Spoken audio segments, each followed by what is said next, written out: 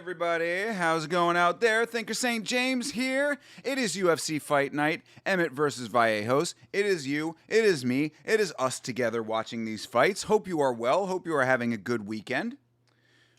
Crack goes the whip of the bull.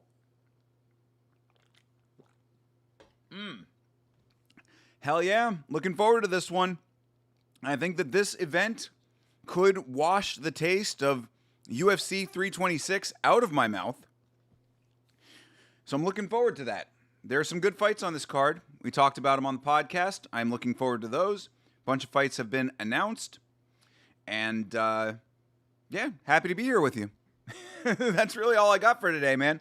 I don't know. I'm a little tired unnecessarily. I don't know why.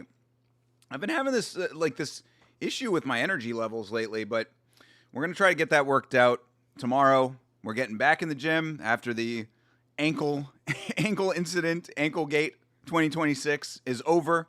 So first thing tomorrow, getting back in the gym. Hopefully that'll help out the energy levels. But either way, very happy to be here.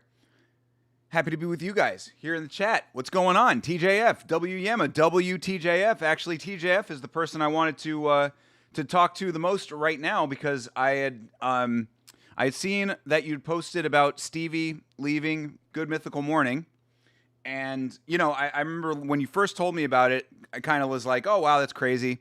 And then when you said that, her last episode was had just happened, I was like, man, I haven't watched GMM in a while.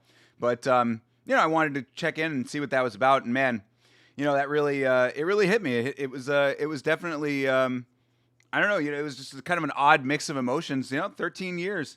At one place is a long time, and Stevie was such an integral part of that operation, not just the show, but Mythical in general. So it was definitely, kind of one of the bittersweet things, and yeah, just I guess it. I don't know, like I said, not sad. It was obviously it was not sad, but it was just kind of a mixed emotional sort of thing last night when I was watching that. So thanks for letting me know. But, 3,000 episodes of GMM as well. What absolute legends, Rhett and Link. Shout out to those guys.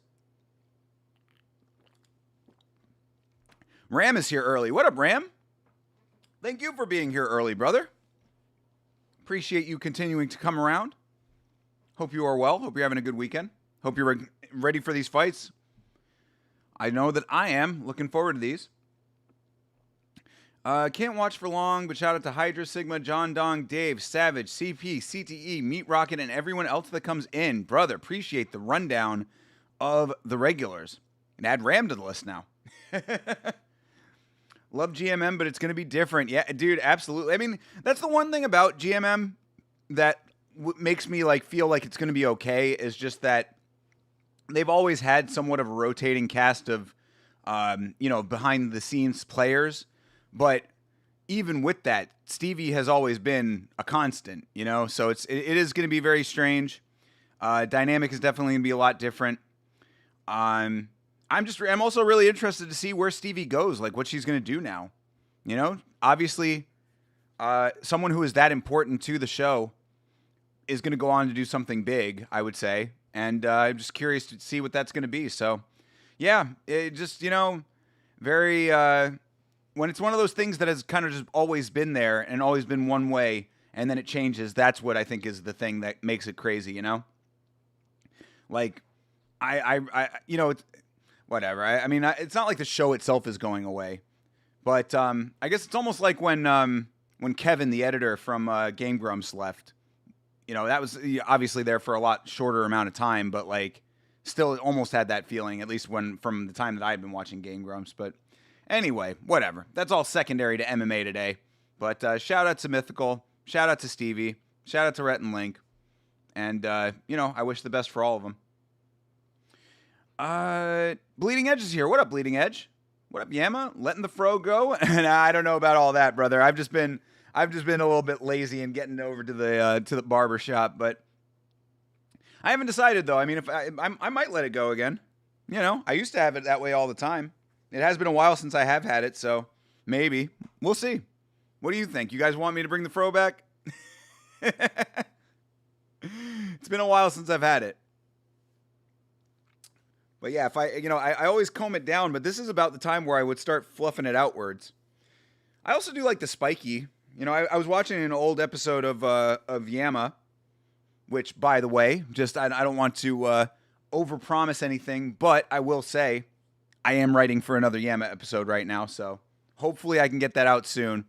I know a lot of people have been wanting a new Yama episode, and what I have come to realize is that there are probably a lot of people who don't even know that Yama, the show, exists, because I haven't done it in a while. I haven't done a Yama episode in, I think 6 months, which is wild to think about. That is a crazy, crazy thing. So, but yeah, I was watching an old Yama episode, and I had the spiky hair, and I was like, man, I haven't had that in a while either. I've just been doing the buzz cut for a while. John Dong is here. What up, John? Good to see you. Hope you're having a good weekend. Hope all of you guys are getting ready for these fights. Looking forward to some of these.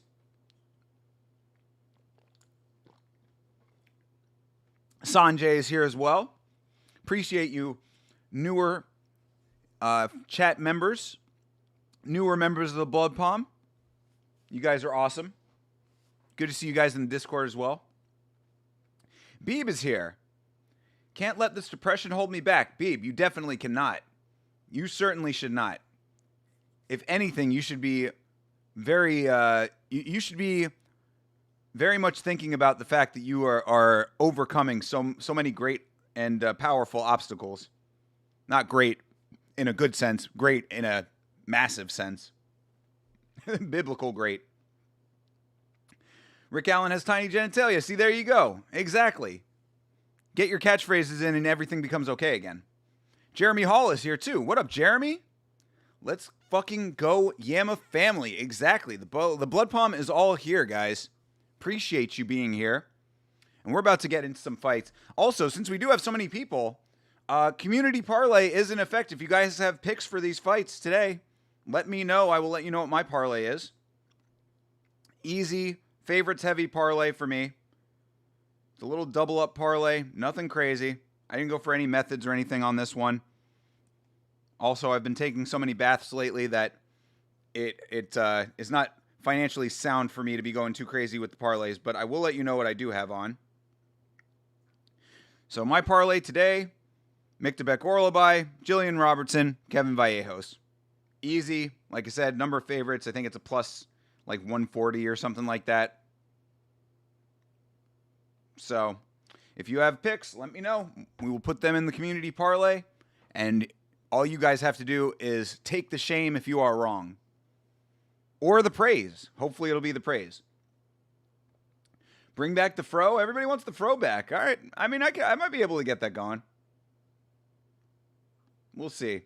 I've been trying to keep it more professional for career reasons, but at the same time, I didn't give a fuck in my previous in my previous life, so I don't know if I should really give too much of a fuck now. It's not like there's massive amounts of crazy money moves going on just yet, but some have been happening.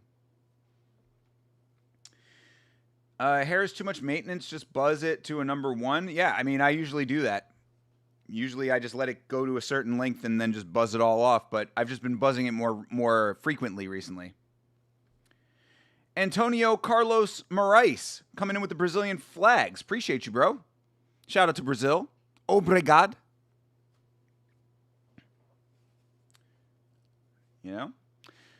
I agree, Sanjay. I got sick of my hair. I'm a 2-guard man right now. Hydra's here. What up, Hydra? Yes, like I said, usually I would just let the fro go to a certain length and then just shave it all, but I've just been keeping it shorter as of recently. But, yeah, I don't know. It's not really intentional to let the hair grow. I just haven't gotten down to the the great clips, where all great haircuts start. Beeb, I have actually been there. I've been there actually going through it since I have been out of work. Oh, geez, Sanjay, out of work. Okay. I mean, with your skill set, I would think that you could probably be back in the kitchen pretty quickly. But I don't know how that works, honestly. That's a world that I'm not too familiar with. We've got about a minute before the event is supposed to start, so I will get you a sync point here in about a minute. Main event, best fight of the year so far. Main event last. Main event last best fight of the year so far. We talking about on One Championship? Because that was pretty good. Josh is taking the W. Mixed reception. A lot of people, they're showing the face-off between Vallejos and Emmett, and a lot of people were making an observation about Emmett's dangly nipple, saying that perhaps that gyno might be there, but again, I never put too much stock into that because gyno can be natural. I don't see any acne on his back. Back acne is really the metric that I use the most. Luckily, I have a couple of cats, so they keep me up in spirits, brother. Yes, I know how that goes. All right, we are looking at downtown Las Vegas, and I will get you a sync point in just a moment here. You don't have any cash on this card, but you think Josh takes the dub? All right. I mean, Vallejos, there we go. First shot of the octagon is your sync point. We are underway for UFC Fight Night, Emmett versus Vallejos. I think that really, if Josh Emmett is going to win this fight, it's going to be because he comes out the gate really hot. Because Vallejos takes a little bit of time to get himself into a rhythm, but once he does, he finds the knockout. Sosa plus Sosa parlay? I mean, if you think it's the way to go for the spirit of Chief Keef, I like it. It's the opposite. It's the opposite of that shit that I don't like. I got my own clippers, so I cut my own. You know, I've thought about doing that before since I have just been shaving it, but the problem for me is that I'm always worried I'm going to miss spots, and then I'm going to be looking like a real scrub.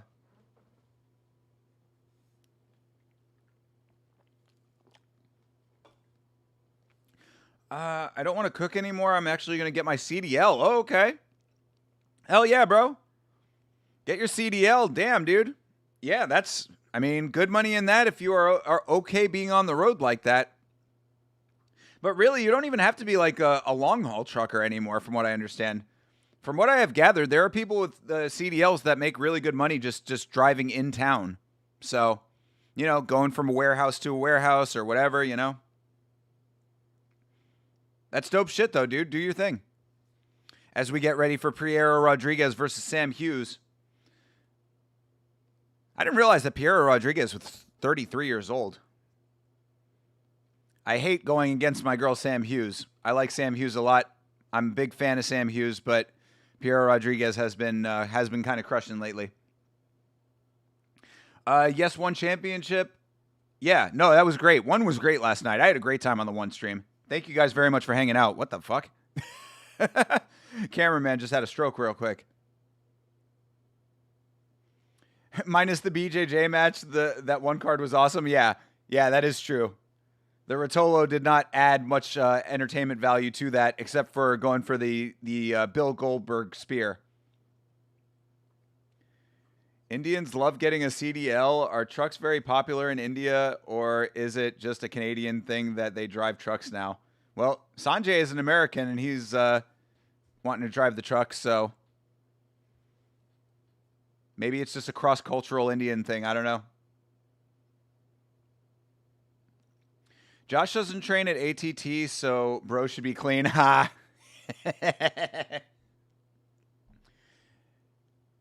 Emmett is trained by Dillashaw? No.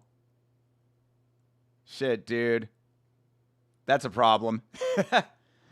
Yama, are these announcements fake? They're saying, yeah, what? Bro, Sigma, I know that this is like a long-running joke with you that, like, you say all these alpha shit that I have no idea what you're talking about, but it's still very confusing to me and stuff that I really cannot speak to, so I don't know what you're talking about yet again. All right, Piero Rodriguez versus Sam Hughes is underway. India does not have infrastructure, so it's the only way to get stuff around. But immigration wise, it pays well. I mean, it is one of the last good paying jobs that like the barrier to entry is low. No kids, no wife, so I should be doing long hauls and see our beautiful country. Brother, if you are down for it, then by all means do it. It is certainly a nice way to see the country. You just got to be okay with those long ass drives, dude.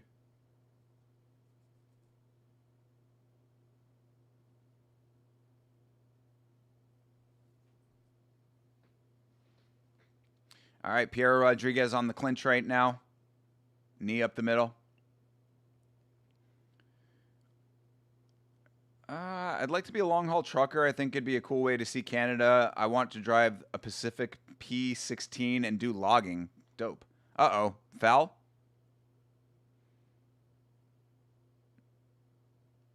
Who got the poke? Oh, Piero Rodriguez got poked.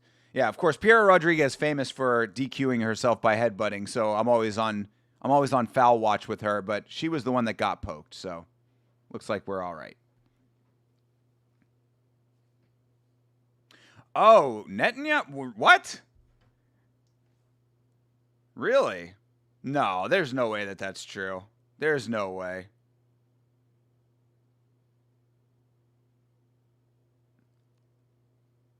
Nah, dude. Yeah. I mean, I'm not seeing anything about that on the news right now, brother. If it is true, it hasn't come out and hit like major news networks yet, but I highly, highly doubt that. Because who would have done it? I don't know if it's true. I saw the video where the Israelis put out the AI video of him. I honestly doubt he's out. Yeah, there's no way. There's no way. To think that it would be like any of the actual people that they're at war with right now, nah. They don't have the capabilities. Which is why we shouldn't be at war with them in the first place, but I digress.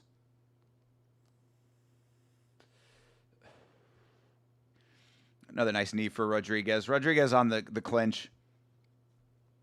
Which, this is going to be kind of part of the problem for Sam Hughes. Sam Hughes likes to be very clinch heavy and use her wrestling, but Rodriguez likes to do that too, and she's thicker. So Sam Hughes getting the pressure early right now. 10 watchers and only 2 likes. Shame. Appreciate you guys for being here anyway, though. Hit that like button. Appreciate y'all.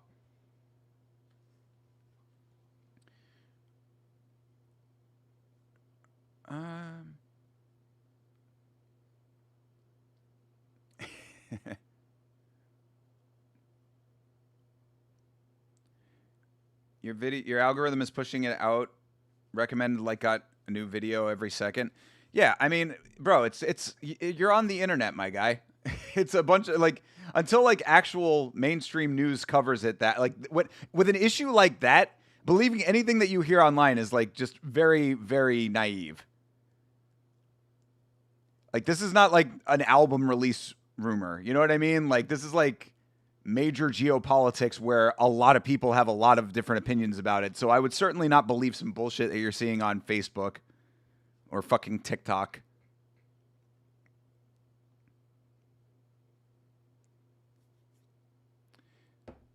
All right, Hughes has the back now. If Hughes can get the takedown, this would be really big for her at the end of the round, but I think Rodriguez has been doing the pressure more this round. It has been a very clinch-heavy round, though, so hard to say who's really, really winning. But Rodriguez has been on the outside more.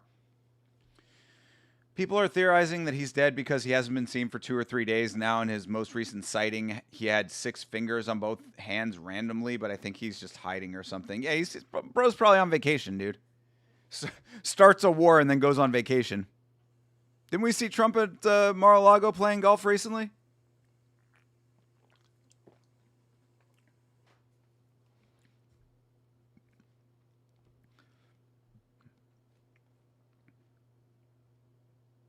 Yeah, he's going to pop up in like, a couple hours and it'll just be like, oh, all those videos that people made were just clickbait.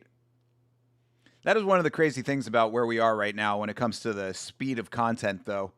It's like a couple of days, people can get like, 10,000 videos out. And then if it all gets proven false, it just sort of fades into the background.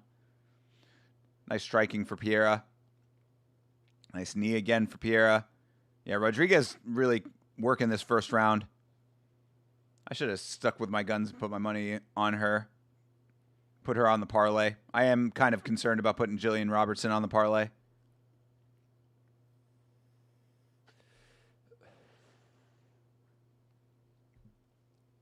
Speaking of India now, with the big trade deal with the EU and US, India is going to have way more truckers. Huh. Yeah, I don't know. I'm not too familiar with what's going on with that. Yeah, Rodriguez getting a couple nice shots in at the end of the round. Yeah, good first round for Piera. Things are going according to plan so far. I'm just going to start putting out weird niche misinformation about small Canadian towns online and see how much traction I can get. I mean, you can do that, and you probably would get traction, but you got to know that you're like part of the problem when you do that, you know? Oh, I got to adjust this.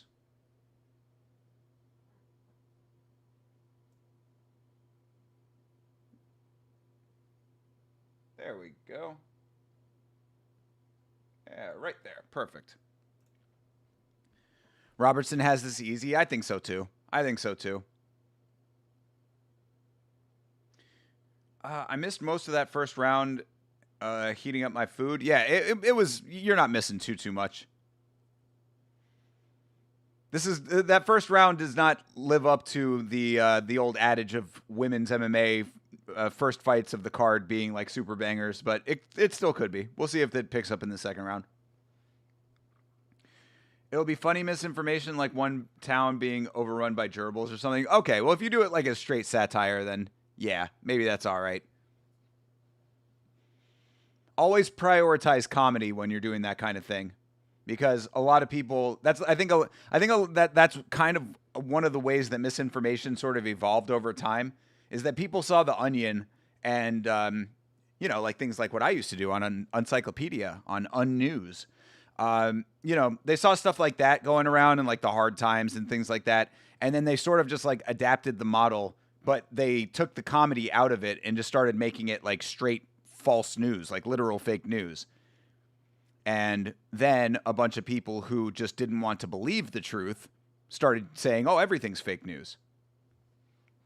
Everything that does not agree with my worldview is fake news. And now we literally see that. It really is surprising to me how much I see people just saying fake news to anything and everything. All right, they're starting to strike now this round. Rodriguez biting down on the mouthpiece a little bit. She's getting a little frustrated that Sam Hughes wants to strike with her. But Piera walking her down, keeping Sam Hughes on the outside. Sam Hughes has been behind the black line for a lot of this fight. All right, now they're out at center. Hughes goes for the single leg, has to abandon it. Piera Rodriguez staying with these nice knees. Knees up the middle of the body, looking good. This is shockingly not a banger considering it's a women's opener. I know, that's what I was just saying, exactly.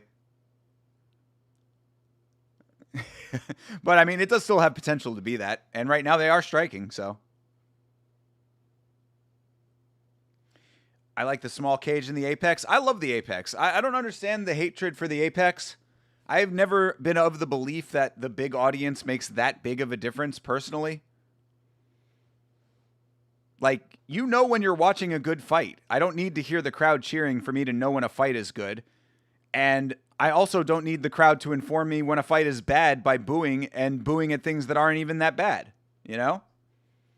I think that that's one of those things that's very apparent when you see the big events with large crowds, just how casual the average audience is there, you know? The second it starts going into a clinch, people are booing. There you go, Piera Rodriguez with the takedown. And this is not good for Sam Hughes here. I just got to hold the Matan opinion. If it agrees with me, it's true. If not, spits on the floor. Yeah, I mean, there you go. That's why I was thinking about Matan the other day, after we did the last Matan stream, and I was saying, man, I'm like, I really am interested to know what his real beliefs are. Because, for a young kid like who has obviously figured out a lane that he wants to stay in with a character that he plays, as much as he likes to, front like it's not a character. Come on, we all know what the deal is. Legion of Skanks even talked about that. You know, he was at Skankfest and almost got fucking bitched out. We talked about that on the stream a while back. Fucking Rich Voss nearly kicking Matan's ass. Very funny image in my mind of that. But, you know, for a young kid who has a very, very specific kind of goal that he has set for himself with the character that he plays, and obviously a kid who is keyed in. I mean, you know, he's obviously a dude who's paying attention to things. I'm interested to know like what his actual worldview is, but since he is one of these guys that's always in character, I don't know if we're ever going to find out, you know? Apex or RWS venue? Oh, come on, dude. Rajadamnern Stadium all day long, for real. Yeah, no fucking way. Rajadamnern Stadium is the exact best version of a combat sports venue of all time. Really, the better question would be Apex or Combate Global venue. Because Rajadamnern Stadium, I believe, is like, it's basically like the best of both worlds when it comes to a live combat sports venue, in the sense that it is still big enough to have a crowd, but still small enough to be intimate. Like, it is the exact right size for what it's trying to accomplish. You get all of the tech, you get all of the cool stuff of a big show without the size of a big show. Also, Sam Hughes is bleeding out of her nose right now. Piera Rodriguez definitely up 2 rounds. Oof. Piera's starting to turn the striking up even more now, putting power on her shots. Oof, yeah. Another one lands. Rodriguez. Sorry, this is starting to heat up a little bit, actually. Mostly on the Rodriguez side. Yep, there you go. Another good round for Piera. Looking like we are coming out to good results as far as my picks from the podcast so far. I know that this is going to be dashed on the rocks very soon, but so far so good. No crowd makes it so much worse for good fights. There's no atmosphere. I don't get that. I do not understand that, like, that feeling about it. Like, you know what a good fight looks like. Why do you need to hear people cheering for you to understand, like, that, to feel that way? I don't know. It's not something that resonates with me. I don't care about crowd pops. I actually like the smaller no crowd situations or small crowd situations because I like to hear the sounds of the fight more. I want to see my favorite fighter get a KO to the roar of thousands. Yeah, see, I don't care about that. I do not have any specific feeling about that. I usually have the sound off for fights. There you go. Exactly. I mean, that's, yeah, I don't do that, but like I could, you know what I mean? Like I'd be okay with that.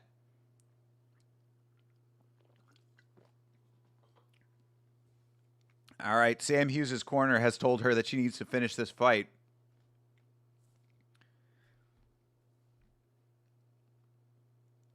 Yeah, I like to hear the corners, you know? I like to hear the impact of the shots. I like to hear the jaw flapping of the fighters if they talk to each other. So, yeah, I don't know. I just don't really care too much about the crowd. COVID Apex fights were awesome with the silence. That's exactly where I realized. It was definitely during COVID where I realized how much I do like the lack of crowd. And it's not like I don't like the crowd. It's not like I'm like, oh man, I wish this was in a small venue. I like it when it's in front of a live audience and stuff, but like I don't like it so much that I don't like the Apex. I think it seems like a very casual take to not like the Apex to me. I don't know. Like, and I'm not calling any of you guys casual, but like I feel like that's just one of the more of what I mean is like I think that the casuals that like think that they're more hardcore than they are. Like they hear somebody say, "Oh, the Apex sucks," and then they just pick that up and they're like regurgitate that, you know? That's what it feels like to me. Just like one of those like common beliefs that's like prevalent in the community, even if, whether it's true or not, or whether it like is an actual like base take or not. That nose is broken. Yeah, I mean, I would not be surprised. It does look rather flat up front, and it is bleeding even though they treated it.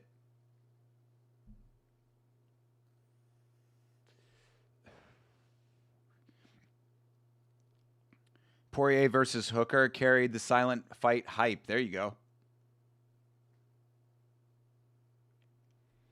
I don't need to hear them cheer to know it's good. It just gets me more hype. Yeah, see, that's the thing. It doesn't do anything more or less for me when it comes to the hype either. Like, I don't know. I guess I'm just more of a lone wolf. You know what I mean? Like, because yeah, you hear me on the show. Obviously, when there's a knockout, it doesn't matter how many people are in the venue. I'm gonna scream. You know, I'm gonna yell about mixed martial arts, whether there are people yelling or not. I am the yeller. I liked watching fights during COVID. You hear everything. Exactly. See, Jeremy Hall knows what I'm talking about.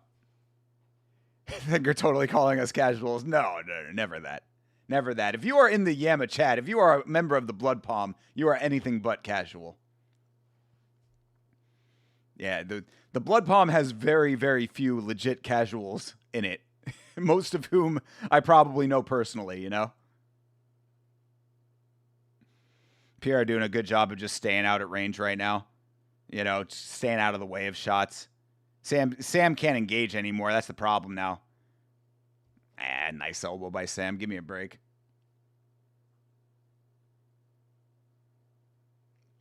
Apex allowed them to put on cards, no longer putting on international fight nights, no longer selling a show with good local fighters. Open the gate for Apex slop. See, again, I do not agree with this. I do not agree with this at all.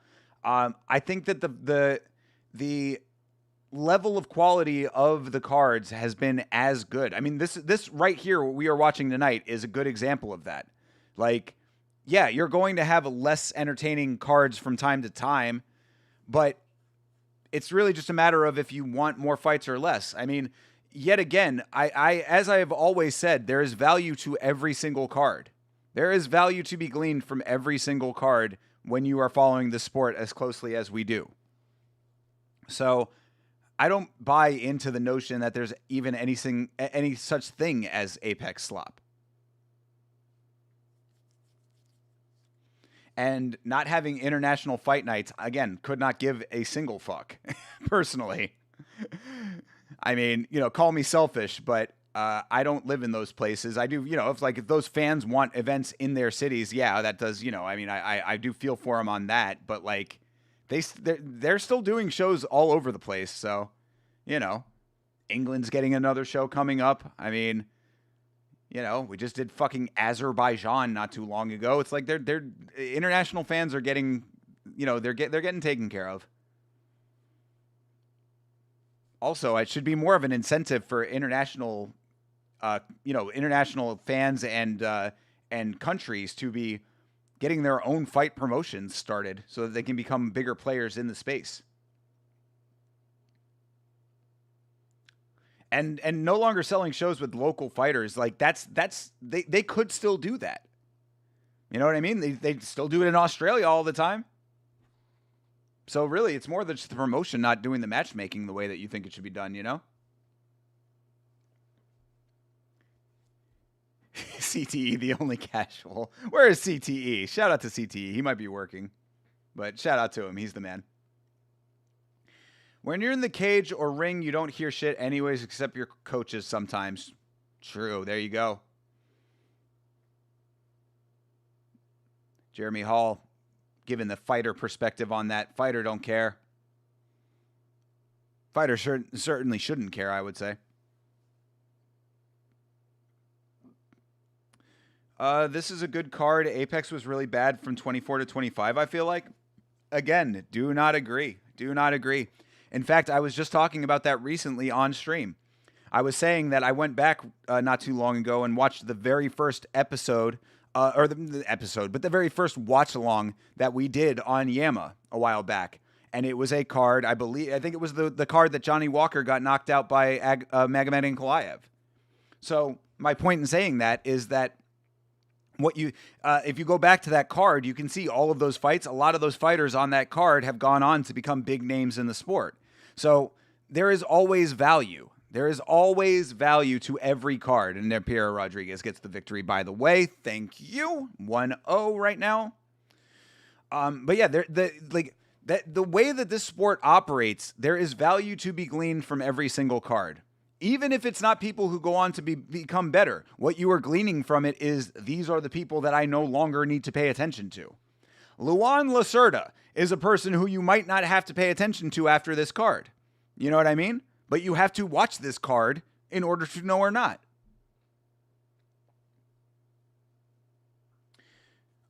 Crazy how sound works that way, Jeremy. Yeah, it is true. It's rather wild. You have an entire arena or crowd worth of people, and really, I think that a lot of that also comes from like your brain. You know, I think that that's like one of those things where your mind, when you're in a high stress situation, like intentionally blocks out other sound because you in your brain, you know that you need to key into your coaches, so like you kind of block out the other sound to like zero in.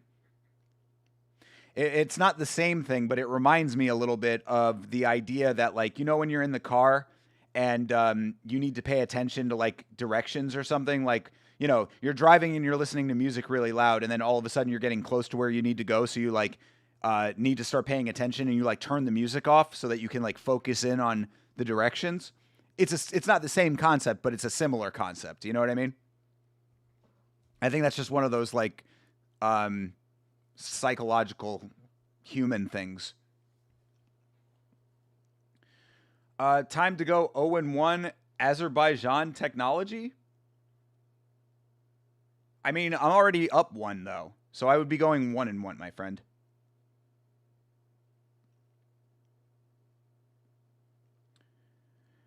Pre-Apex, Dana had plans to do Czechia and Poland, not just the Middle East, over and over when they don't even have fighters from that country. I mean, yeah, they should still do Poland. That's unfortunate if they did not go there when they were supposed to, but it could still happen. You know, I mean, there's like, you got to remember, this is a United States-based promotion, so the United States is going to get the lion's share. There are a lot of international concerns about things, various things to consider in different countries. And, you know, it could still be in the works. Who knows? Shout out Azerbaijan technology. Is that, yeah, that is, obviously ball knowledge that I do not have. Whenever I drift around, I never hear the music until I get traction back.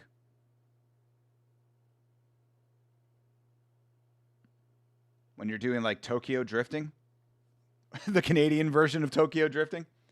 What up, Mank? Sosa by KO. A lot of people going for Hetcher Sosa. I feel like we have not seen this man tested by a submission specialist, at least not in the UFC. So I am leaning on experience for this one, but I am thoroughly ready to go 1-1.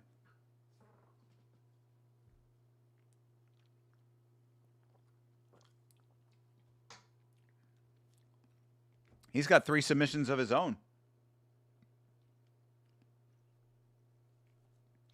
Canadian Tokyo Drift is just me on the back roads and parking lots when it snows. Careful with that shit, man. Fuck up your car and fuck yourself up pretty bad doing that shit. Just my experience where other noise fades out when you focus. Yeah, true.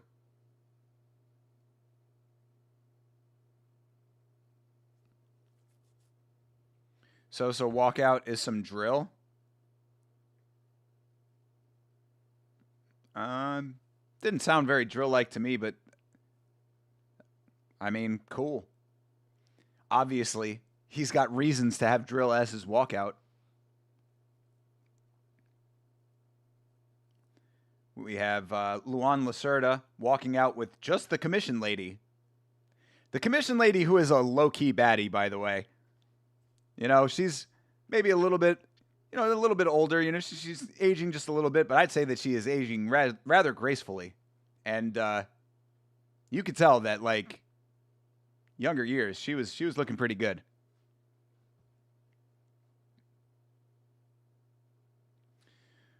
Lacerda got the TikTok walkout song. True. Yeah.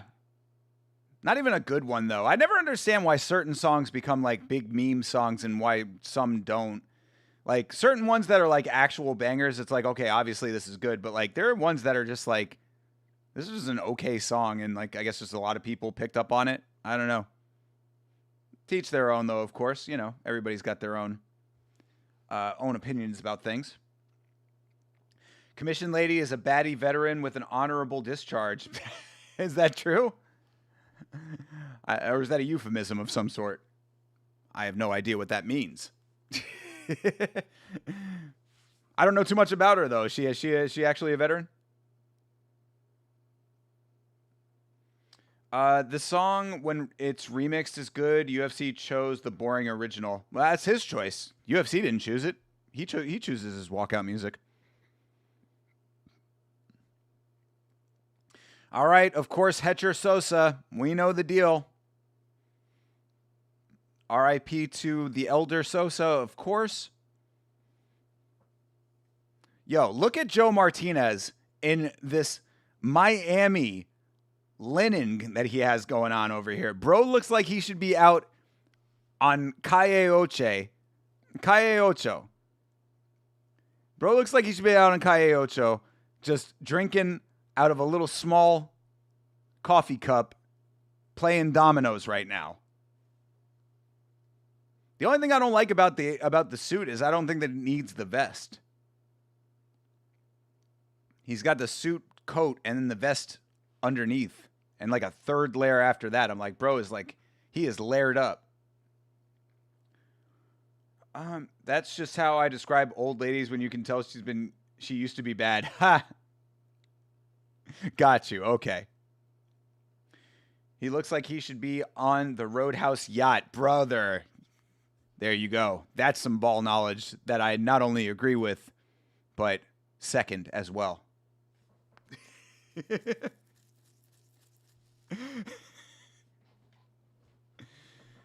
All right, let's see if Luan Lacerda can pull the upset off here. Obviously, Sosa, big favorite in this fight. Fight's underway. All right, front kick for Hetcher. I like the name Hetcher.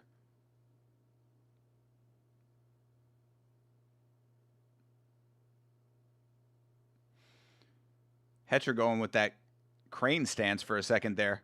Got his hands like high up, you know. Yeah, look at this. Hands high up and trying to do the high knee. Bro is legitimately doing crane stance. Ooh, jeez. Big low kick for Luan. I don't know if that was just the... See, that's what I'm talking about, the impact sounds. You hear that shit in the Apex. Good Lord. I don't know if it was just where he hit or what it was, but that was like if the amount of impact, but that was a heavy hit. Hetcher eats it, of course, but you could hear that thing. Whoop. Sosa eats another one, and Luan stumbles for a second. Sosa a Muay Thai fighter? I don't think so necessarily, but it would certainly lead you to believe that with the way that he was keeping the stance. He comes out of wow. He's out of WOW, the Spanish league out of Spain, Ilia Toporia's league. These guys are going for the bonus. We shall see. I mean, so far so good, but Luan Lacerda kind of getting this odd sort of trying to take the back, but he's kind of on the side. We've been seeing that a lot lately. I've been noticing that. All right, Luan has him down. Live bet Sosa KO. Sticking with my guns, brother. But if you're doing it, go for it, bro. Roll those dice. Sosa on his back right now. But he's back to his feet. Good job.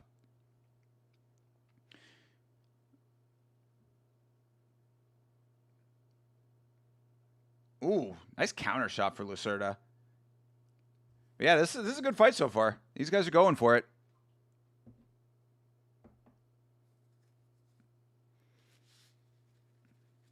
They both seem like big bantamweights too. Like you can tell that they're shorter guys, but like they both are like kind of top heavy.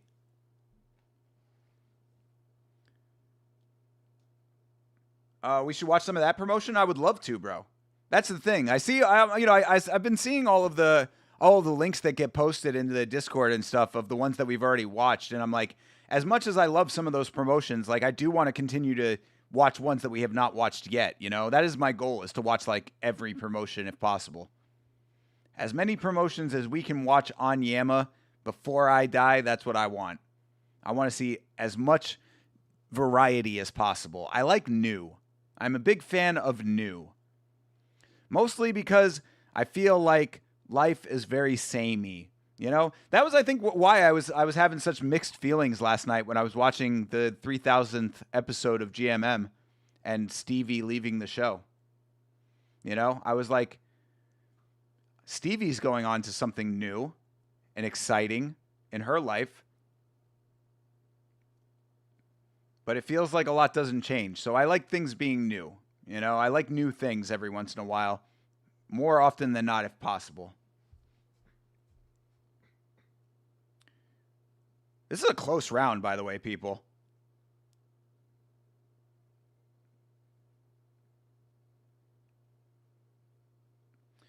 I've only bet on 2 MMA fights ever.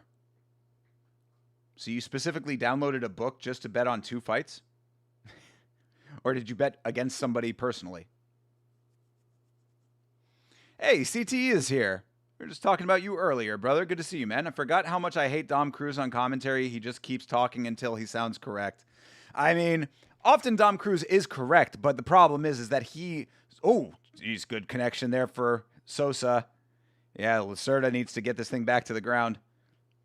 The problem with Dom Cruz is that he is so cocky and arrogant that he just believes everything that he says. So whether it's actually smart or not, even though often it is intelligent. I mean, Dom Cruz is not a dumb guy, and he very much knows ball when it comes to MMA and technique and all of the things that he talks about. So it's like he brings a lot of value to commentary. It's just he gets in his own way because he is so confident in himself that even when he is wrong, he thinks he's right.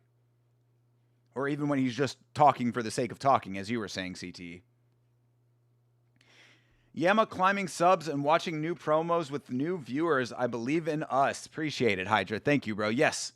Yeah, we're almost at 1,200 now, which is kind of crazy to think about. But another reason why this goddamn merch needs to get launched already. I was saying that on the last stream. I'm like, it is really ridiculous. I hit 1,000 subs like at the beginning of the year. Said that we were going to launch with 1,000 subs, and it has taken like almost 2.5 months to get this merch done. But I appreciate you guys sticking with me on this. And know that it is so close. Actually, speaking of, I don't know if you can see it back there, but there's a new box back there. New box. There was a big box just came in last night, actually. I woke up this morning to go out and grab some Red Bulls, as you know I do. Walked outside my door, and there was a big old box waiting for your boy. And let me tell you, I enjoy when there's box waiting for me. Benny. R6M. What up, brother? How you? How you doing, Benny? Benny. I like that name.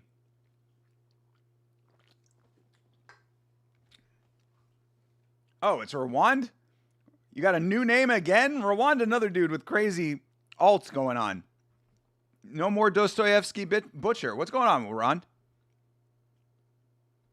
Yeah, shout out to Rwand always. How are you, brother? Hopefully you're staying safe out there. All right, round 2 is underway.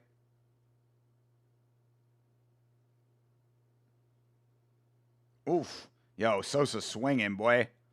Sosa's bloodied up in the nose. But, oh, they think that the knee, oh yeah, that knee that Lacerda landed in the first round might have broken Sosa's nose. Nice body kick for Lacerda. I ran to the casino when they switched Whitaker's opponent to Alaskirov and put 50 for plus 110. Then had my buddy live bet Yuri versus Khalil start of 3rd round on his book with my cash. Nice, bro. 2 good hits there.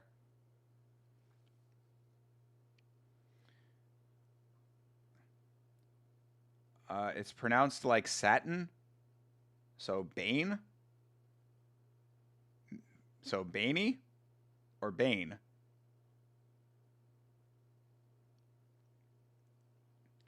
I do streaming R6M from today. Resident Evil? Wait, R6M. Yeah, I don't know what that is.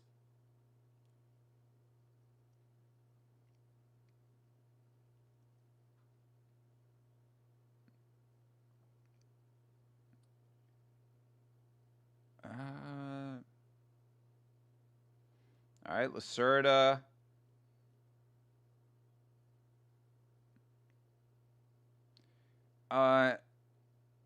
Got you. Okay.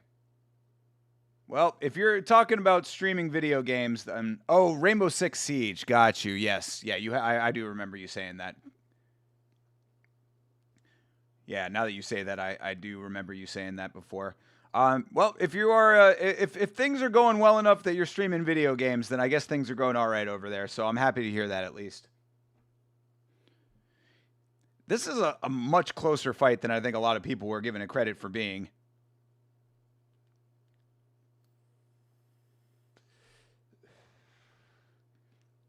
Well, cool. I hope that you get a lot of viewers on your stream, brother.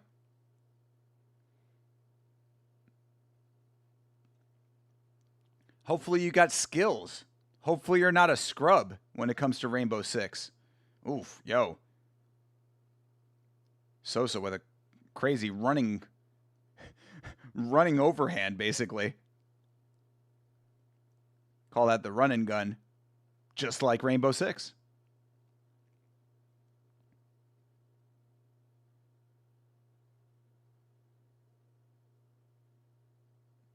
Oof.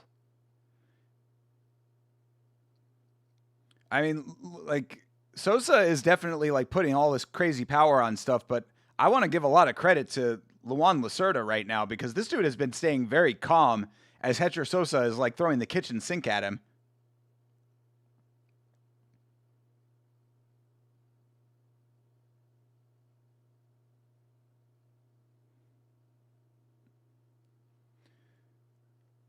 I wish there was an option not to bet the winner, just to bet the massive favorite will end up in a close fight. Yeah, true. Yeah, there should be like a close fight prop.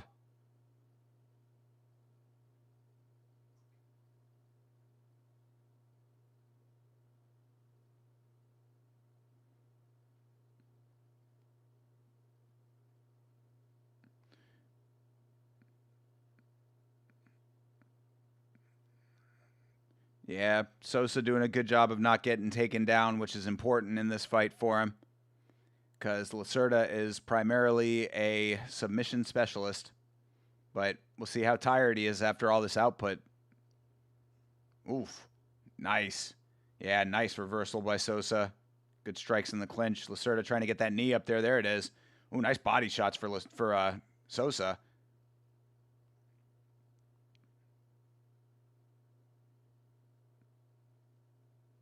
Yeah, this dude Sosa's output is crazy, man.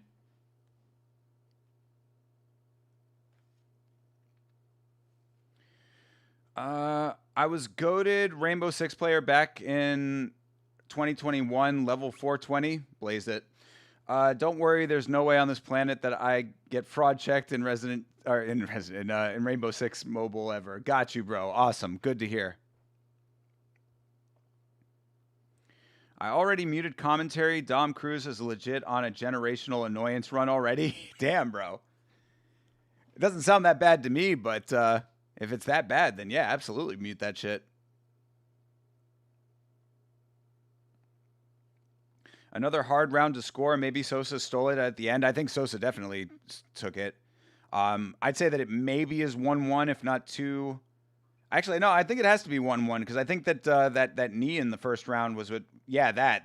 I don't know why they're showing a round 1 replay moment there, but unless he hit another knee on him, it could have been. Did they just mute themselves? Audio just cut out for me.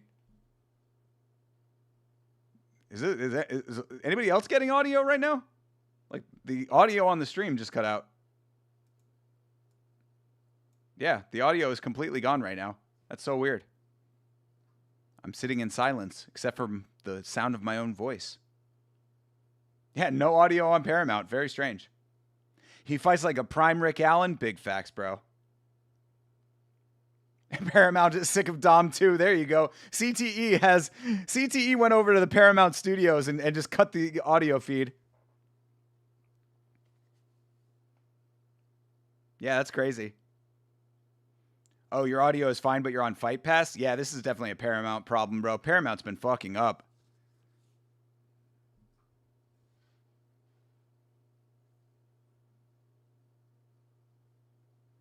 Yeah, that's crazy. We're watching it muted right now.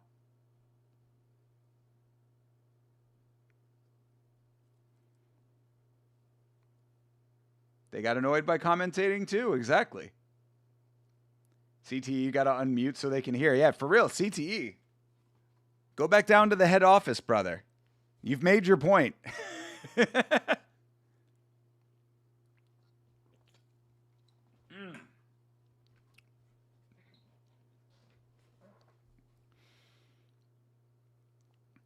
Either way, good to watch fights without the commentary sometime, though. Ooh, nice low kick for Lacerda.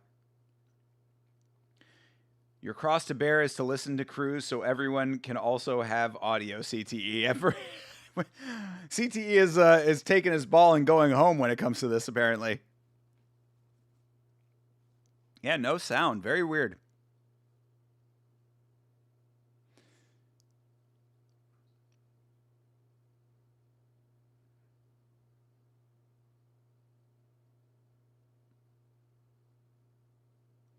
Yeah, I'm about to be 1-1 unless Lacerda gets this takedown. Doesn't look like he's going to. He's not really putting too much effort into trying to actually make the takedowns happen. Can we stream the card on YouTube? Aren't prelims free or something? No. Prelims are same as main card, and that is all Paramount Plus. But yeah, this is kind of wild. This is very wild. We are getting zero audio right now. Sosa is vicious in the clinch. Yeah, no, Sosa's looking good in this fight, even if he has taken some pretty heavy damage. Has there been a Paramount card yet without broadcast issues? No, I mean, for me, it started off good. It started off fine. I think the first 2 cards of the year, I didn't have any problems, and then a little bit after that, it started to be like weird little small things, and then of course, who can forget the 326 main event where we lost an entire round almost.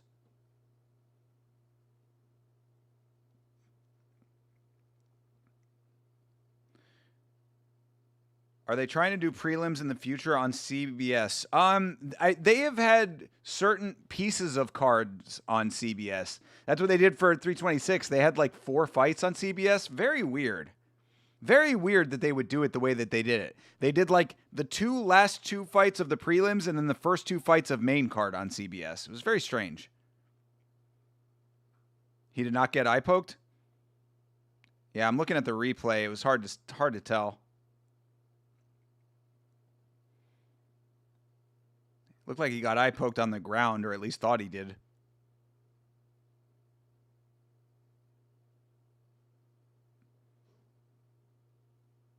Yeah, I think Lacerda just not able to keep going. Yeah, both these guys tired at this point. But Sosa looking a little bit fresher, even if he is taking big old breaths, bro. Lacerda knows he's done. He's begging for fouls. I mean, it looked like he got eye poked on the ground, though.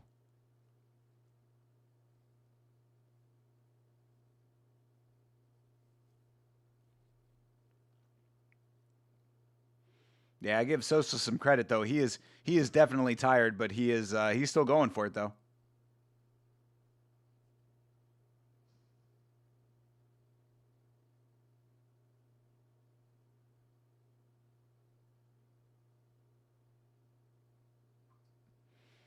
All right. Clinches up for the last 14 seconds. Sosa looks more visibly gassed, but he's still just got more output and accuracy. I agree, definitely.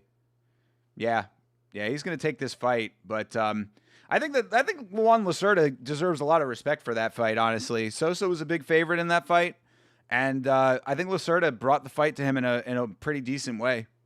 You know, he certainly did not get walked through. I mean, Hetcher Sosa, I mean, I didn't really see why everybody was hyping this guy up as much as they were. Oh, well, and then of course, the sound comes back for the advertising, though, people. It's very important, you know. The actual product that you are here to watch, you know, that can be whatever. If you get the audio from it or not, who cares? But when it comes to the advertising, you need to hear all of that. Yeah, commercials have audio, exactly. Yeah. You know, they paid big money for that. The people actually watching who pay money for the product, who cares? Sosa kind of reminded me a little of Drekus, the way he looked so gassed after one, but just never stopped throwing. True, bro. Yeah, definitely. Especially in that third round. Still just going for weird, awkward stuff, but like never lacking output. But yeah, I mean, I think a lot of people like were kind of overhyping Sosa. Not to say he's bad. Obviously, he's good. I mean, he won that fight for sure. But I got to give Lacerda some credit. I think that he showed exactly why I was a little bit skeptical of Sosa.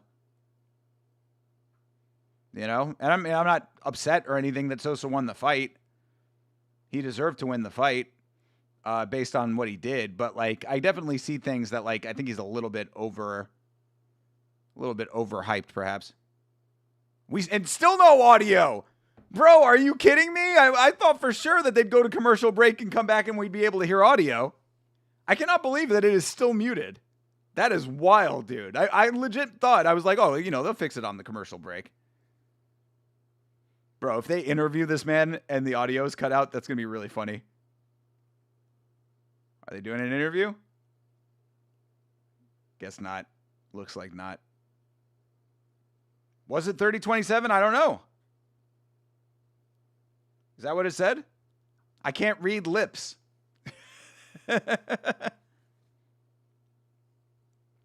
Sosa wouldn't have got his contract without the sad story. I think Dana White's Contender Series hype swings odds an insane amount. I agree. That's a big reason why I picked Lacerda.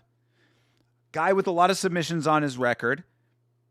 Hetcher Sosa, dude who, you know, I mean, he fought okay on the Contender Series, but, you know, just okay.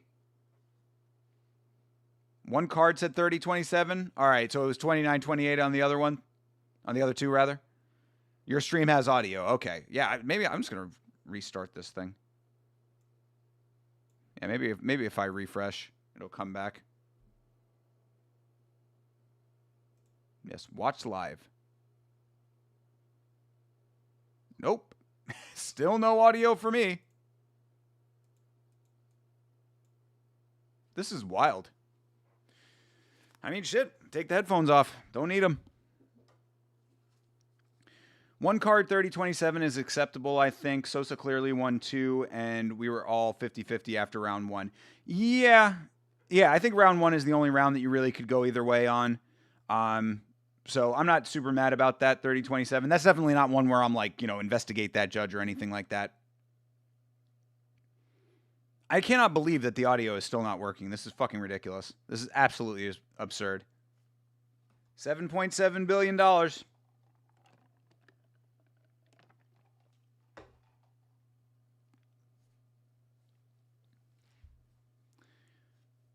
Your money at work, people.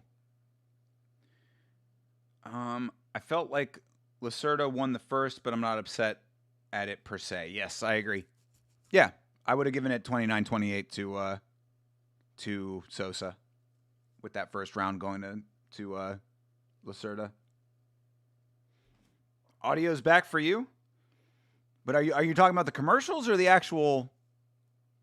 Yeah, the ads audio has always been working. It's the UFC feed that's not working, which is, again, very absurd. After we come back from commercial break, I'll check again, but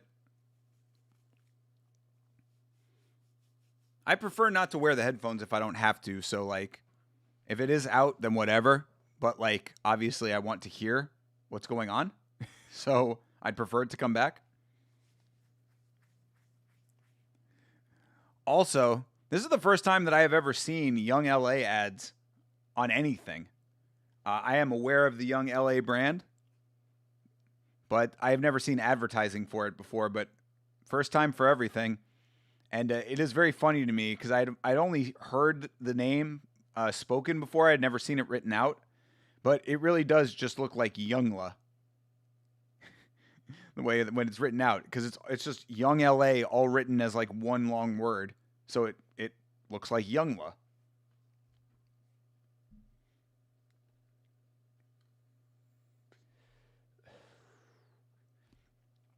That's the type of thing that I could definitely hear like a young kid who like is interested in lifting culture, but like not old enough to really be into it. You know, he like watches it on YouTube and stuff, being like, "Mom, you got to get me Youngla for Christmas." And then his mom has to go out and be like, "I got to find some Youngla stuff for this kid. I don't know what Youngla is. Do you know what Youngla is?" She goes to the store and the guy's like, "You mean Young LA?" "Yeah, sure, whatever. I need it for a 7-year-old. All right, is it back? All right, it's back.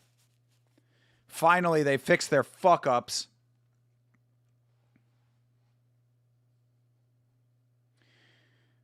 Interesting when she's not booked and actively in camp, her coach doesn't let her take people down in the gym.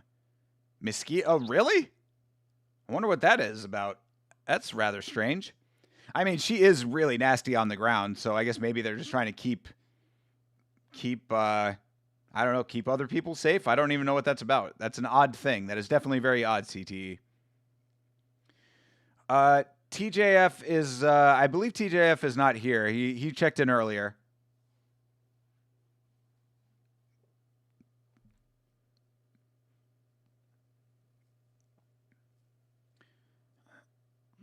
Oh, to work her striking specifically. Got you.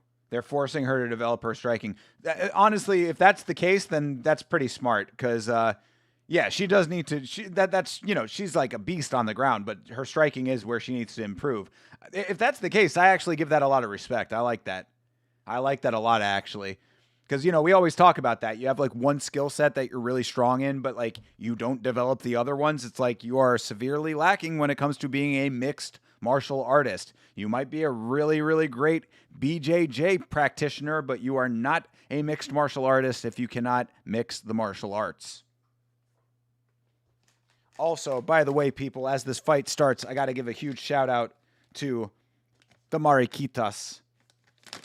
These are goated right here. This is legendary Florida snacking.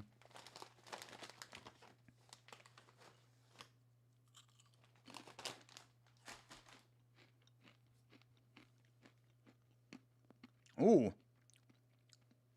Striking looking good early for Mosquita. Uh-oh. Uh-oh. Yo. She caught her. Bia Mosquita. All of that no takedowns in gym work is looking good right now. Damn, and she gets the single leg.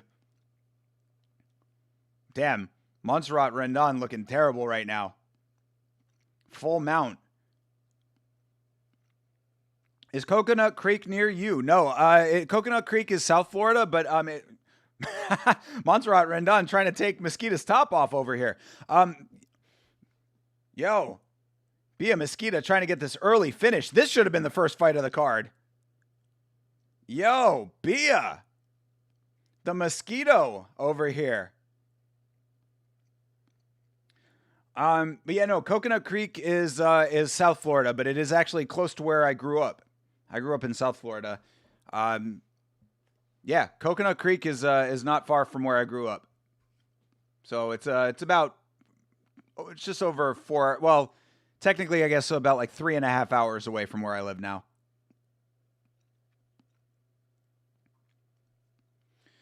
Yes, I did see that. Yeah, she's fighting out of Coconut Creek. Hell yeah.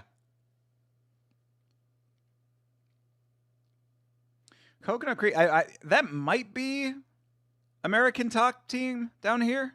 I think. I'm trying to think if that is.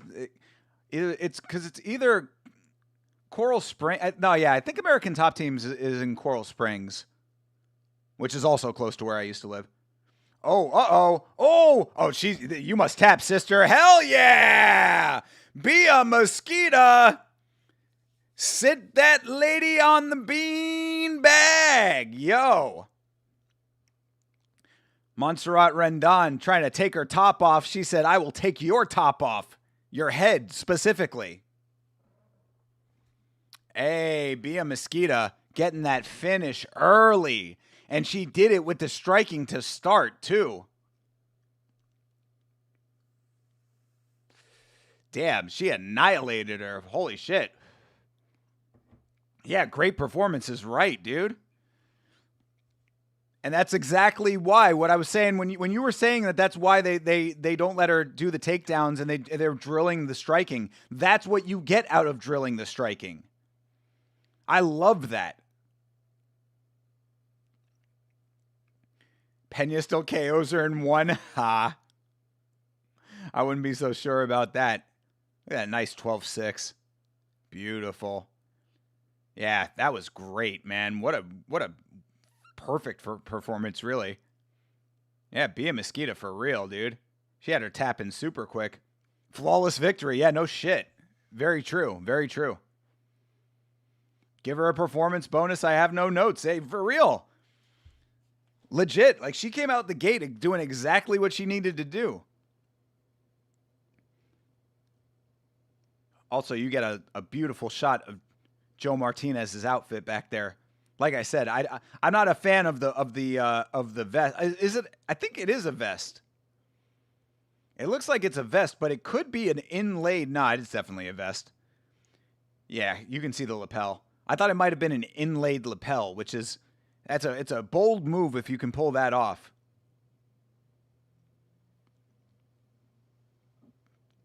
So she gets at least an extra $25K for the KO and possibly $100K for the performance. Yes, indeed, Sanjay. Absolutely she does. And that deserves a performance bonus for real. Yeah, I mean, that was flawless right there for real. Like, she came out, used her striking effectively, caught her early, and then just dominated her on the ground, found the submission. Perfect performance. There, exactly. No notes is correct. All of that while Montserrat Rendon was trying to take her titties out.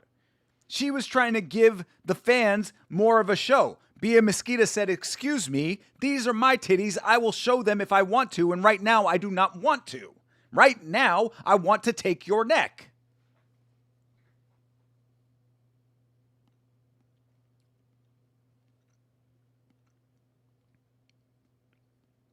Are they doing some subliminal messaging right now with Valentina being showed on screen? Is that what's happening right now? You see Valentina looming over her shoulder right now. I mean, this is women's bantamweight, so not the same division, but still. The Lady Goat.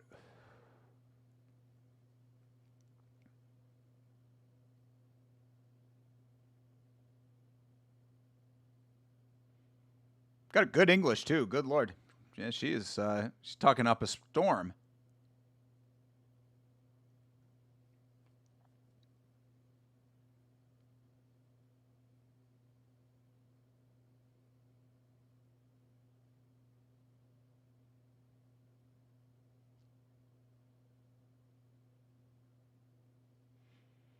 I like Bia. I like Bia Mesquita. She's good. She's a good fighter. She seems like a solid lady. Yeah, Bia's getting high marks for me. Yeah, and if she's working and striking too now, then she's going to be a real problem. Holy shit. Oh, it is American Top Team. Okay. Maybe they have multiple locations in Florida. All right, so there was some unusual line movement on the Tavares fight, apparently. People were speculating whether or not it was just people losing faith in our dude Brad Tavares, but it wasn't. It was like it was a specific prop that had the movement that I saw. I think it was CTE who posted that in the Discord. Johnny the God. What up, Johnny?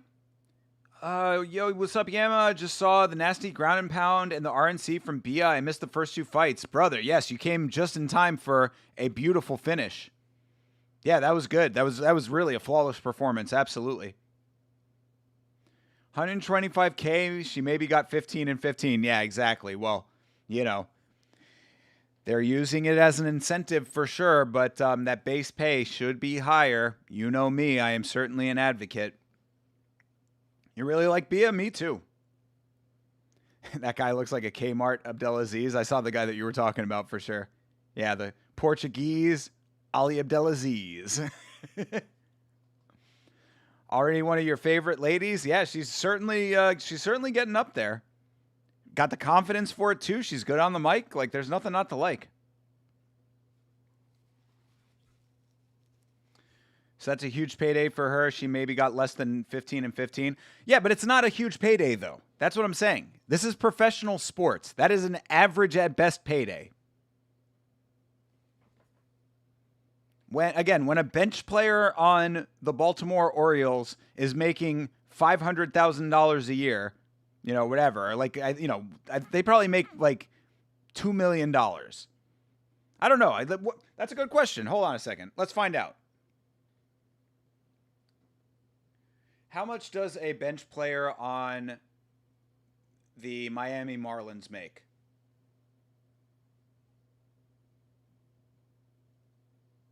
Yeah.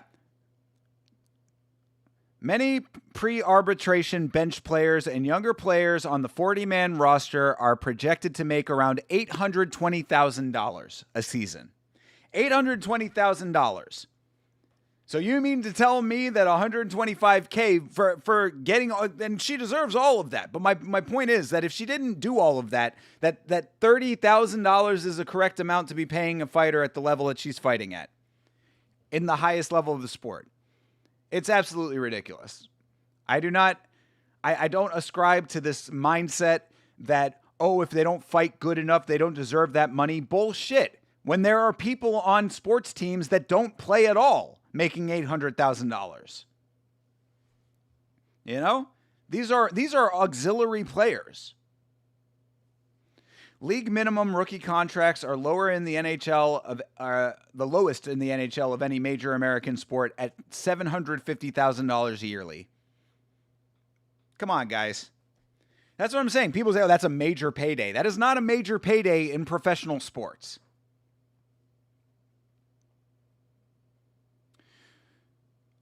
Football rookie contracts for a position like running back are $2 million even if you never play. This is what I'm trying to say. There are people who are warming up benches across the country who are making ridiculous money compared to a fighter that is going out there and risking their bodily health, risking long-term mental and physical damage. Yeah, the UFC has more money than they know what to do with. They're spending $70 million for a card at the White House that is absolutely superfluous, nice to have, but nowhere near necessary. And fighters are coming in making 15 and 15. Come on, dude. Give me a break already.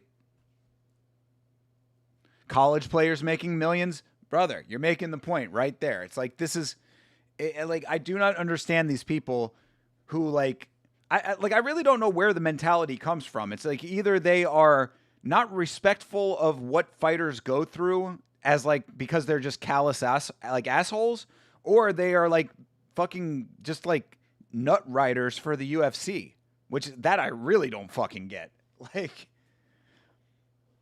What has the UFC ever done for you? I do not understand these people that go to bat for an organization that could give a fuck less about any of the fans. The White House card proves that the organization does not give a single shit what the fans say or think. They listen. They listen when they know it will make them money. But as far as giving a fuck about anybody besides themselves and their bottom line, give me a break. Some kid is suing the NCAA for a ninth year of eligibility. Funny thing is, 9 years in college and dude still does not have a degree. Ha. Yeah, that's a little bit ridiculous. I don't know. That's actually an interesting case right there. Because, bro, if you're that good that you should be getting a ninth year of eligibility, then should you not be going pro at this point? If I remember that guy specifically, I kind of get it because he couldn't play for 3 years because of COVID, then 4 years out because of double knee surgery. Okay, well, maybe there are extenuating circumstances then. I'm glad they finally changed the NIL deal rules in college sports. Same. Very much same. In fact, that for a very long time was another one of those like cornerstone issues for me. Not obviously never got crossed over into MMA, so I would never really talk about it. But like, yeah, all the amount of money that college players were bringing in for an organization that was doing what exactly for them? What was the NCAA doing for them? Allowing them to play the game? Oh, well, that's very nice of you when we're the ones bringing in all the goddamn money. Not getting a single dime out of it. Yeah, it's absolutely atrocious. And I feel bad for all of those players for all of those years who didn't have that agreement. You know? All of those players out there. Think about the guys who never went on to go pro. How much money all of those guys missed out on, and now they got regular-ass jobs. Could have been life-changing for some people.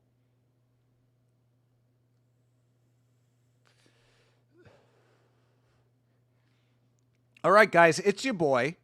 It's your boy, Eric Anders.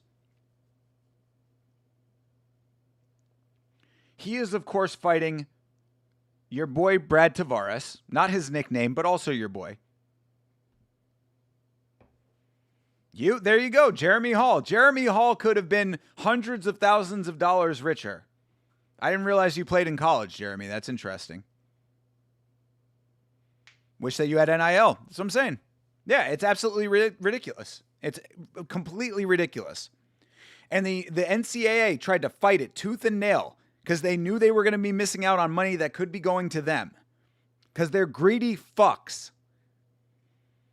And really, that goes back to the original point that I was trying to make. Anybody who has any kind of actual allegiance to these organizations is just out of their fucking mind. I have no idea what they think what value they think there is to being loyal to a sports organization when they have literally no allegiance or alignment with you.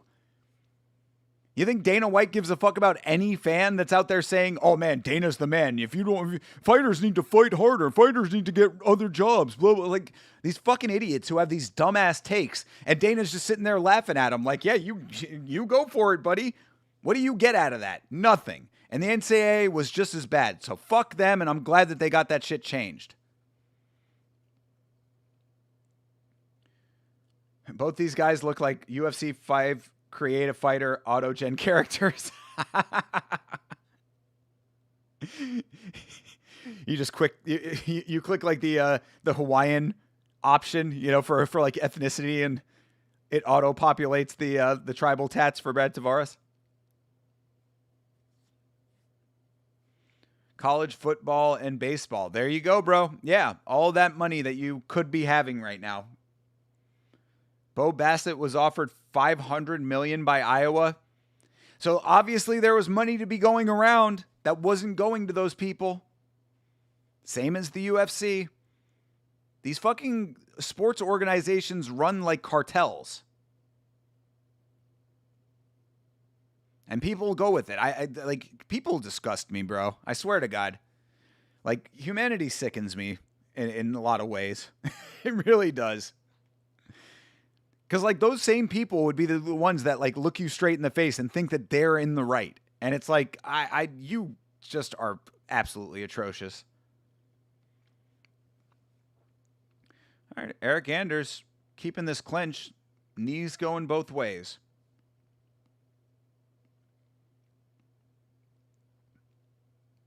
Oh, uh-oh.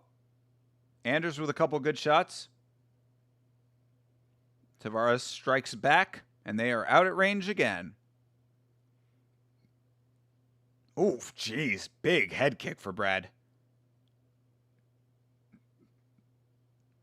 Even the women get it. I knew some SDSU girls basketball players, and they were getting around $100K a year plus all of the other benefits, scholarships, and so on. Yep. Absolutely. So, I mean, again, I ask, is 15-15 acceptable for a fighter at UFC level, at the highest level of one of the fastest growing sports in the world? Anders has his favorite steroid compounds tattooed in molecular form on his right thigh. He walks into the doctor's office and he just puts his thigh on the table and he's like, yeah, this.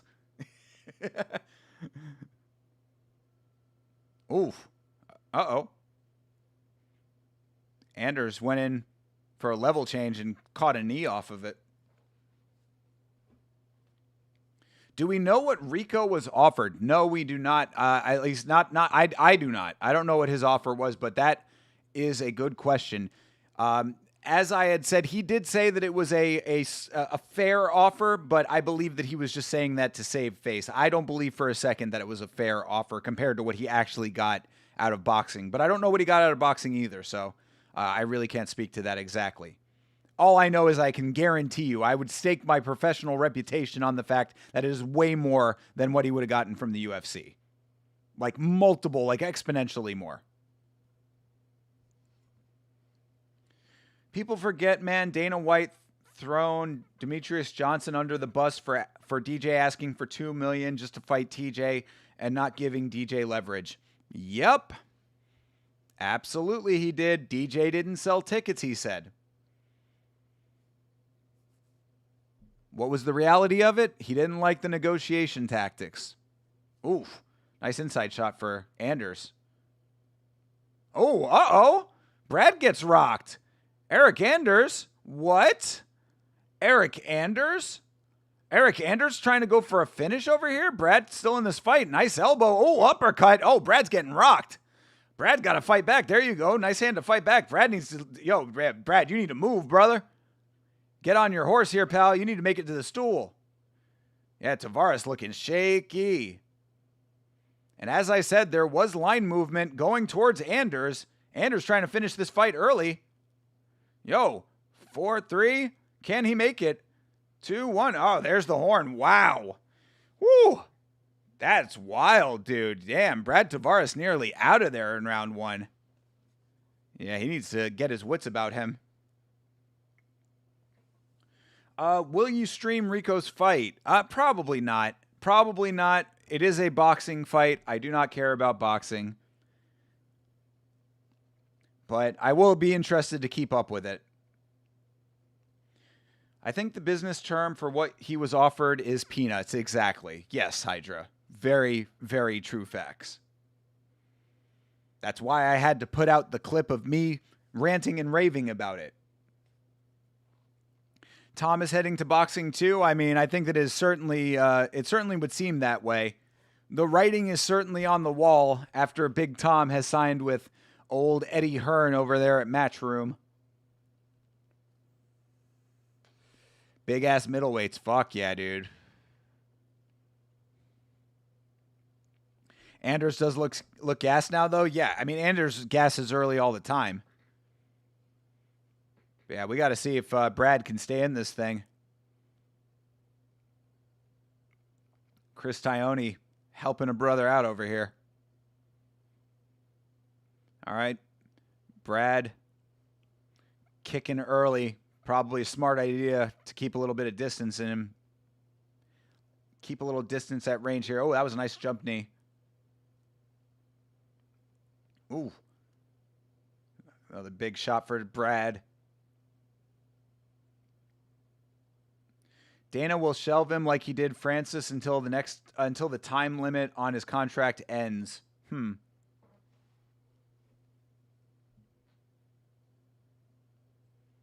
I don't think there is time limits though. I think it's a per fight contract. Holy shit, Tavares just survives that shit. True. I guess it was Anders' mistake for fumbling that finish. I mean, not even really. I think that Anders was doing the right thing. But yeah, we'll see if he can get him back in that position because, yeah, he had Tavares hurt, man.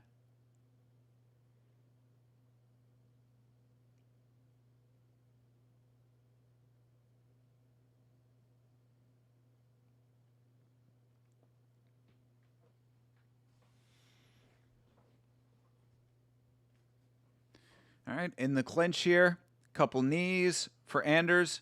Brad has been allowing himself to get clinched, and that has been a big problem for him in this fight so far.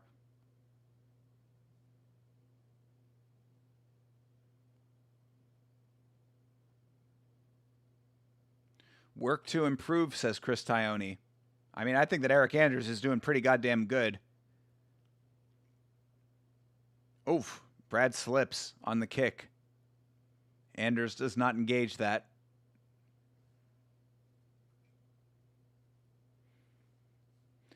Yeah, I agree with Bisping, though. Brad has been very... Oh! Uh-oh! Uh-oh! Brad with the counter shot that drops Anders.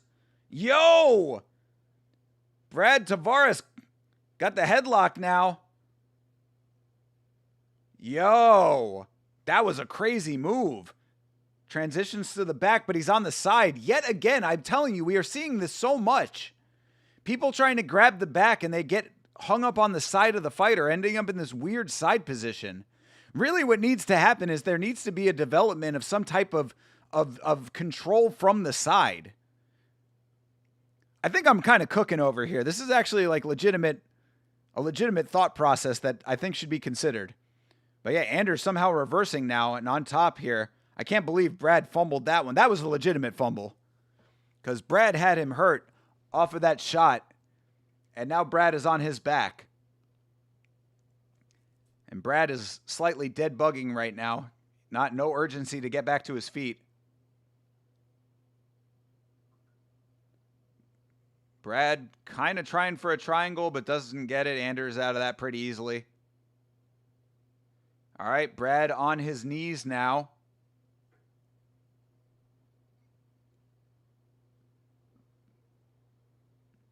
Anders on his back. Tavares looking real tired. Gets to the cage. Smart move. Still down. Anders lighting some shots. Back to his feet now. Brad needs to get his fucking back off the cage. There you go, bro. Circle, my guy.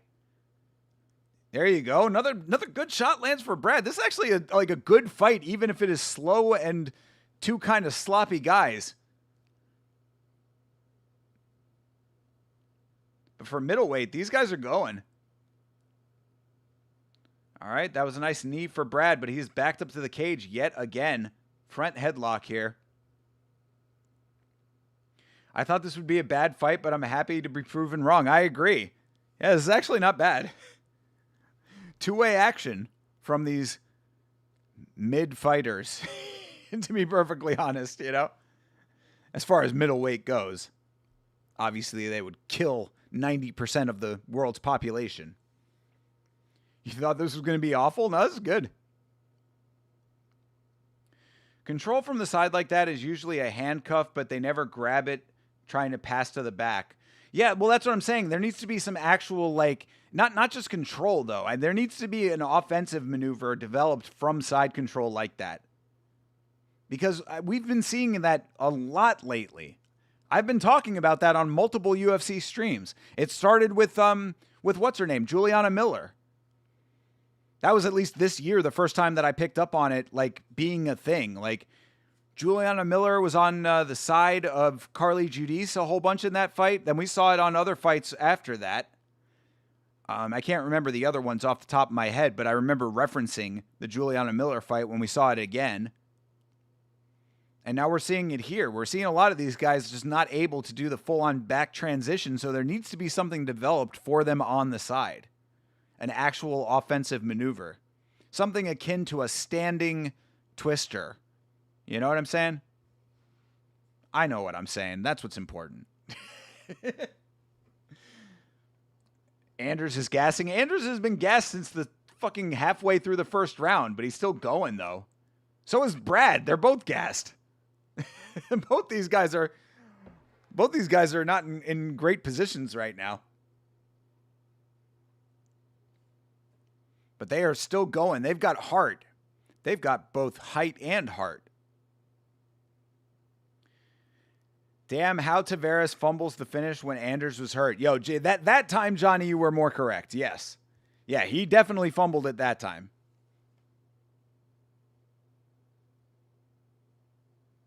Or Anders fumbled it the first time and Tavares fumbled it the second time. But I think that Tavares' fumble was worse.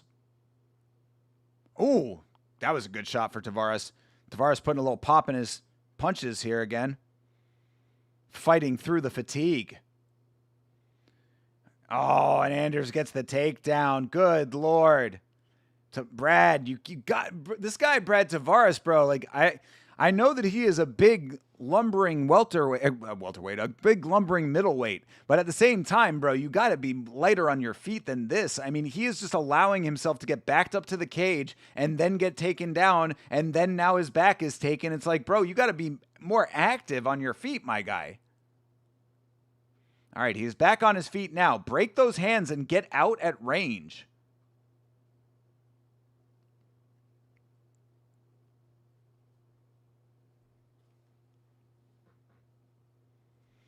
Yeah, 1-1 and going into the third round here. You know, this is anybody's fight, and Brad really needs to get off the cage right now.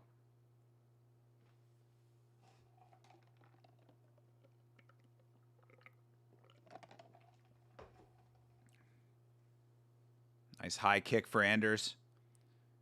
Oh, there you go. Nice trip for Tavares. Tavares, actually somewhat explosive in this third round, which is kind of surprising, considering that they are both tired as shit.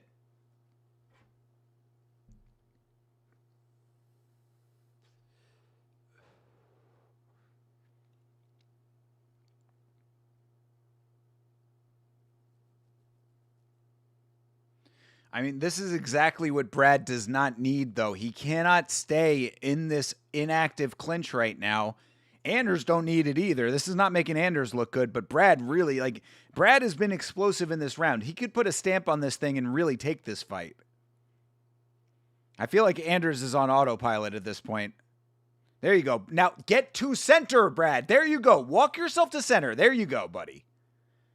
There you go. I love it when they listen. Kind of clash there. All right, Brad, this is exactly where Brad needs to be. Do not let him back you down. There you go, brother. When he advances, put punches in his fucking face. And now he's back on the cage again. Golly, bro. Bro, if Brad Tavares loses this fight, and now he's taken down, both. If Brad loses this fight, it's going to be his own fault, unfortunately.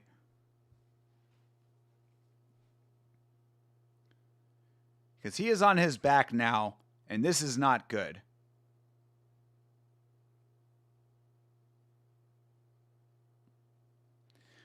Tavares needs to throw more crafty, meaty hooks for the win. I know, brother. That's what I'm saying. Like, he had the position he needed before. And he lets himself get backed up. He actually did the exact right thing. This is what's so frustrating right now. When they were out at center, Anders started to advance, and he put jabs in his face. He should have kept doing that, but instead, he allowed himself to get backed up to the cage, and he is back on the mat now. And having to consistently work his way back to his feet. That is exactly what you don't want to do in a close fight like this. All of this time being wasted trying to get back to your feet. Oh my God. This is frustrating. Now Anders on the front with the headlock. All right, Brad almost back to his feet. He's got under a minute.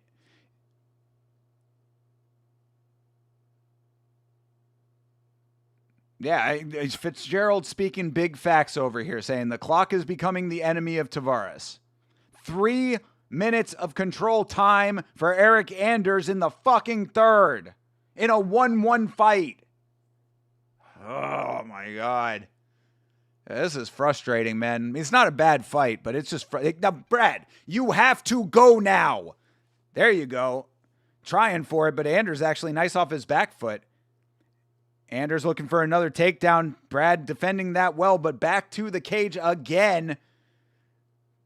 And he goes for the ghillie.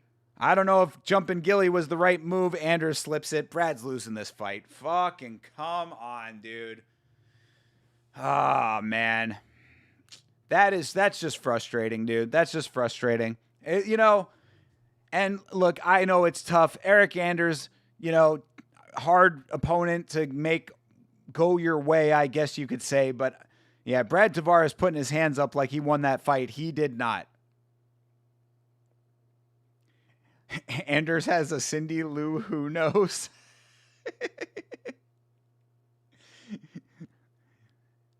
Anders Luhu, who was no more than 2.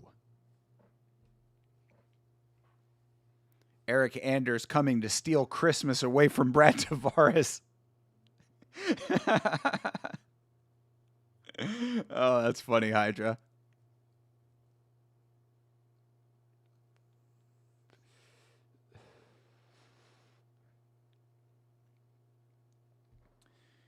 Oh, man.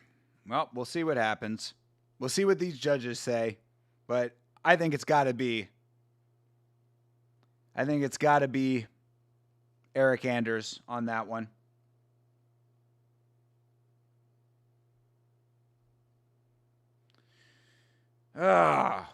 Stuff like that, bro.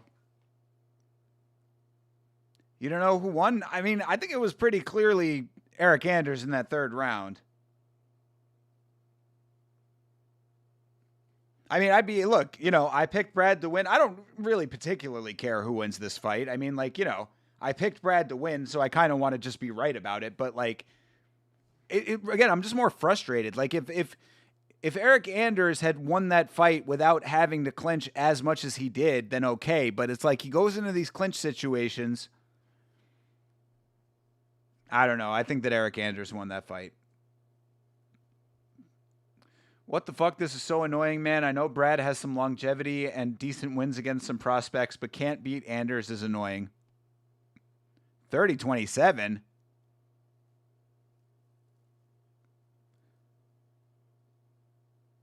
Yeah, Eric Anders wins the fight. Now that 30-27 right there, that's an investigate that judge. 30-27? Brad got a fucking knockdown in the second round. How are you going to make it a 30-27? That's egregious.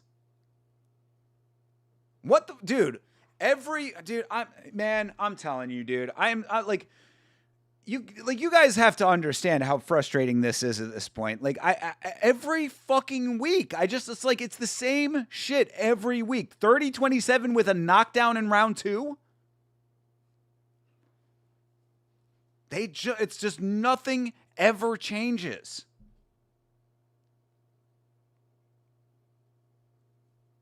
Oh my God. Anders got takedowns, but didn't really do a lot with them. Brad didn't do awesome on the feet, though. Yeah. No, I mean, I think that 29-28 is the correct call, but 30-27 with a knockdown? Oh, Eric Anders is retiring.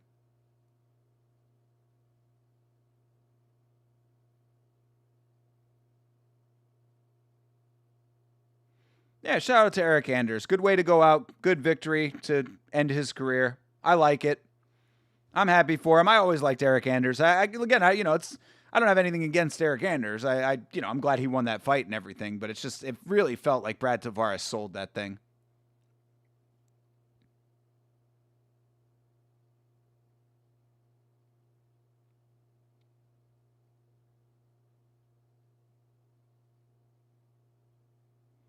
Dude, CTE. I mean, that is fucking egregious.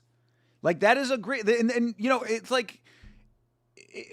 because it's the right decision, it just kind of gets overlooked. And even if it was the wrong decision, it's one of those things where it's it's just on to the next fight. That is why nothing changes, is because no one actually makes an issue out of these things. But every fucking week we see the same bullshit.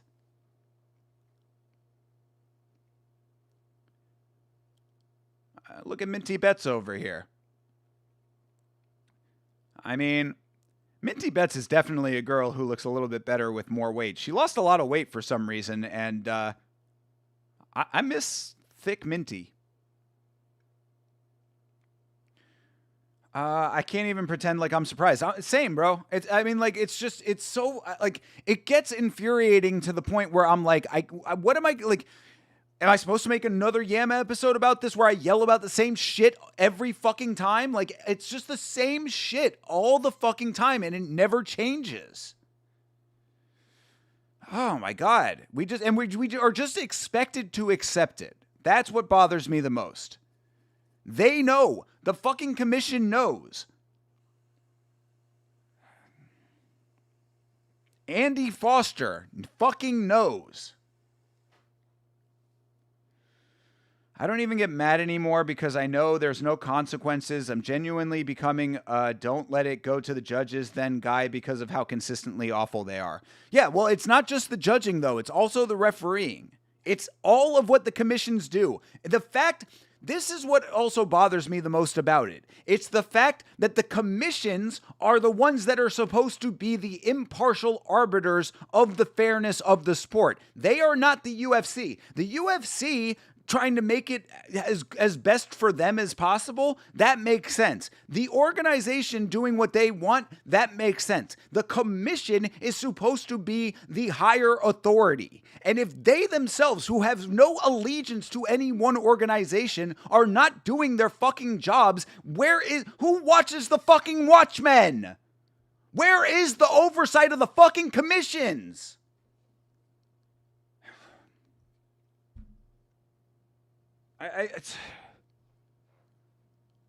It's every fucking week. Oh my God. Anyway, Minty made herself not hot anymore with those GLP-1s. I mean, bro, sometimes it's not for everybody.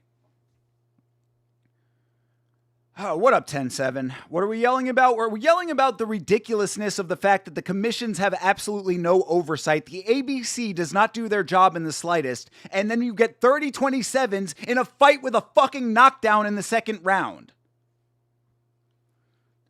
That these judges can just do whatever the fuck they want. They don't even have to watch the fight. These judges could just, like Chase Parton says, these judges are over here doing their fucking grocery list during the fight.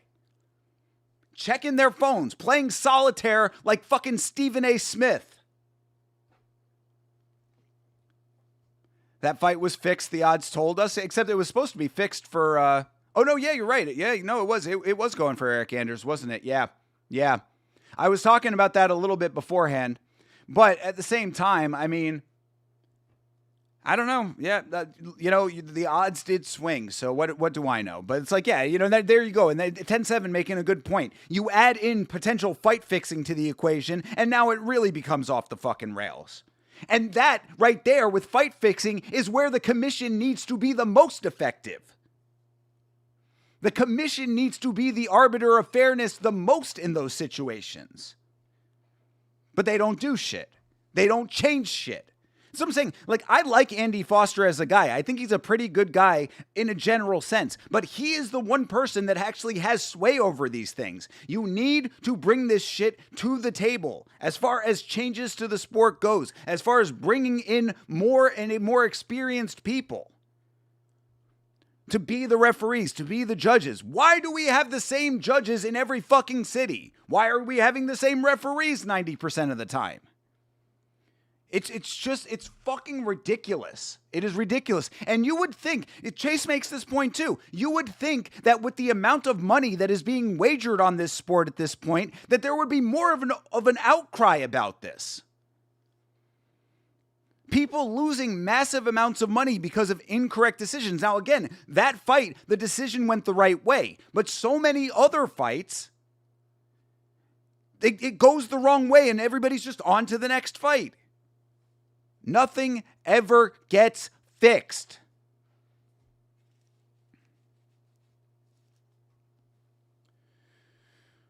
Purdue won. Congratulations, TJF.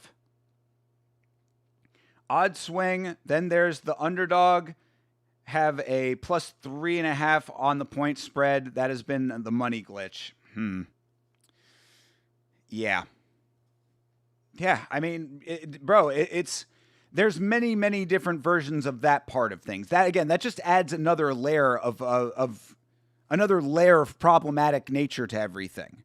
I'm just talking about baseline shit. I'm just talking about the judges and the referees actually doing their jobs effectively. And the fact that there is the ABC, the Association of Boxing Commissions and Combat Sports, whatever, you know what I mean? The ABC that governs all of the commissions around the country. The fact that that body exists, there should be better management of these things, but there consistently is not. So every week I have to crash the fuck out over the same fucking shit, and it gets very exhausting. All of that being said, thank you very much for being here, 10-7. I appreciate you, bro. And I know we've been saying it for a while. Unfortunately, we are not having a Friday show this week, and we did not do one last week. But we will definitely get you guys on the Friday show. Trust. Next time, what I'm trying to do is make sure that we have enough lead time so that we don't just like ask you guys on like a Thursday night, hey, do you want to come on the show tomorrow? But hopefully we'll be able to like figure it out on like a Wednesday. Give you guys a little bit of advance notice. If you want to, of course. That's up to you guys. But, you know, myself and Chase are fans of what you guys do over at your channel. So, appreciate you, bro. I fully agree with you. It's absolutely criminal what they do. Predetermined winners and scorecards. I mean, I wouldn't go that far when it comes to the commission necessarily. But who knows at this point? You know? Who knows?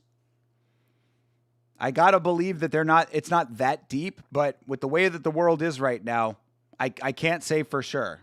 And I was always the guy who was skeptical. I was always the guy saying, no, you know, if you think that there's actual fixing going on, you're a casual, you know, blah, blah, blah. And that's like, yeah, no, joke was on me. Someone get robbed. No, it was just a scorecard. Yeah, exactly. What Hydra just said. Who you got on Oki versus Sosa? I'm going with Balaji Oki myself, but Minty Betts just picked him, so he's probably going to lose. Yeah, I think Balaji Oki has good power in his hands, but, you know, I don't know. As I said, Minty Betts is pretty much consistently wrong. Her and Yanni the Greek are some of the worst betting predictors of all time. So, yeah, Balaji Oki probably going to sleep. Appreciate you, bro. You're always welcome on the Saturday pre-show as well. Just let me know. Yeah, it sounds good, man. That would be cool. Yeah, maybe I'll come on some Saturday for a little time early, just to chat with you a little bit, and then come over and do this stream afterwards. That'd be fun. We'll work that out. Yeah, I'll hit you up on Insta. Sosa to complete the Bang Bang Sosa parlay. All right, let's see it. Save the parlay, Sosa. I mean, I don't think a parlay is savable. Parlays by nature are kind of like if you get one wrong, it's sort of dead. Sosa looks like UFC character on PS5. Apparently everybody does today. E-Money come in here yet. Also, what's the community parlay? We don't have a community parlay today. No one ended up putting in picks.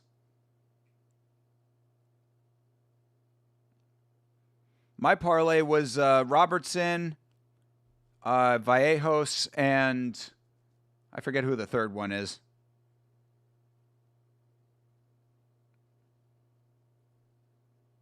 Oh, uh-oh. And there we go. Oh, Balaji down. No, Balaji down. All right, Oki trying to stay in this thing. Holding on for dear life.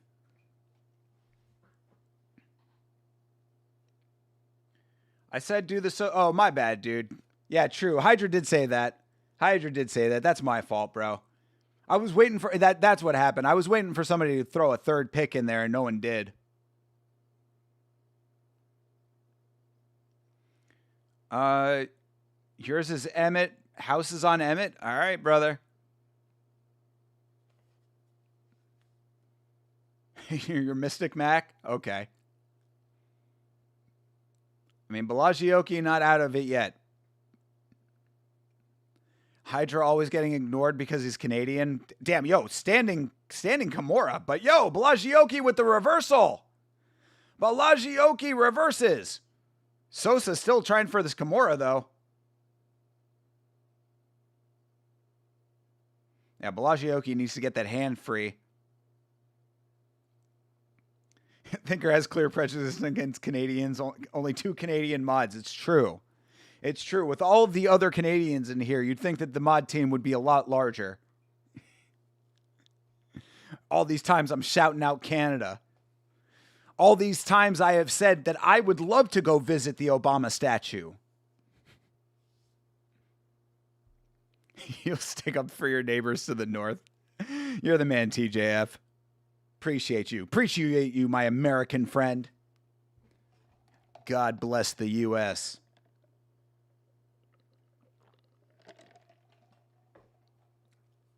And I'm proud to be a Canadian, where at least I know I'm almost free. Ooh, Vallejos with some nice hands on top, and that arm is free now. There we go. Yeah, this fight has gotten reset with Vallejos on top. You're going to be shouting us out when Robertson strangles Lemos? Hell yeah, dude. I definitely will be. Also, though, you know that Jillian Robertson is the best of both worlds for us because she is Canadian, but she is also an honorary Floridian. I don't know if I told you this, but I saw little Jilly Robertson out in Canada. Out in Canada? What the fuck? Out in Tampa. She was at the Tampa Fight Night that I went to last year. So I got to see that bright red hair in person.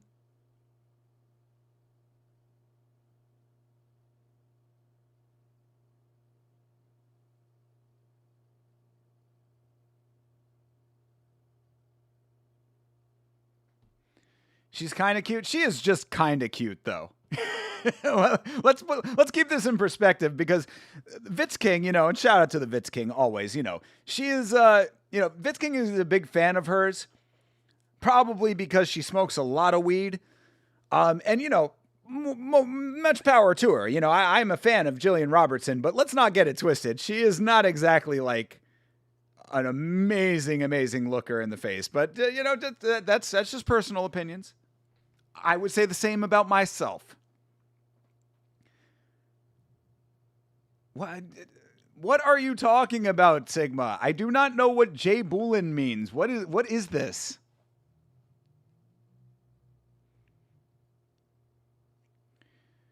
She's cute as a girl who's Canadian and is a good MMA fighter. There you go. Yeah, absolutely.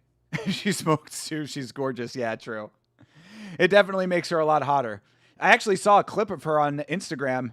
She was like at a smoking competition. She took this like ridiculous bong rip. It was like it was at a competition where they like measure the size of the cloud. I was like, damn, she's like a seasoned smoking veteran over here. Jay Boolin is a boxer on brand risk? Then I have no idea, bro. Is he an influencer? What does he actually do? Is he like an Instagram person or a TikToker?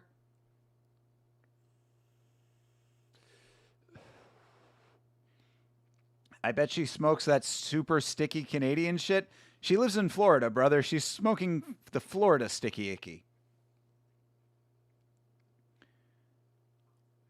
No neck Jay finna beat him. I know SD Kid to back you, but don't even know Mr. Boolin. Yeah, I like to think that I'm somewhat keyed in on internet culture, but like there's all this new shit that I have no idea what the fuck it's about. For whatever reason, a lot of fighters smoke weed. I mean, it's great for recovery. Great for pain management. All right, round 2. Let's see if Vallejos can get back in this thing. Tough round 1 for him, but he was able to survive.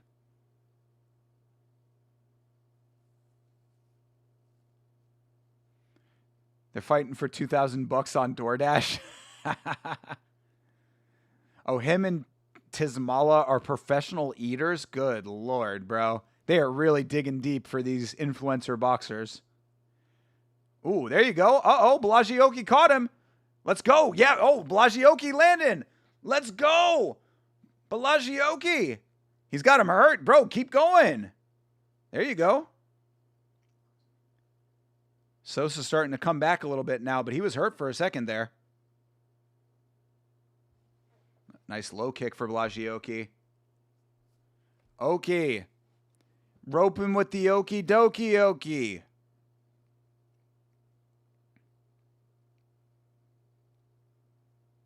10th Planet in San Diego always smells like weed in the grappling room at least 5 a.m. Yeah, big surprise there. Eddie Bravo smelling like marijuana? I'm shocked. 10-9 Oki was a good solid round. Bro, he got dropped, dude.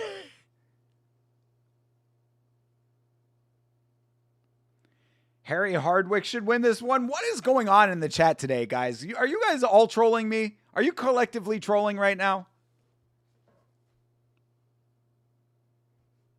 Ooh. Oki dropped him with the liver shot. And those knees to the body adding up. Oki might be slowly taking the lead here.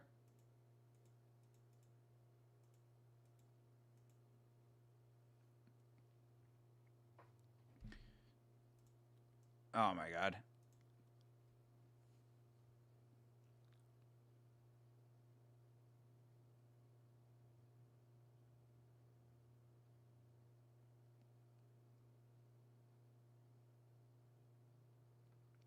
Hardwick could get the sub, but he's too breakable. Yeah, dude, come on.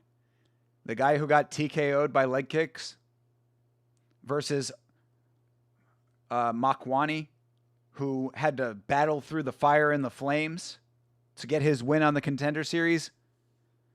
Makwani is the man, bro. Like, yeah, no way is Harry Hardwick winning this fight. Oh, that's the third leg of my parlay is Makwani. You got to get rid of kick streaming. It never gets real normal people. Yeah, TJF, it's funny that you say that because I was legitimately just thinking that. I was like, I might just turn kick off altogether, bro. It sucks because there are a couple of people who do come in on kick every once in a while, but like, what's the point, man? To be perfectly honest, I've been thinking about getting rid of multi-streaming altogether, just going YouTube solo. But the problem is that me and Chase used the restream for last week's fights, so there is value there for us, but I think I might be able to find a cheaper option for that. Oh, Oki got tagged there.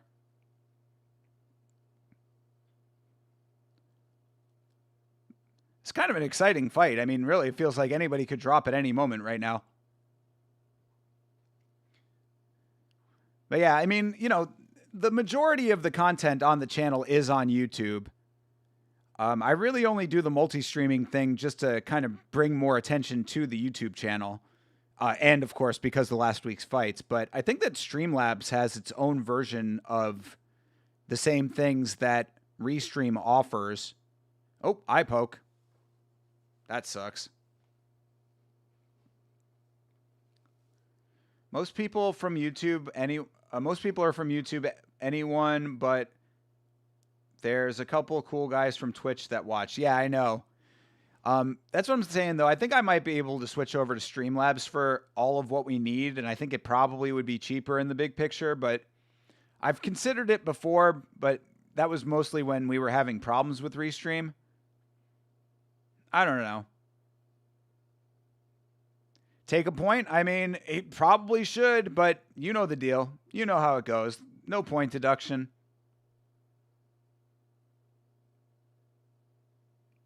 Yeah, see, you hear the guys in the crowd saying the same thing. You gotta take a point.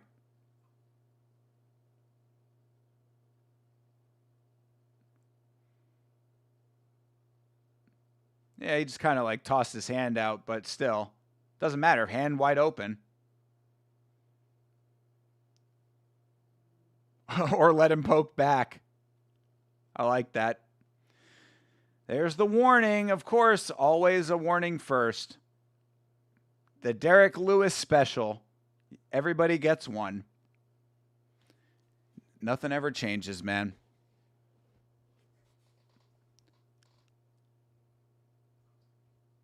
Full finger, straight jab to the eye. Yeah, I mean, maybe you're not wrong. Like I said, it's the Derek Lewis special, bro.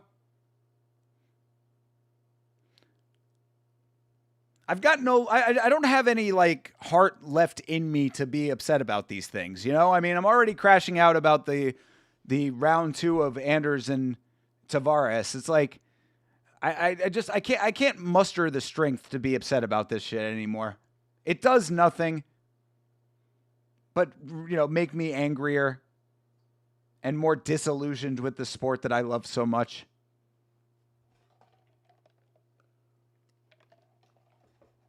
Three yellow cards before the point deduction. That's the one championship way. Turn his orbital into roast beef or ground beef, either way.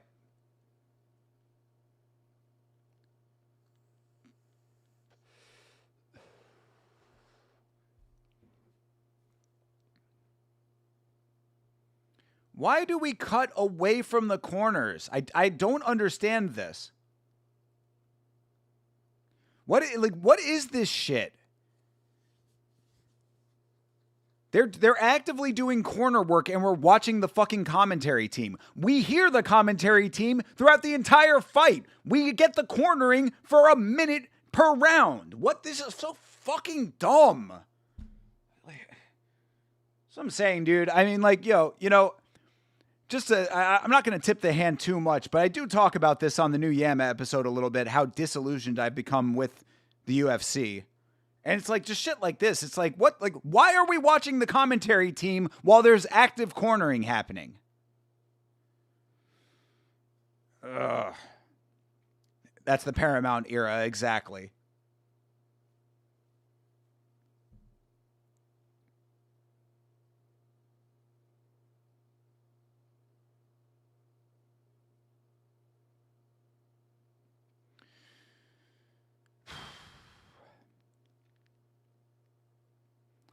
All right. Anybody's fight.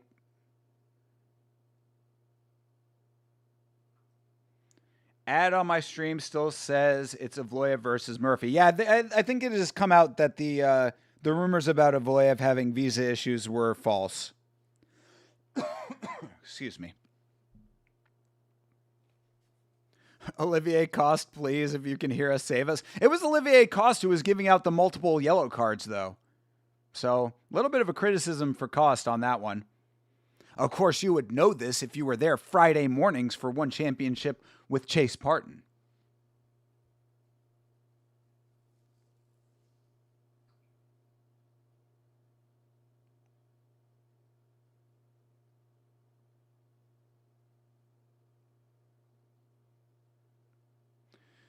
Oki looks like he's slowed down significantly. Nice knee to the body, though.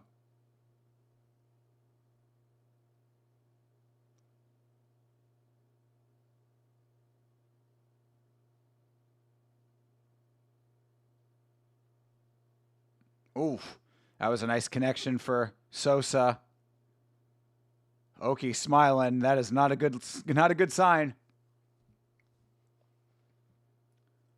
Nice inside leg kick for Sosa.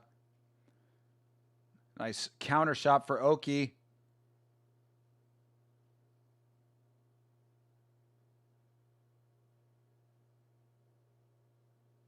All right, Sosa goes for the level change. Oki wise to it. Stuffs the takedown nicely.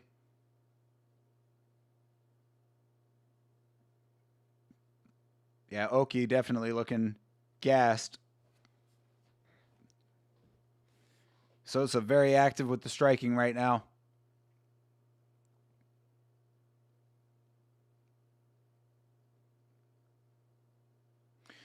You were so happy thinking Evloev couldn't fight again. Back down to reality now. But be happy that this could be the end of Movsar. You know?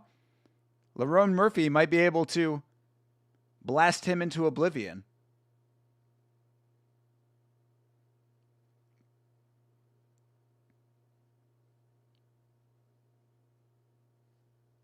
Oof. Another big shot lands for Sosa.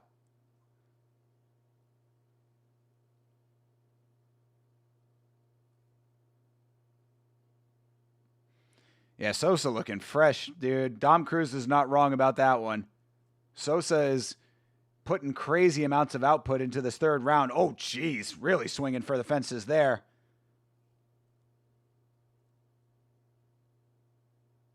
Oof. Minute and a half still left in this round.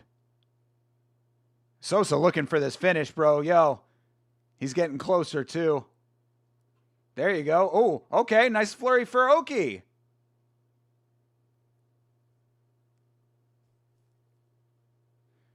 Yeah, this is a good fight, man.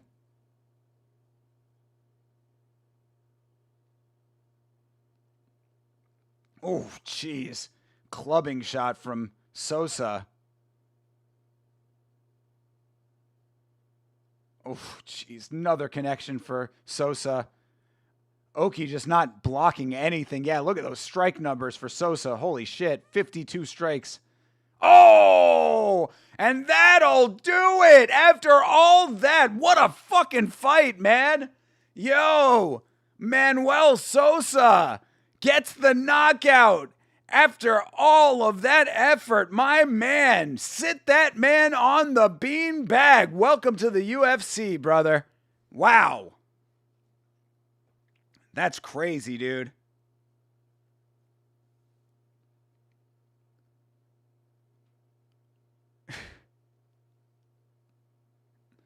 Where's he getting this energy? I don't know, dude. Exactly.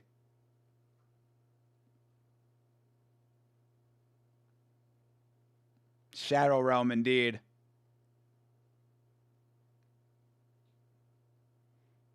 Yeah, he just put him out with that one, dude. Right on the ear.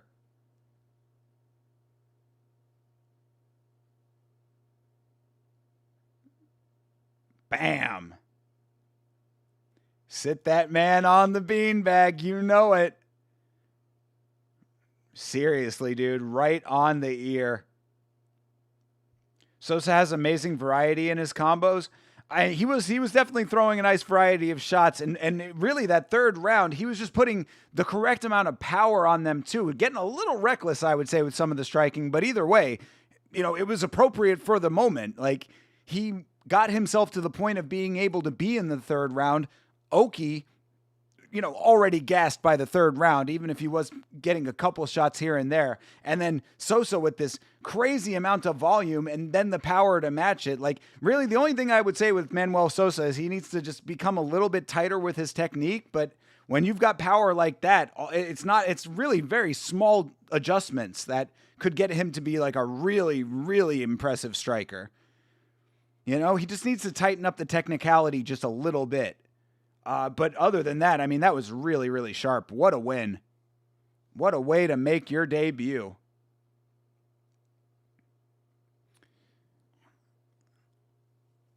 And that is how you make an entrance in the UFC with a nice $25,000 bonus.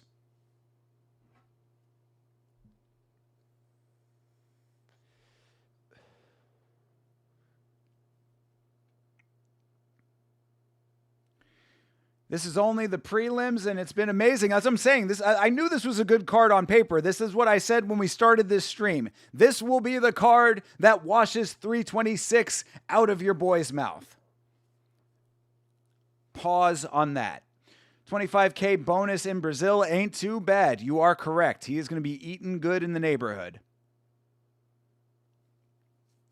Imagine if he lived in Thailand. Bro would be living in the lap of luxury. Telling you, man, 30K, bro. 30K is all it takes. $30,000, a very attainable number to become an honorary Thai citizen. Fight of the night so far? I agree. That was a nasty KO from Sosa. Wow, just slimed out Oki that crazy. Yeah, absolutely, bro. Yeah, very impressive, especially for his debut. And having to go through a little bit of adversity to do it. I mean, Oki, in that first round after he got dropped, he reversed him. He looked better in the second round. Like, this was he had to work for it, which I appreciate. This isn't the Contender Series. You can't come out there and just instantly knock guys out, at least not all the time. He had to go through a little bit of heavy adversity to get it, and he did the damn thing. So shout out to him, man. Manumito.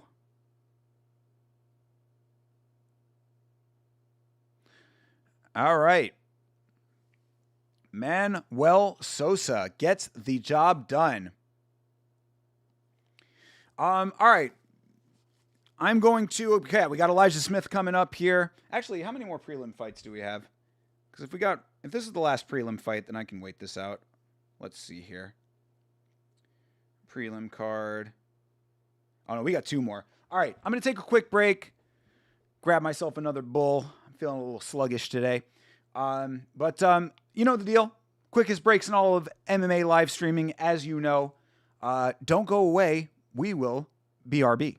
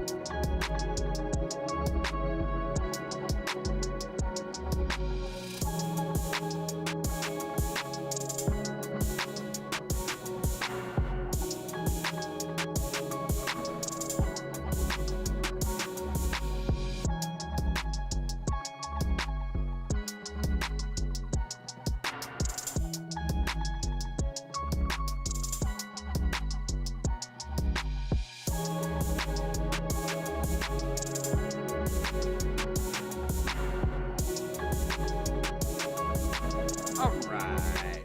We are back. You know the drill. Let's see here. What we got? What ridiculous shit have you put in the chat while I was gone? Shout out to Fabiano the GOAT. Always, brother. Always the GOAT. Fabiano is the man. Fabiano has no haters. Not even main card, and we've already got fight of the night and performance of the night contenders. Very true. Very true.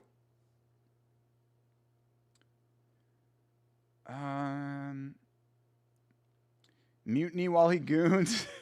Quickest goon breaks in all of MMA live streaming. Get the plank. I can only supply us with these as weapons, unfortunately. There you go. Yes, yeah. You emote weapons. Only acceptable weapons in the chat. Come on, guys. Peace, love, and understanding in the chat. British chatters will be experts with these. Officially, Rendon landed 0 strikes. Talk about perfect victory. Yeah, no, absolutely it was. Why am I fighting Elijah Smith? Oh, you. You. Crank that soldier boy.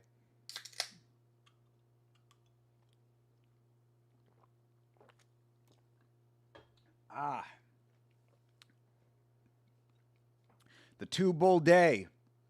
I need it, but it just tastes so damn good. I can't not have it. Literally a Mortal Kombat flawless victory. Goddamn right. In fact, give me a moment here. Always has to take me a minute to set this up, but trust it'll be worth it.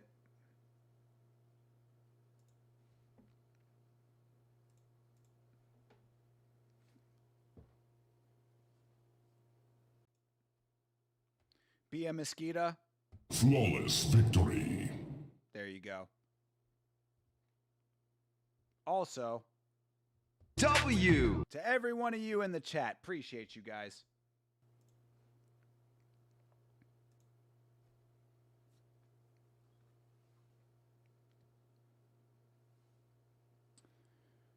How much to slam the bull? Dude, no fucking way, man.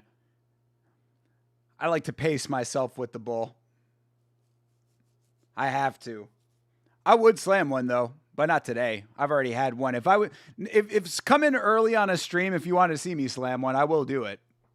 And $20 is the price. Enough to cover the next 2 cases of Red Bull.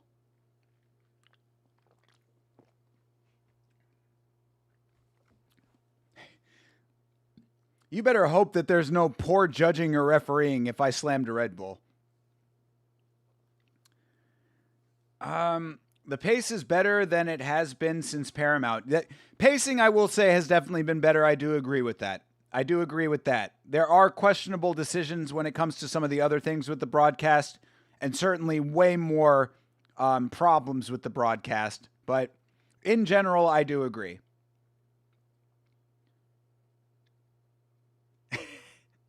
Nah, fuck no, not today. I'll take the $20, but I ain't slamming the Red Bull today, bro. I've already had one today.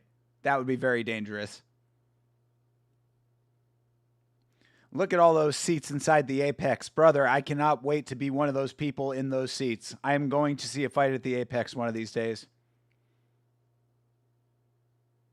Of course, super chats are open, so if you do want to super chat, you are the man, but I am not slamming the Red Bull today. All right, fight is underway. Elijah Smith and Soo Young Yu. Chase Parton confident in Jiu-Jitsu over here. I wonder how much Apex tickets are. I think they're like $300. But of course, that's like face value. I don't know how much they're going for on the resale market. But yeah, well, we had seen that. I think it was something like $300, and I was like, that's actually not bad. Like, that's somewhat reasonable. Ooh, nice knee. Nicely timed knee for Elijah Smith. Caught Jiu-Jitsu on the entry. Elijah Smith on top. People forget, man. Herb Dean, the classic people's elbow on Poirier's sleeping corpse. True, bro. Very true. He really hit him with the people's elbow and then came up and hit the eyebrow, pulling off all of The Rock's move. The Rock was doing the Once Upon a Time in Hollywood, seeing that. Hey, Jake Vandenberg, what's up, bro? Long time no see. I was thinking about you the other day, Jake. I was like, where's Jake Vandenberg been, man? Because we were talking about the pizza. We were talking about the Domino's pizza not too long ago, and I was like, man, where the hell has Jake been? The man, the myth, the legend, Jake Vandenberg. Hope you're well, brother. Good to see you, bro.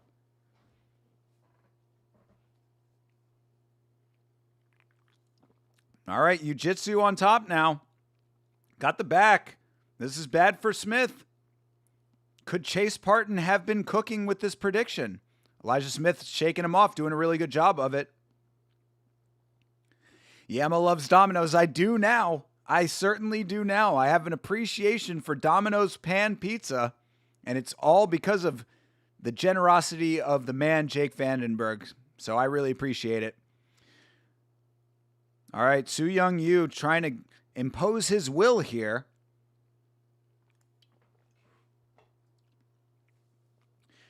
Been at a new job. It's been rough scheduling lately, but I'm off Saturdays now. All right, brother. Well, I'm glad that I hope that the new job is going well. I remember you saying that you were starting the new job. You're doing ABA, right? That's funny because I remember us talking about it, and on my way home from one of my gigs, one of my clients, on my drive coming home from that client's location, I pass an ABA therapy location. I clocked that. Shout out Domino's, but you have to say it Dynamos. Why? I mean, sure. Shout out Dynamos. You has some thick thighs.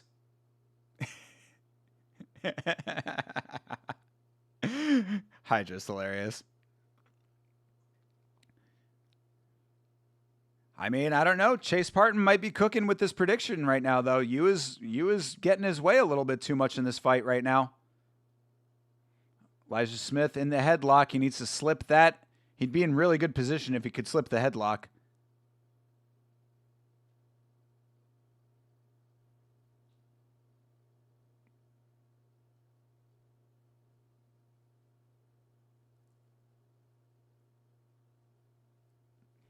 All right, Smith's still working, still in this, not having too much problem here.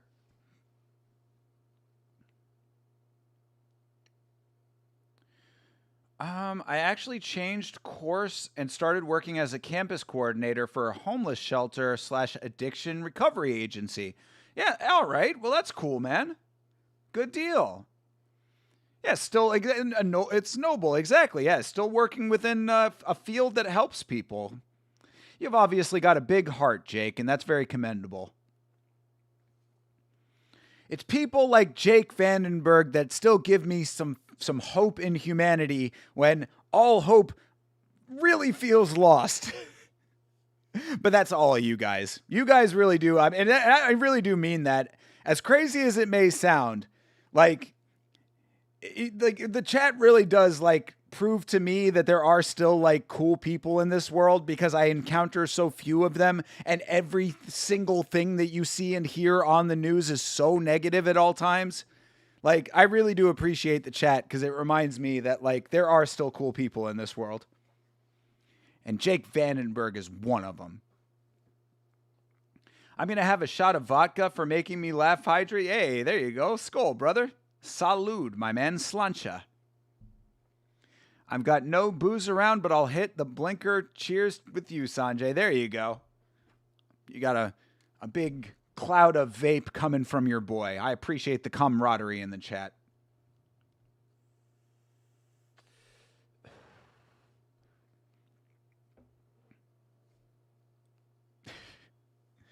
Appreciate it, guys. I'm just following God's plan, or all glory goes to him. Hey, well, shout out to you on that one then, I guess, bro.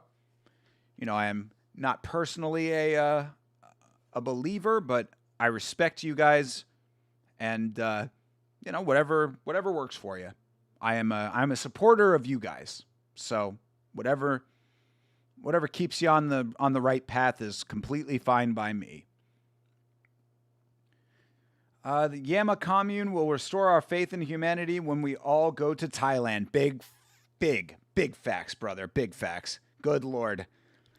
The Yama Thai commune's going to be the shit. Also, Elijah Smith starting round 2 with some nice hands, which is really where he needs to be. Elijah Smith needs to stay on his feet.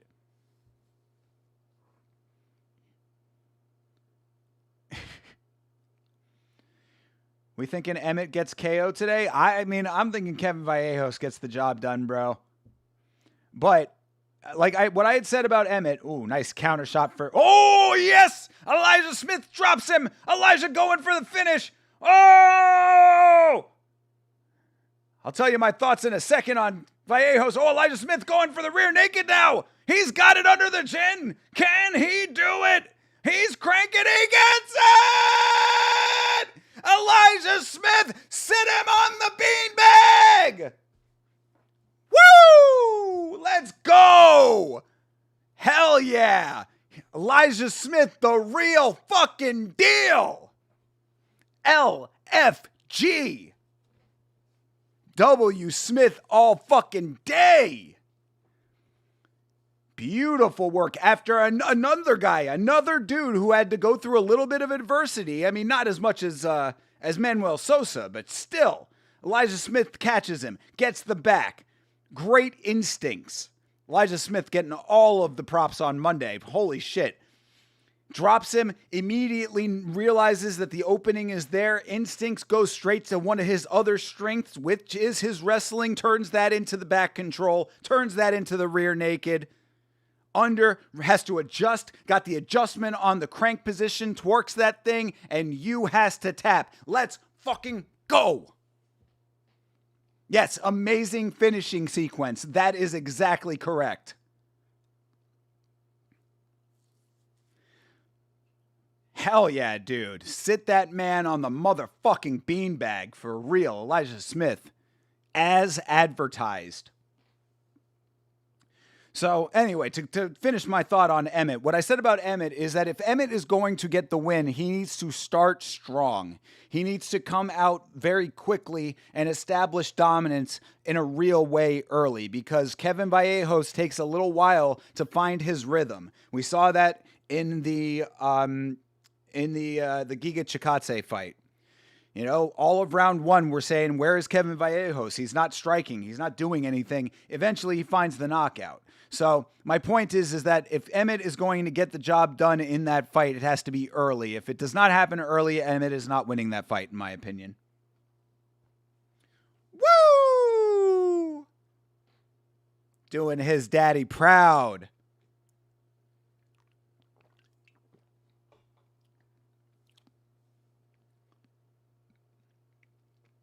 Smith with the Korean tat. He is the true Korean after that choke. I mean, cultural appropriation? Question mark? I don't know.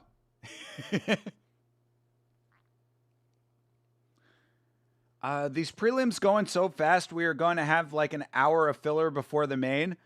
I don't know. We'll see. Either way, bro, you give me finishes, I'm a happy guy. This card is certainly delivering after the bullshit we had last week, so I'm very happy right now. And I appreciate you guys always sticking with me, even when I do get a little bit negative. Because sometimes I feel like recently I've been getting slightly negative on some of these live streams, at least for the UFC. And I appreciate that you guys always pick my spirits back up and rock with me regardless. So thank you very much. I appreciate you being here. It means a lot to me. Hey, shout out to Elijah Smith's sister. Happy birthday, sister.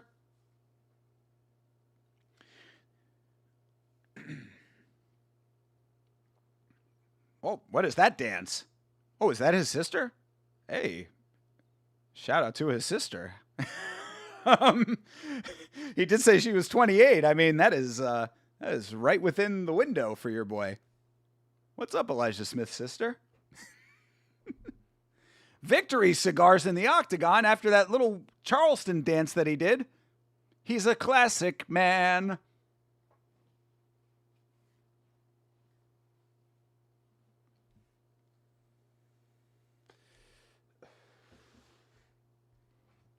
All right.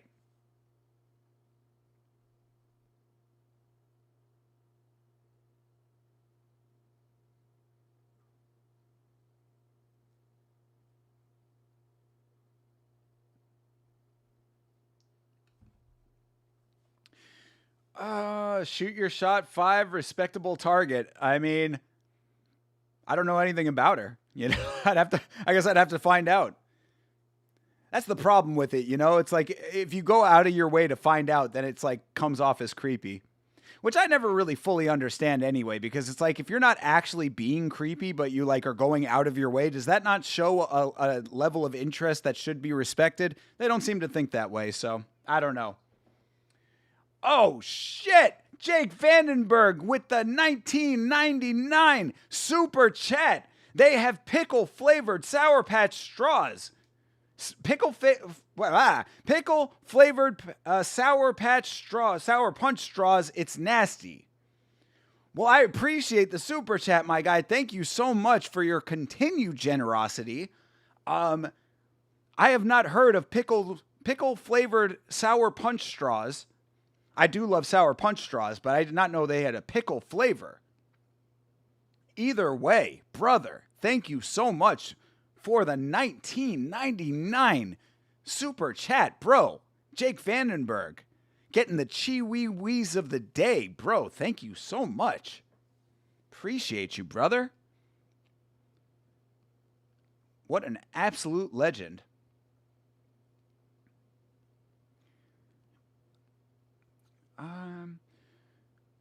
I'm so impressed for this prelims. I'm so impressed for this prelims are killing it. Plus Elijah gets another highlight reel. Yes, very true, Johnny. It's Asplin time. Yes, let's go. We got Concrete coming up. Things are looking up around here, guys. You know, we got a little bit of bullshit early. All that's behind us now. Jake Vandenberg coming in with the absolutely goated generosity, which I appreciate so much. Again, thank you so much for that, bro. And now we got Concrete Steven Asplin to come in here and get the victory, hopefully. Jake cashing in a bull smash for next stream. Jake was not here when that was talked about, so I don't think that he was doing that. Jake getting us extra hype for the ass plundering time. That's more accurate. That is certainly more accurate. I will look for the pickle flavored sour punch straws though. If you would like, I will try to find those and see if we can get those for next stream. Actually, let me see if I can get them on Amazon. If I can get them on Amazon, I'll just order them. Let's see if I can have them delivered. Sour punch straws. Let's see. Pickle. Oh, yeah. I mean, it did come up. There's sour power. Oh. There's sour punch bites pickle roulette. So I guess some of them are watermelon, some of them are apple, some of them are lemon lime, and some of them are pickle. Yeah, sour punch pickle roulette.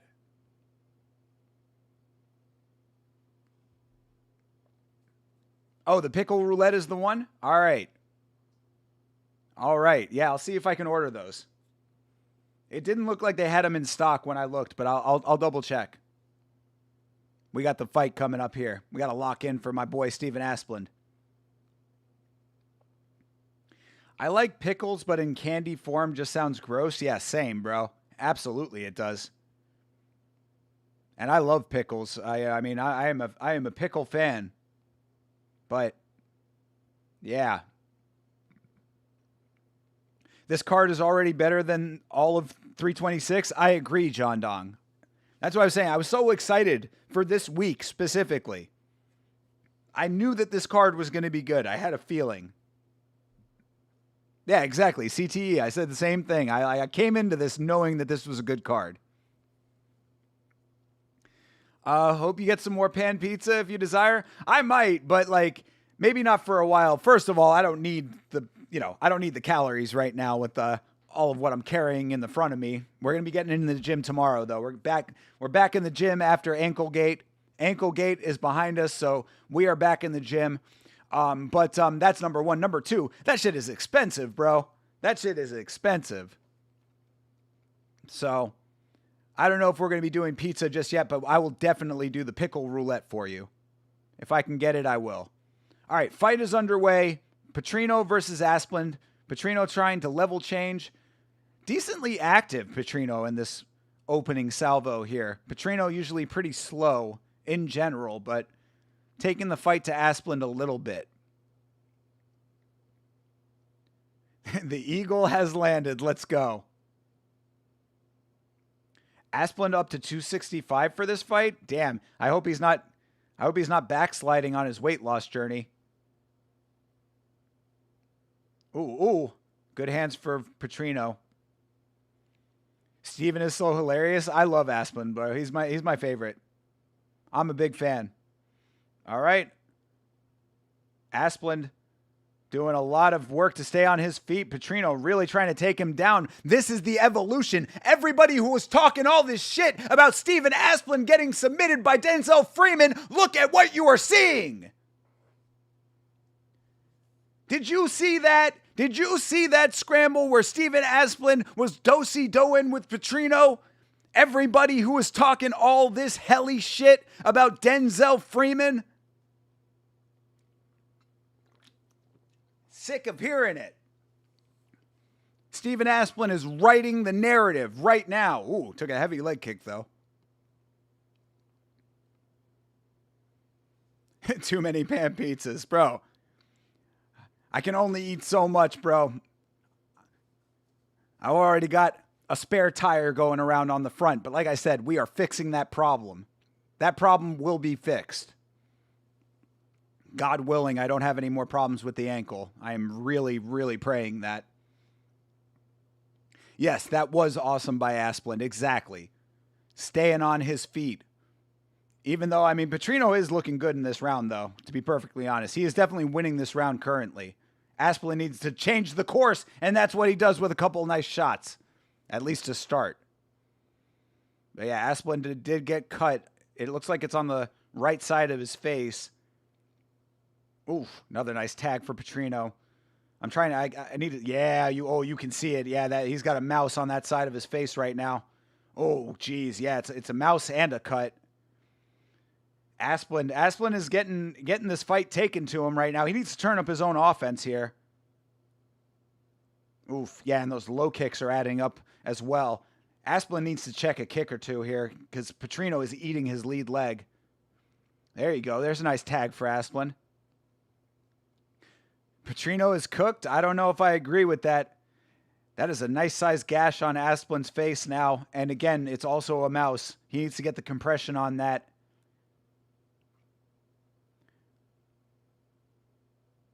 That's a big man with some D-line feet. Got those scuba paddles.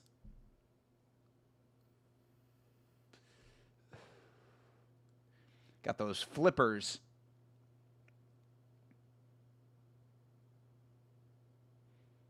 I mean, if he's letting Petrino kind of tire himself out. Oh, nice shot for Asplund. Oh, Petrino's down. Can Asplund finish it?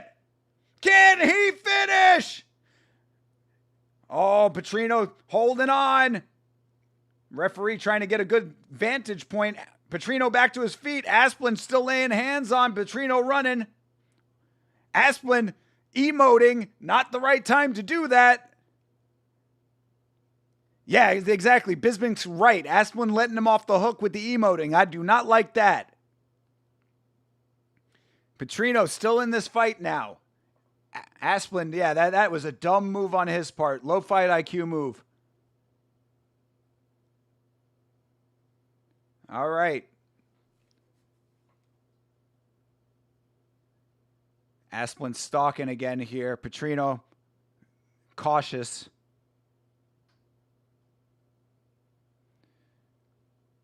Yeah, they're both just waiting out the rest of this round, which is kind of funny if you think about it. It's like, guys, this is round one here.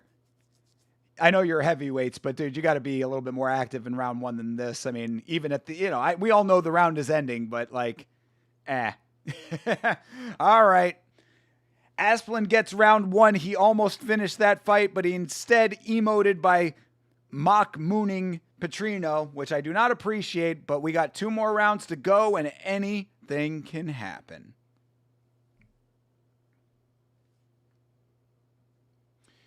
Petrino is playing the sniping game. I mean, he's trying to. He knows the power now. He definitely knows the power now. He don't want to get close to that. Asplund fighting off the power of 3 pan pizzas almost got KO'd. Brother, the power of pan pizza can fuel entire armies.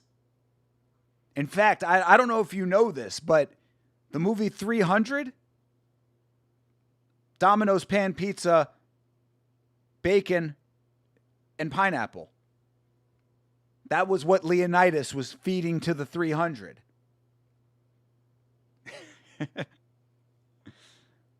Asplund is up 1? Yeah, definitely. Out of shape is correct, Jeremy. I mean, that's the problem here. As I'm saying, like, I know that they're heavyweights, but like, guys, you can't be like taking 15 seconds at the end of the round to just look at each other.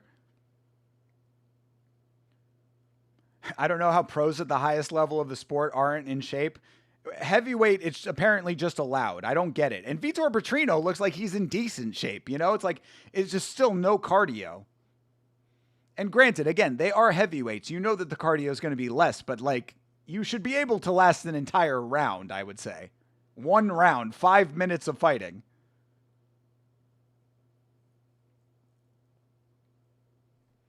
Asplund is hilarious. It was a close round until Petrino got dropped. Yeah, definitely. That's why I never like emoting. I never like showboating. There's plenty of time to showboat after the time is over, after the fight is over. Excuse me. Oh, uh-oh. Asplund down. Petrino takes the back. Petrino mounts. Uh-oh. This could be bad. Yeah, this is what we really need to see out of Asplund, is how he is able to account for this. He's fighting the feet right now. That is a very stupid decision. There you go. Fight the hands, brother. Bro is pulling a Juliana Miller there. Or Carly Judice. All right. Petrino readjusts. Asplund getting back to his feet. Nice work for Asplund to get back to his feet. Petrino trying to drag him down. I heard the Mongol horde were able to move so quickly because they were fueled by pan pizza. These are big facts. This is how they were able to secure all of the positions, and that is the exact reason why there was a big wall that was built.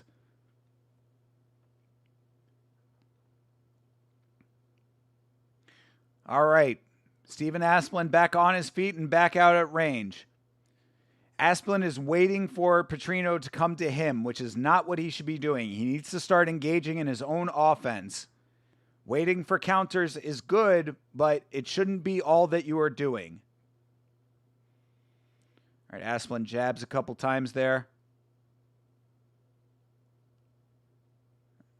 He's trying. I mean, Petrino is evading also. It's like neither of these guys want to get too close, but it has to happen, especially now for Asplund because he did win that first round, of course, but he's got 2 more rounds that he has to win or he needs to finish this fight, and you can't do any of that if you're a mile away.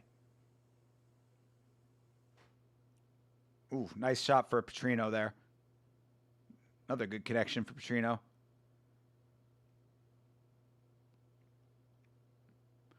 We've seen muscle guys burn out after 1 round at heavyweight as well. It's very true. Absolutely. Yeah, it's just like when it feels like when you go to heavyweight, you just sacrifice cardio, even if your body doesn't necessarily need to do so. Like Taliesin Teixeira is a great example of a guy at heavyweight who does not need to sacrifice cardio. He is tall and lean for a heavyweight, of course. Like that kind of a guy could be fast. He could have cardio, but for some reason he just does not. There you go. A couple nice connections for Asplund. Oh, 2 for Petrino. They're trading. Oh, wow. Those were big shots that Petrino just landed. Asplund just eating them, though. Man, he really is concrete. But, yeah, how much longer? Bro, you got to get your hands moving, Asplund. This is Petrino's round right now.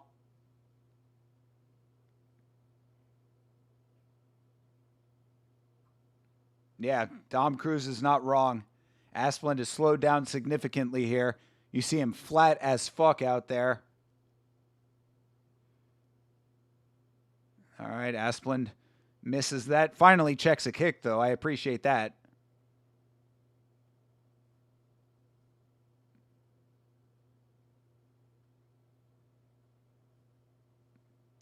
I mean, that's the thing. He keeps calling Petrino forward. Brother, you have to make the fight happen. You have to find the shots, bro.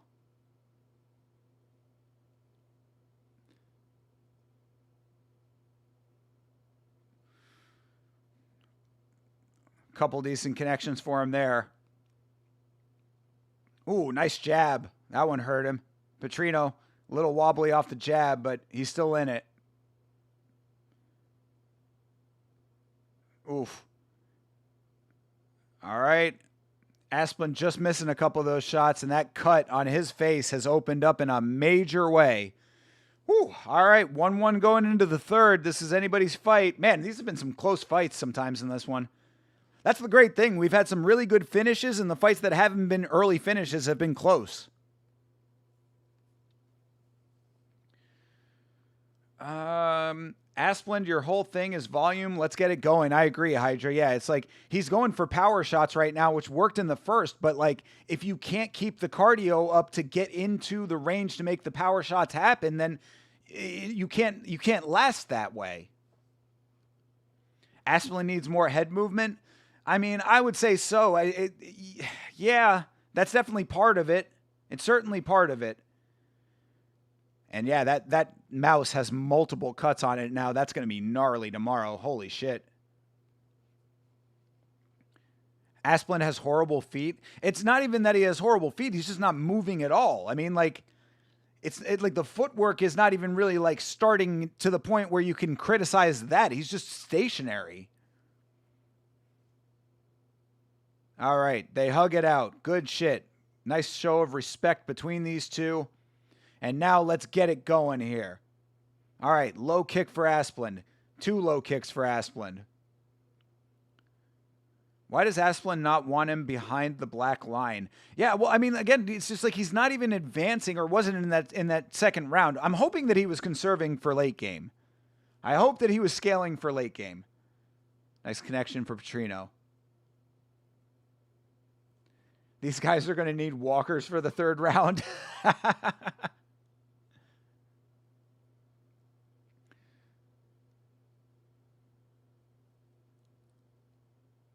All right. Yep. I mean, Petrino is like, it takes 2 to tango over here, and Asplund is not moving in. Oh, he connected.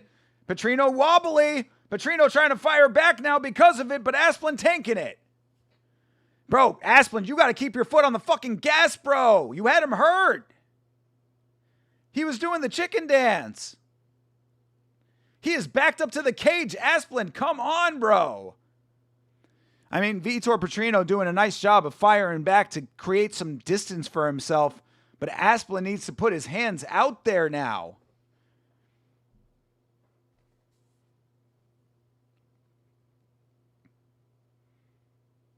I mean, Asplund looking up at the clock, bro. There's 3.5 minutes left in this fight.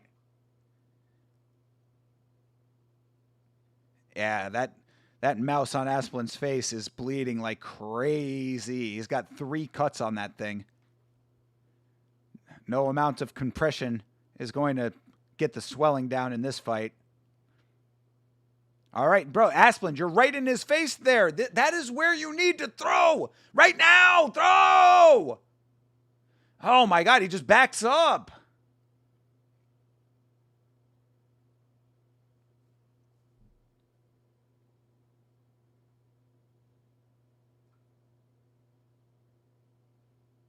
Nice low kick for Petrino. Just put the stools in the middle and let them finish the 3rd there. Sanjay, that's great. Just 2 dudes sitting opposite each other on stools. It would become like Power Slap. All right, there you go. Asplund, keep that going, bro. I mean, this is running, bro. I mean, like, the problem is that Asplund's not getting to him to get the shots. Like, Petrino is somewhat fighting intelligently, but he is de-advancing. What's the opposite of advancing? Regressing?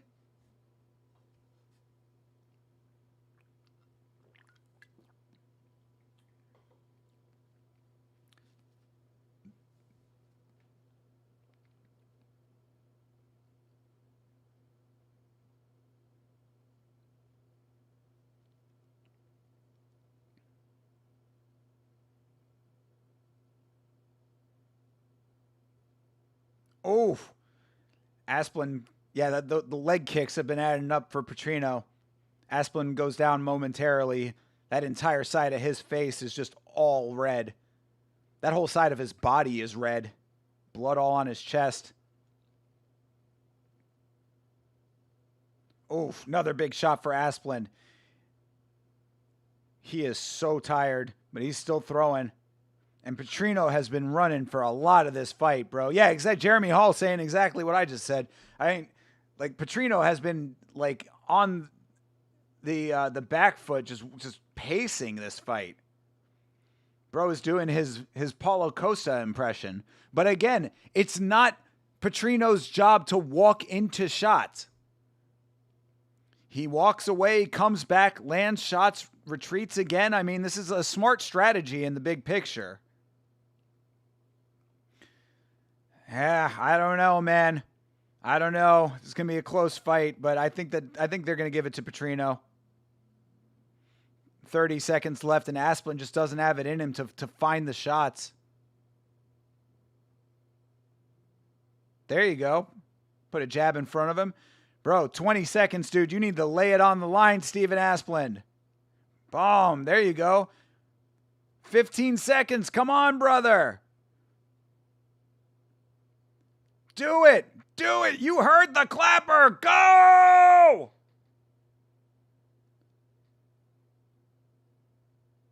All right. Swing into the horn. That was a good one. You have a 2-1 Asplund? Really? I don't know, man. I don't know. I think Petrino is doing the better work in that third round, even if he was kind of running away a little bit. 1-1 Petrino. It was close round, but Petrino gets the second. Yeah, definitely he did. This is one of the best prelim cards I've seen in a while from the UFC. I agree. Definitely better than 326, bro. This is blowing 326 out of the water. You've been watching every fight standing? Hell yeah, bro. Asplin is fighting like he hits his older brother and is afraid of what's going to come back. I mean, you're not wrong, Jake. That's the thing. It's really, to me, I just think his cardio just is not there, you know?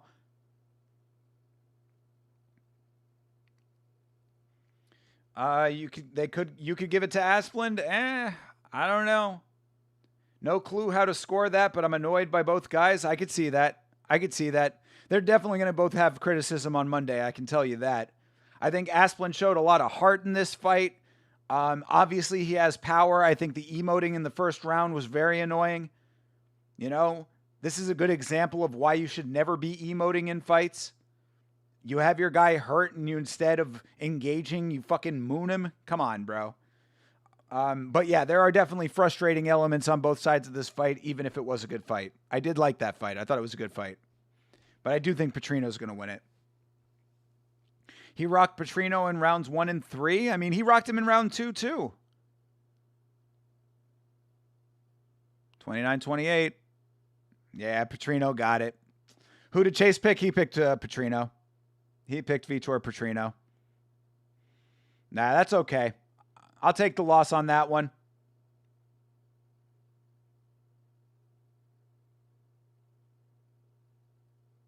Nice. Good guy, Steven Asplin. But yeah, no, I think it's the right decision, unfortunately. I think being nearly knocked out is more damaging than being cut. No, I agree. I mean, he was wearing all the visible damage, but it was Petrino who got dropped the most. I mean, I think he got dropped, or not dropped, but he got rocked at least every round. That really blows because Petrino genuinely sucks. I'm not as much of a Petrino hater as some people are, but he's not great. He definitely is not great. Barely throws all fight and runs away. But that's what I'm saying, bro. Like, look, I say the same thing to Chase as I will say to you because Chase is probably going to say that on the podcast. What I say about running, quote unquote, is it is not Vitor Petrino's job to walk into punches. He actually did a pretty good job, in my opinion, of going in, getting shots, and then getting out of there. Do I think he was running away a little bit too much? Yeah, I definitely do. But he was doing enough active work in that third round, getting the shots and then getting out of the way. The impetus is on the fighter to make the shots happen. You have to be the one to find the shots. Steven Asplin standing there dead center of the octagon, not advancing to actually try to find the shots, that's on him. It's his fight. You have to be able to do that. You need more than one round of cardio. Bro didn't even have that. Bro did not even have that. He was already gassed looking at the clock with 15 seconds left in the first round. Come on, dude. So yeah, as much as I am a fan of Steven Asplin, and he is a cool guy and he's fun, like there is definitely criticism there. And criticism on Petrino's side too, as like CTE was saying. Get that fraud off of my screen. I mean, I think that's a little harsh, but all right, fair enough. It might not be his job, but all my favorite fighters do it and get finishes by doing it. I mean, again, bro, that's fine from a fan perspective, but as far as the fighter goes, like he was doing the right thing to stay in the fight and ultimately win the fight. So it is what it is. We'll talk about it on Monday, of course. If you are not aware, people, I know most of you guys are, because you guys are the homies, you're the blood palm, you know this stuff. But for anybody who is not aware, if you are out there, if you're lurking, if you're just hanging out behind the scenes, first of all, if you're hanging out behind the scenes, feel free to say hello in the chat. We're very friendly around here. That's first of all. Second of all, if you are hanging out and you are not aware, there's a podcast on this very channel. It's called Last Week's Fights. I'll be on the podcast. My co-host Chase Parton will be on the podcast. We will be talking about every single fight that we are watching on this card. That is at 10 o'clock p.m. Eastern Standard Time on Monday nights. If it's not 10 o'clock, it'll be 11 o'clock, one of those two start times. And I will let you know those start times on Twitter and on Instagram at Yama Show. But you should be there. Hang out with your boys. It is always a good time on the podcast. Time for Orla Goat to make me feel better. I can appreciate that, especially when he's going to be beaten up on Crybaby Chris. Wow, a team alpha male fighter taller than 5'2". Ha! It's a miracle. True, we are coached at our gym to stay out of danger. This is, again, I can understand it from the fan perspective. Yeah, it's not the most entertaining thing, and it does look like he's running. But, the thing with that is that he was engaging enough to actually get the shots. Like, I thought that he did a pretty good job in that third round, as annoying as it might have been. And I said it myself that he was running. I think Chris Curtis got his back piece finished. I don't think it was as fully done before, but that actually is a dope back piece. I think it's a Frank Frazetta. If Chris Curtis has a Frank Frazetta on his back, I actually think that's very, very goated. Because Frank Frazetta is an amazing artist. If you don't know Frazetta, you probably know his work and don't know him by name.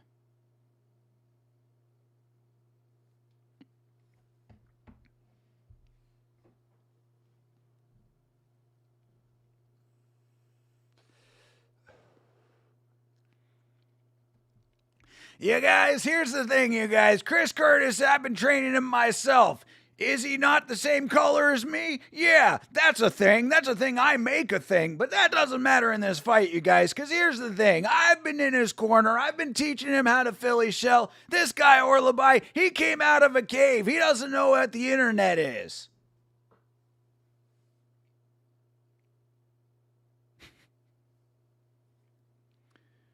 My favorite artist is Tom of Finland. I don't know if I know Tom of Finland. Chris and Sean have an odd relationship, the oddest relationship. Anybody who is a friend of Sean Strickland is a very odd person to me. Sean Strickland is not a person that I would willingly interact with. That's the thing, this is what I think I'm very different than a lot of fight fans on. If I saw Sean Strickland in person, in public, I would walk the other way. I have no interest in interacting with that guy. A lot of people would be like, oh, starstruck. Oh, he's a fighter. Oh my God. It's like, I could give a fuck less. He is an annoying asshole is what he is. I don't care if he fights or not. Tom of Finland is the guy who draws those massive muscle men in uniform or leather with big bulges kissing and hugging in the 80s and 90s. All right. Well, I can understand why you like him so much. Let's see. What's his name? Tom of Finland? Okay. Let's see what some of his... Oh, all right. I do not think that I'm not familiar with his artwork, but I certainly I certainly got the impression of what you were talking about very quickly. All right, fight is underway. Yema knows he would be begging for an autograph if he saw Ray the Eight. Who the fuck? Dude, I don't know what you're talking about. Hardly ever, it feels like. Ray the Asian? What the fuck is that? Michael, what up, brother? The Silent Assassin is here. That's a plus 850 for Curtis knockout. Looks fun, just maybe. Yeah, that's a big old maybe, brother. That's a big old maybe. And Miktabek Orlabai is about as goated as they come. He has too much aura to be knocked out by crybaby Chris Curtis. But at a plus 850, you do you, my man. Appreciate you either way. Shout out to Michael.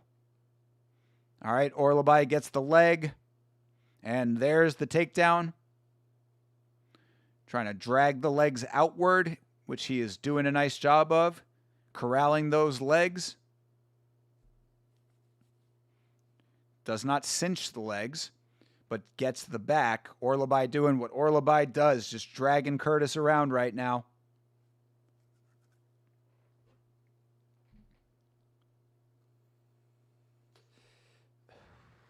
Nice dump. Nice dump by Orlabai there.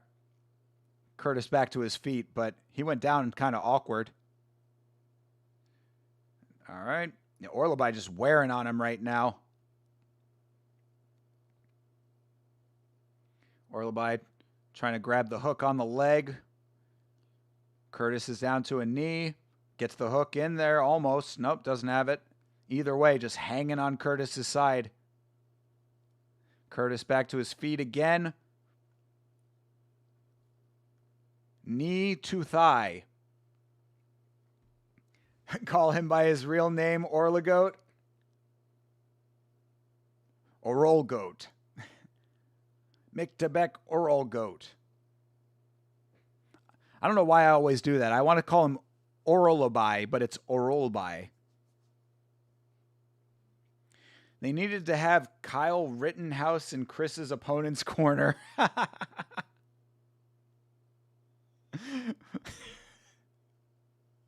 Okay.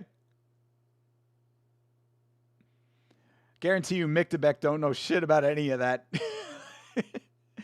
Mictebek ain't paying attention to American politics like that.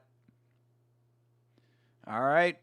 Mictebek just hanging off of him, bro. Mictebek working his way up the back. Again on the side. Again on the side.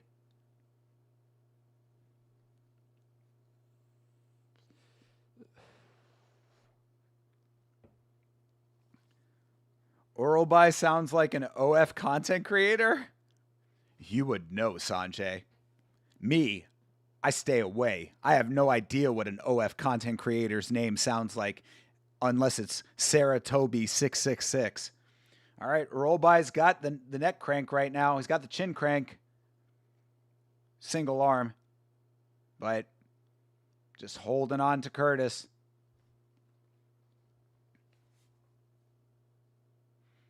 Side mount.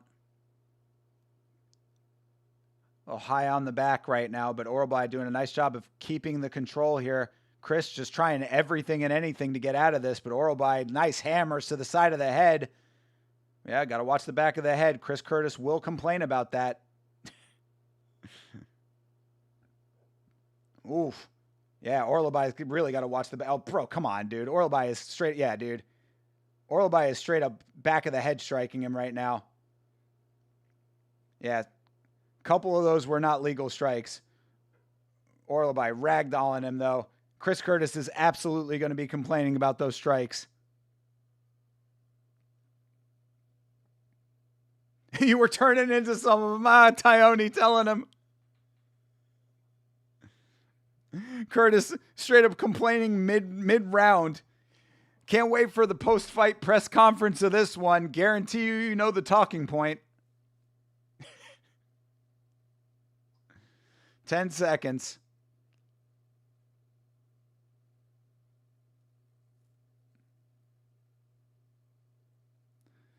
All right, round one complete. Curtis is going to get up and get right into his face. There it is.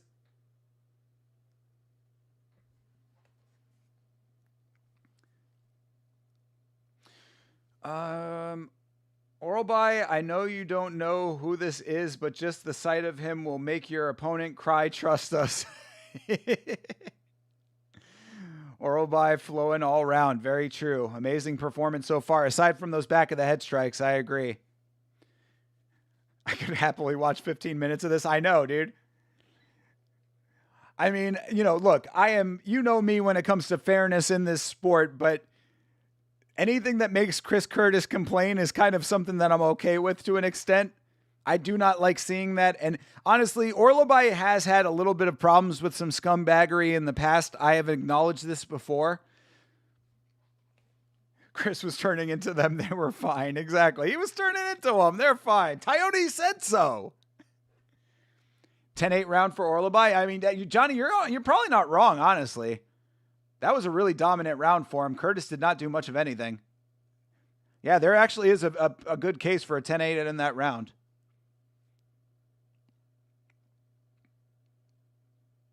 Let's see what happens in this second round. 5 seconds in.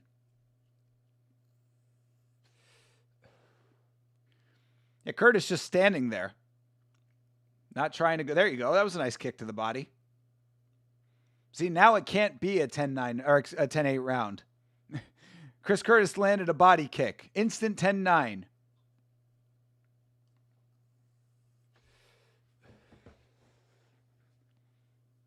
All right. Orolbai shoots, does not get the shot. Going back to the single leg. Curtis defending decently here.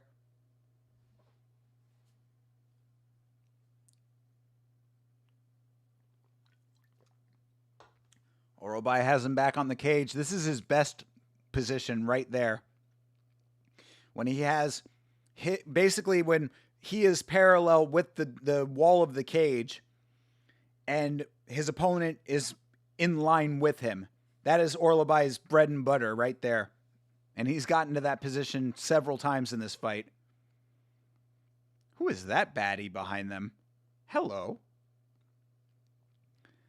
I'm usually not a fan of short hair, but I'm liking the look over here.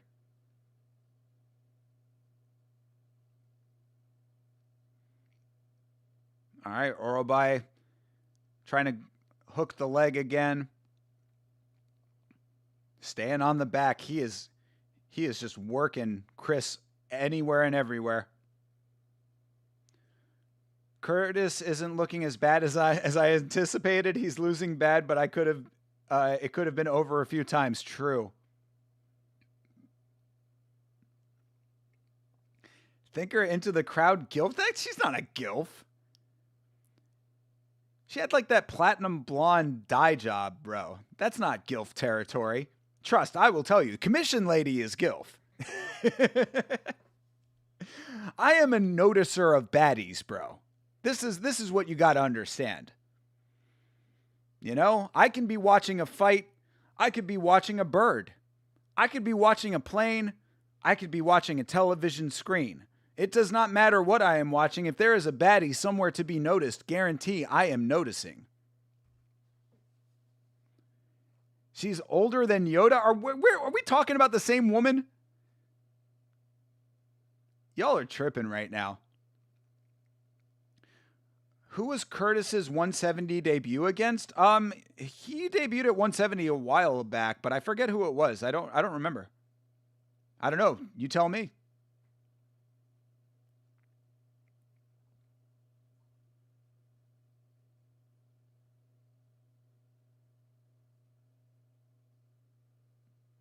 She's at least, what are you talking about? 55? She looks maybe in her 40s. And looking good for in her 40s.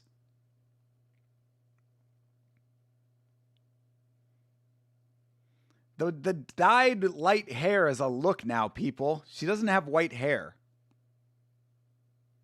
Thinker is a noticer, just the baddie kind. Yes, definitely that.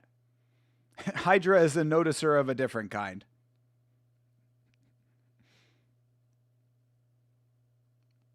You and Chairway should link up, Hydra. You probably have some conversations.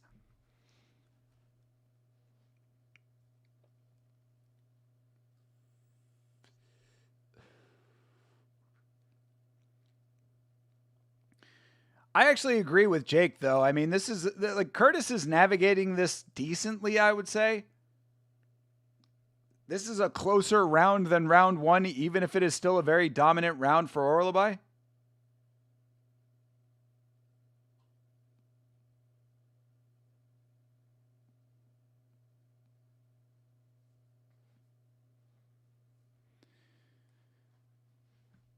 Chairway is the kind where it's anti-people and pro-mustache man. I just noticed some stuff. Fair enough. Yo, shout out Burger King for finally upgrading the French fries. Did they really? What did they do to the fries? They finally got away from the disgusting, terrible fries that they've had for so many years when they used to have the greatest fries in all of fast food. Your boy is old enough to remember. We have talked about this on stream before. Your boy is old enough to remember when Burger King fries were the greatest of French fries on the market, and that is not an exaggeration. Burger King used to have the most goated French fries of all time. They changed the formula to absolute shit. Didn't Burger King upgrade their whole burger? Yes, they made some minor improvements to the Whopper in response to the Big Arch. The Big Arch burger, which does not look appetizing to me at all. I looked at, I've seen, I am aware of the burger wars,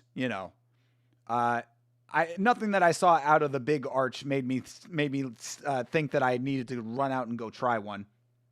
But yes, they apparently changed the mayonnaise on the Whopper and like added some other shit or something. Bigger tomatoes, I don't know. They're miles better than they were now. Way crispier. Okay. All they needed to do was just go back to the original formula. I mean, shit, dude. They already had the recipe. There's a single guy who works at the BK near me who loves Snapchatting high schoolers and puts so much salt on the fries when he works, it's inedible, and he works every day. I don't like anything that you just said, Hydra. Like, every part of that sentence is questionable at best and really bad at worst. BK had great fries back in the day, they did. They used to have the best French fries. The Big Arch is like $12. Yeah, well, everything's expensive now. That doesn't surprise me, sadly. All right, let's see if Chris Curtis can turn this around in round 3. You worked at BK in college? I also used to work at Burger King myself. That's right, little known fact. I don't think I've ever talked about that on stream before. Yeah, I worked at Burger King for a brief amount of time. It was as bad as I thought it was going to be. Big Arch isn't good from what I hear. I mean, I'm sure it's a McDonald's hamburger.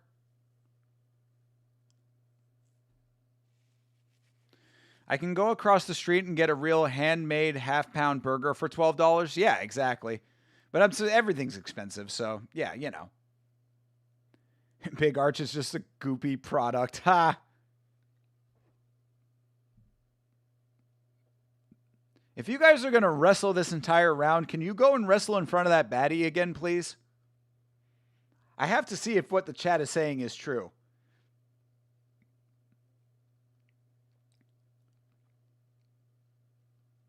When he snaps high schoolers, he sends them shotgunning.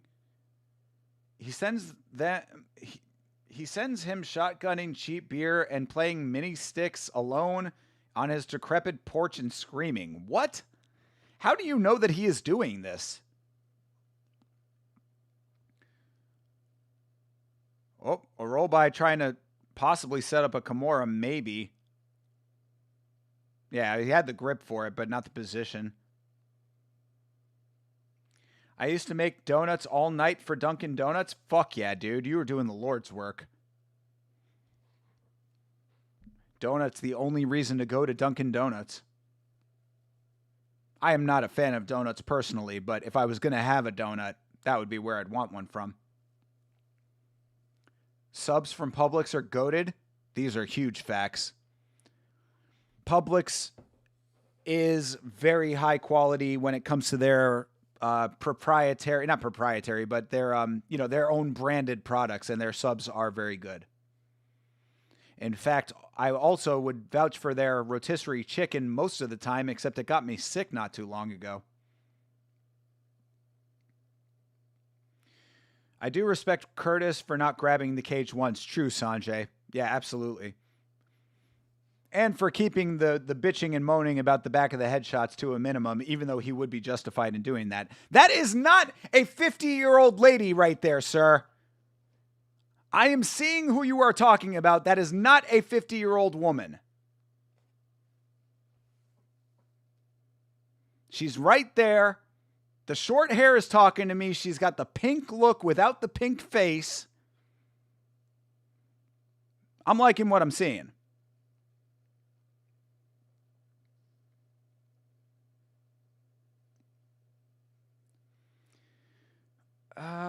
He did it to me when I was in high school. Same with all my friends. Like, did you guys report him to the police? Because, I mean, that just seems like questionable behavior. I feel like Orlabai could genuinely break Curtis in prison and use him for play. Jesus, Jake. Yikes.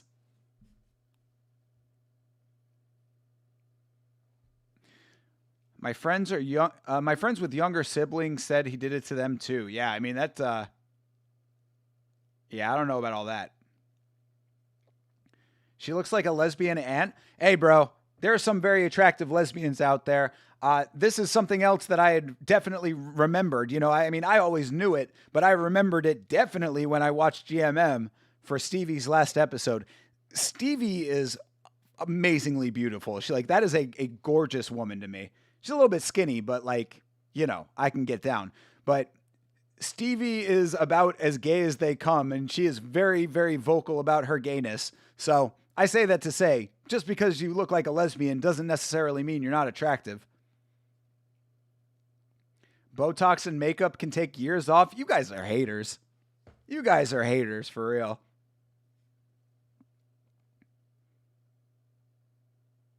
Come on, Chris, you got 3 seconds left. All right, Orlabai takes the thing to decision. Kind of turned into a little bit of a boring fight there at the end, but still retains his aura, even with the back of the head strikes, which I do not appreciate. I mean, he wasn't doing anything creepy and never asked anyone to come over or anything. I also think he's differently abled. Oh, okay. All right, well... Still, I don't know. That just seems a little bit off. But I guess if he's not harming anyone, then fine. You know, I'm not necessarily one for like preventative intervention. If he's not doing anything wrong, that's a libertarian philosophy. But still, I just get, I definitely get like bad vibes from what at least the way you're describing it. Just wanted to show people his awesome mini sticks highlights and some shotgunning skill. All right, hey, fair enough. Fair enough. I can give you that. Okay, she's 49. She is maybe in her early 40s, I would say. And as your boy gets older, I the age range has to shift for me as well. So differently abled, true. I appreciate you saying it that way, though.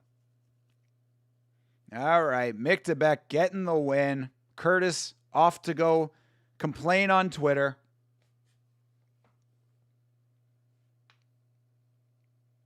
Differently abled is crazy. I mean, I think it's a somewhat respectful term.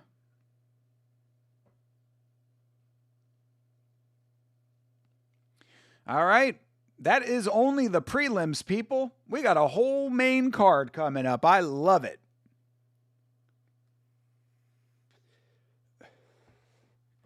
Yeah, this card has been great so far, man. What a good event we got going on. Let's hope that the main card can live up to this.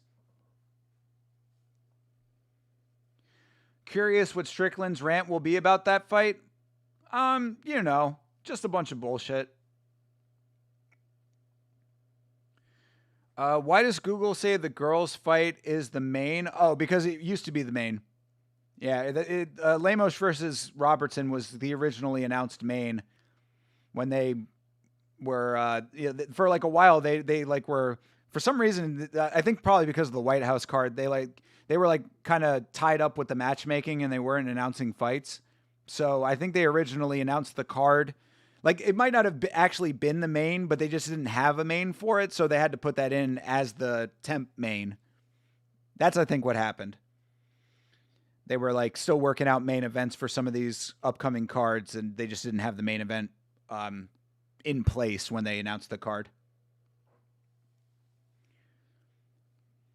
45-minute intermission, basically? Probably not, bro. I mean, that was a decision in the last fight there, and we're going right to the main card graphic here. Usually if it's going to be a long intermission, they'll cut to the studio.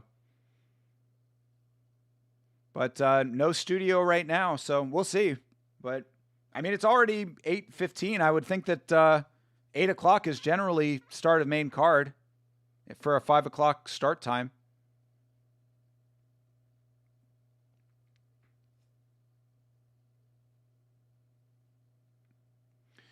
Awesome card so far. Too bad about Concrete. Only shitty part so far. I agree.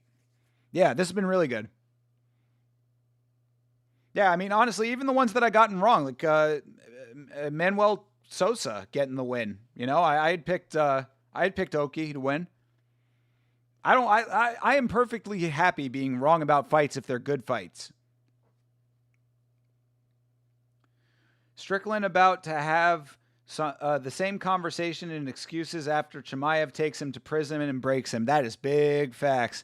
Definitely true. Strickland is going to come into that fight with all of his normal, we're going to go to war bullshit, and he's going to get cuddled like everybody else, held down, ricocheted, fucking ragdolled all over the place, staring up at the ceiling, staring up at the referee with his hands out like this. What are you going to do for me, ref? And then he's going to complain about it afterwards like an asshole. Why you give Sean Strick? Where is Nasruddin Imavov?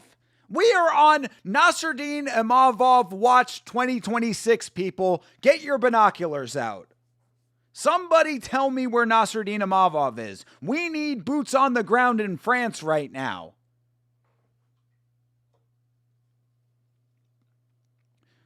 I thought they always start the main at 6 p.m. PST. I don't think so.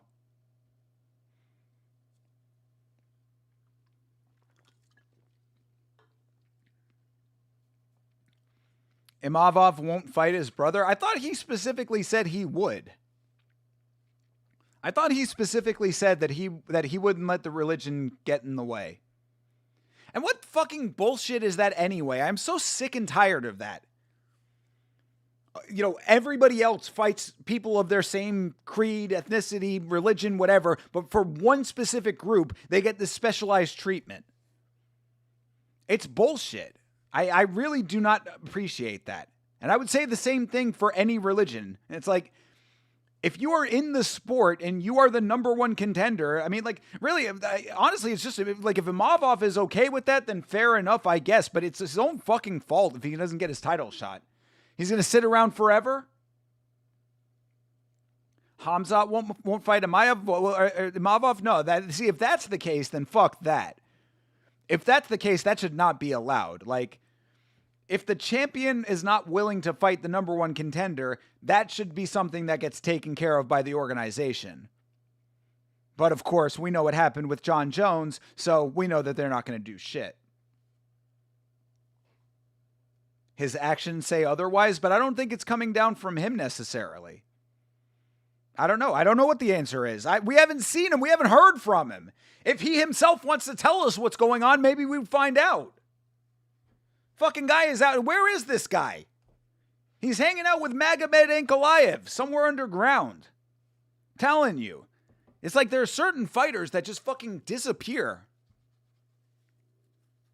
You know? Magomed Ankalaev is one of those guys. Fucking loses the belt and never to be heard from again. Two of them playing pinochle somewhere in a bunker.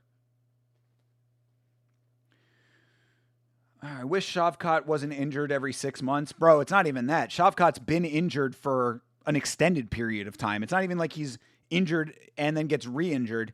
Even like Shavkat was injured and then re-injured himself during the first injury. Like, here's the lifespan of one injury, and the second injury was there. You know what I'm saying? Like, this is the lifespan, and then the second injury happened like halfway through it. Real bad. Real bad. Shavkat is becoming a big what if in this sport. I've talked about it before, and I hate it.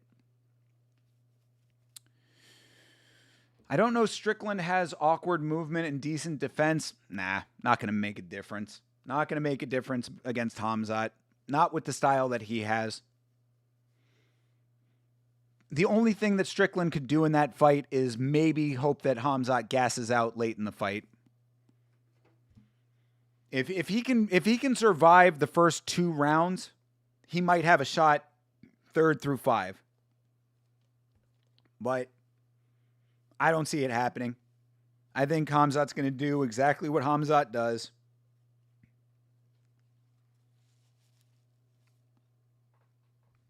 Different rules for them? Well, there shouldn't be. Some religions are open to criticism in the United States and others aren't. Well, don't I know it? Yeah, that's becoming more and more apparent every day. It's Imavov's fault for not wanting to fight Khamzat because he's a Muslim and Muslims don't fight each other. We were just talking about that, Johnny. I mean, if Khamzat is saying that, then that's wrong, but Imavov specifically said that he wasn't going to play that game. So I don't know if that's actually the truth or not. We don't know because we don't know where he is. He has not talked to us in a while. How is that even allowed exactly, Jeremy? It's absolutely ridiculous. It is absolutely ridiculous that there is one group of people that just decide that they don't fight each other with some arbitrary reasoning. Imavov said he will, but Khamzat said he won't fight his brother. Well, if you have the belt, that should not matter. If you have the belt, that should not matter. If the guy underneath you wants to challenge for it and you have the belt, you need to be able to fight anybody. And just denying it because of religion, like the organization should step in on that one. Again, I say that for any religion, any reason. Anything that divides people arbitrarily, again, this is an arbitrary division right here. Anything that divides people arbitrarily should be completely disregarded when it comes to your standing in fighting in this sport. This is a single person sport. You are the arbiter of your own future here. And as a champion, you need to defend the belt. It should be commonplace. It should be exactly as intended.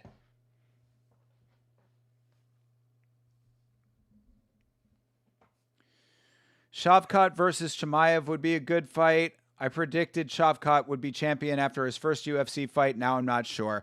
I also said that Shavkat would be champion, but I mean, dude, the guy's injured. What are you gonna do? Shavkat would probably be in winter of 2028.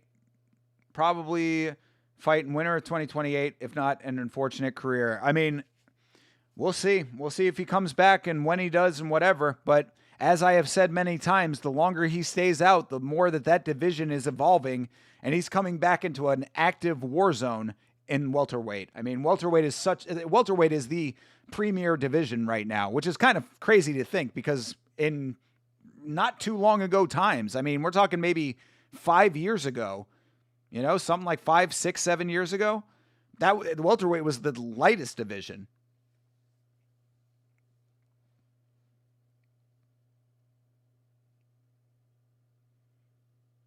Oh, hell yeah. Charles Johnson coming out to shake your tail feather. Charles Johnson with the goated walkout music. Let's go. Charles Johnson walking out to a banger right now. I thought that was what it was.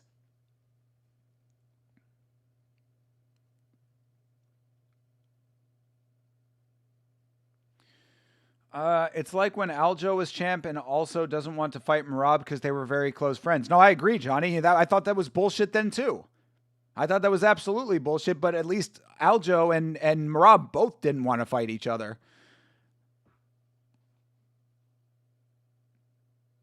That's the whole thing. That's what I'm saying. I don't know if both of them don't want to do it or if it's just one of them or whatever, but if it's just one of them and it's the guy who has the belt, then that's not a good enough reason to me.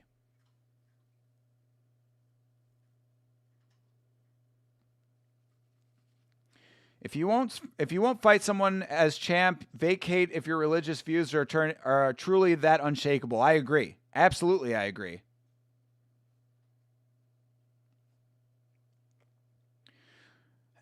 Aljo left and lost to O'Malley, so that's irrelevant. I mean, it wasn't irrelevant when he had the belt, though. Welterweight evolved so much since he left. It looked so easy for him to run through. Not anymore. Yeah, big facts. Got Michael Morales in there now. Ian Gary in there now. I mean, obviously he beat him already, but you know what I'm talking about. That's a murderer's row. Carlos Prates. Welterweight is the deepest division at the moment by far. I agree. Yeah, like I was saying, I mean, only less than a decade ago, it was one of the lightest divisions there was. Jorge Masvidal was at the top of the division. That should tell you something. Colby Covington was legitimately a title contender at one time. That should definitely tell you something. Leon Edwards was a champion of that division. That should tell you something.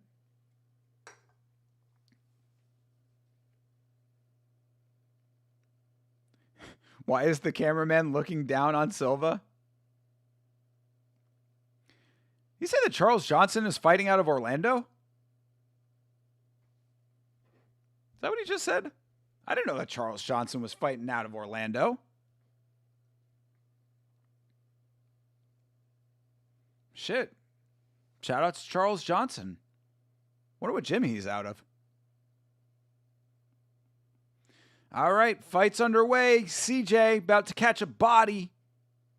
He's just a baby. Yeah, exactly. That's why he was towering over him, because he's tiny. Johnson fighting out of Disneyland. Let's go. Hydra, get it right. It's Disney World, brother. Come on. WDW, my friend. Disneyland is in California. These are rookie mistakes. Did he do his hair like that on purpose? Yes, Jeremy Hall. That is absolutely on purpose. That is a definite choice. That hair does not happen by accident. Was it a good choice? You be the judge.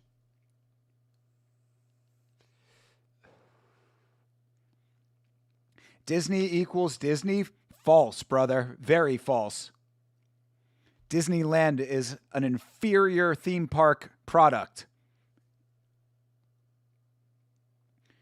Is Sherman Hemsley this guy's spirit animal?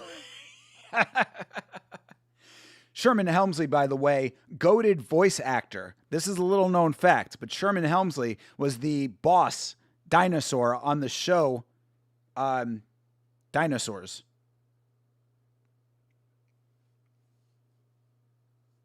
Great show.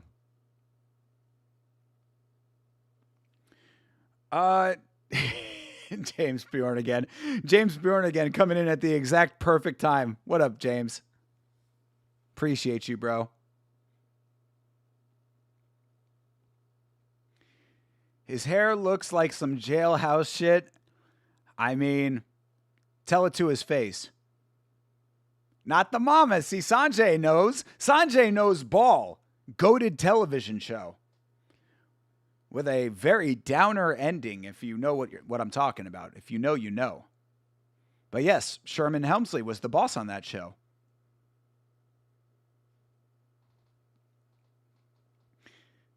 He looks like a villain from an old school kung fu movie. Hell yeah. That tracks.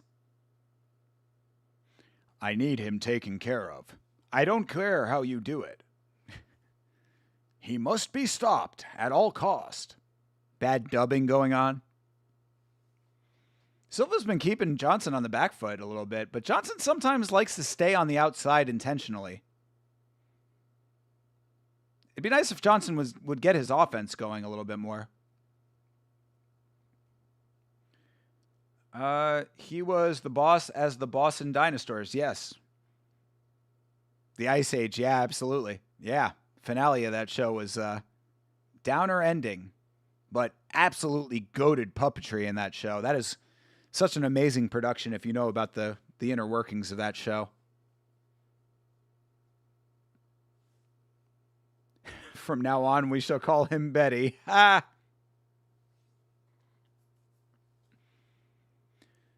Johnson speaking proper English, then dubbed over in weird English like every other character. Yes, that Hydra really knowing ball on that one.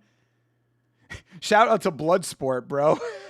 A little preview of the review we're going to be doing. That is the biggest thing that always sticks out when I watch Bloodsport. I'm like, why did they dub this entire movie? It's so weird and so noticeable. Silva's back knee glistening in the sweat. Oh, is Silva on back watch? I didn't even notice. Ooh, you ain't kidding. You ain't kidding. Yeah, Backwatch 2026. Silva, you are noticed. You are on notice. Nice uppercut for Silva.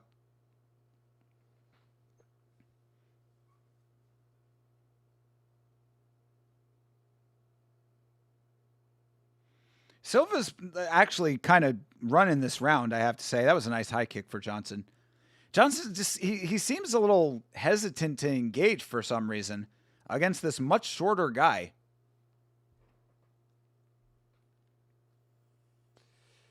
Nice body kick for Silva.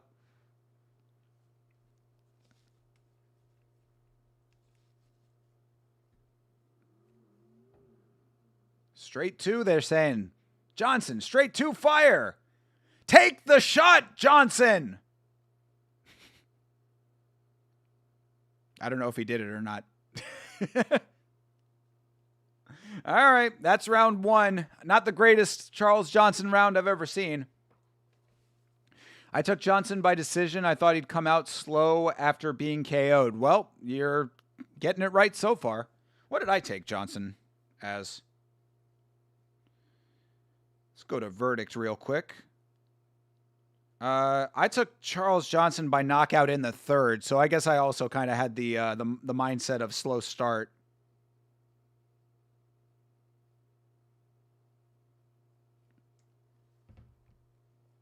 He's afraid of getting knocked out again by fucking Bruno Silva? That's who you're worried about getting knocked out by? Shout out to Bleeding Edge, by the way. That's the homie. I appreciate you, bro. I appreciate you keeping us up on the screen while you're out there saving lives. Or you could be on your day off, just chilling, just doing anything and everything else. But I'm still with you, always. When you are a member of the Blood Palm, we are inextricably linked by the connection por la sangre.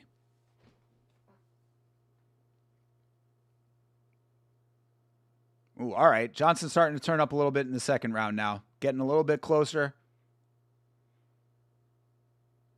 I like that stabbing front kick that Johnson does. He just is, he really is on the outside, though. It's like he's not pushing forward at all. But that is kind of his MO. He sometimes does that. That's also how he knocked out Lonnie, by the way, if you recall.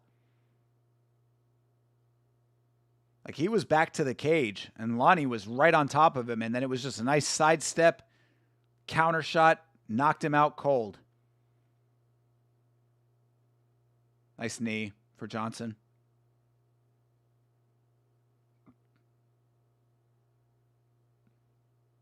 Ooh. That front kick was nice for Bruno. Looked like he might have hurt Johnson for a second, but I think he was just adjusting position.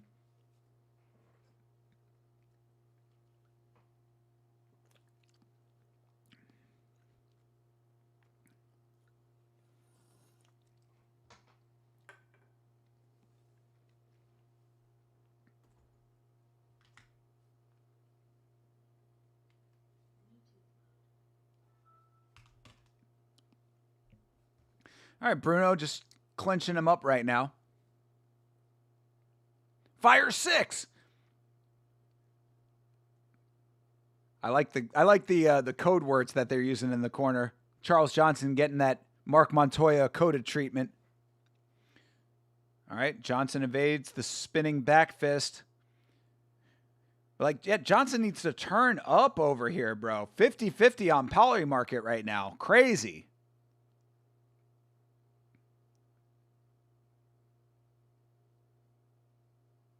Oh, yeah, nut shot. Yeah, I saw that one. Right in the goads. Charles Johnson shaking the cup like Kaio. That was kind of off the cup. All right, they are back at it.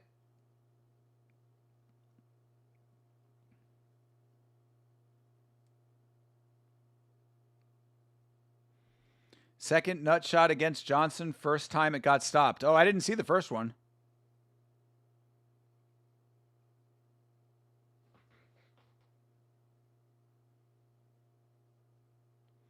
All right. Johnson trying to work the wrestling here. Turning out. Nice. Yeah, trying to take down Charles Johnson is a hard task to accomplish for sure. He's just not doing enough, I think, is the problem. Mario Bautista Stan number 3. My man. Good to see you again, brother. I've never known a Mario Bautista Stan. I shudder to think that you've been getting all of your accounts banned, but I'm glad that you are here. Who do you have in this fight? I've got Charles Johnson in this fight, but as of right now, he's not looking great. He's not looking great. Hopefully round 3 he can come back and get the knockout that I anticipated.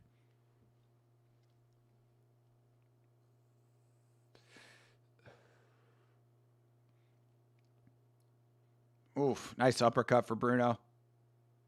We love Charles Johnson, exactly. I mean, I'd like to see him actually win this fight, though. He's really... It feels like he's like fighting at like half capacity or something right now. Bruno doing a nice job, landing some shots in close range. And Bruno is bleeding out the nose, though, a little bit. His nose is red like Rudolph.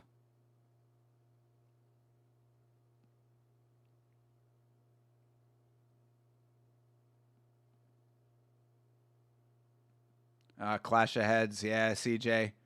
Wincing, both of them. Yeah. Yeah, that was an unfortunate head clash.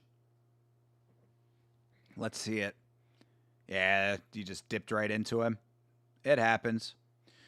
Bruno hasn't landed like any damage all fight. I've got Charles up 2. I don't know about that, bro. I don't know about that. Charles hasn't been landing damage either. Bruno's been pushing the pace the entire fight.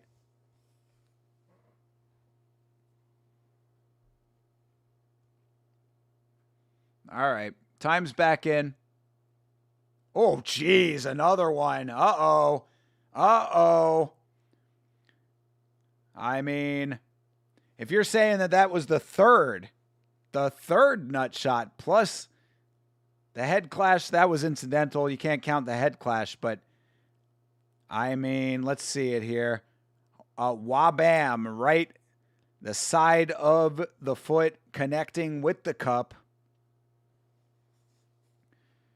Feel like Johnson's winning this round at least. I mean, hard to say, bro. Yeah, I'm kind of going with Hydra on this one. I mean, with Sigma on this one.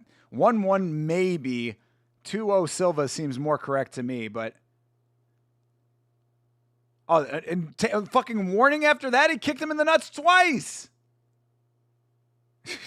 Bro, this sport is a joke. Not the sport, the fucking oversight, bro. 2 nut shots and no point.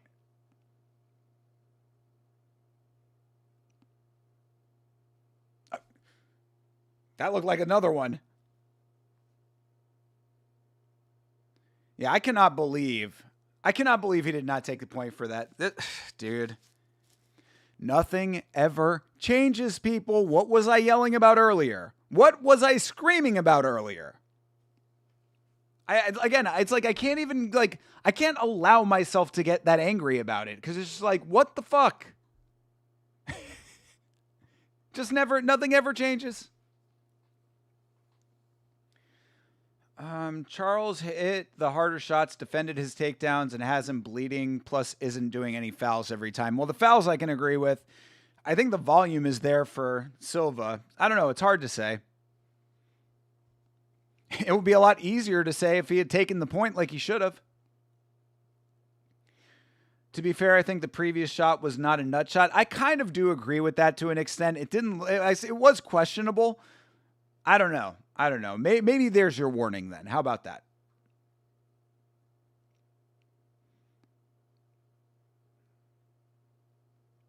Yeah, 2 times in a round, no point is insane. Please kick Johnson in the balls again and give us a Cody incident. There is nothing like that fight. Good Lord. That fight was something else.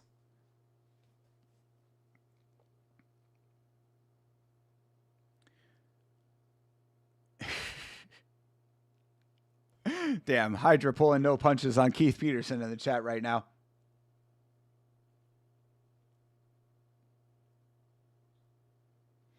I mean, the first one, though, was questionable as to whether or not it was a nut shot. I think that's why I'm a little bit more okay with it now, thinking about it a little bit deeper. Exactly. That's my purse. I don't know you.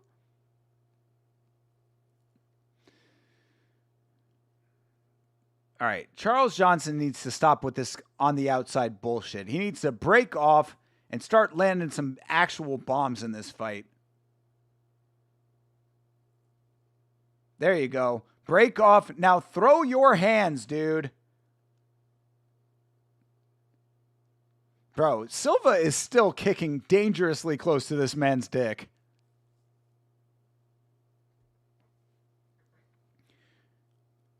Cody winning in the big 2-6, by the way. I know, bro. Trust.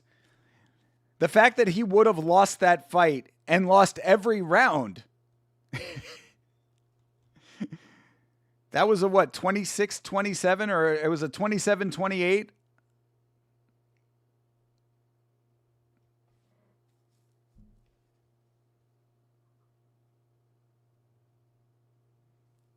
Potentially losing every round.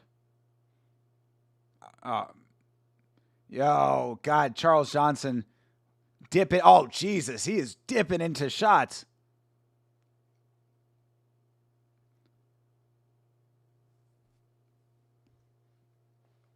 You're incredibly biased against Silva, especially for the backwatch. True. Cody did lose every round. He still should have lost. I mean, you can't knee your opponent in the nuts 5 times in a fight and win the fight. Should have been a disqualification is what should have happened. If you recall, and what I said on the podcast that I don't think was talked about enough, is that after the second point deduction, after the first point deduction, before the second point deduction, Zhao Long kneed him in the nuts 3 times.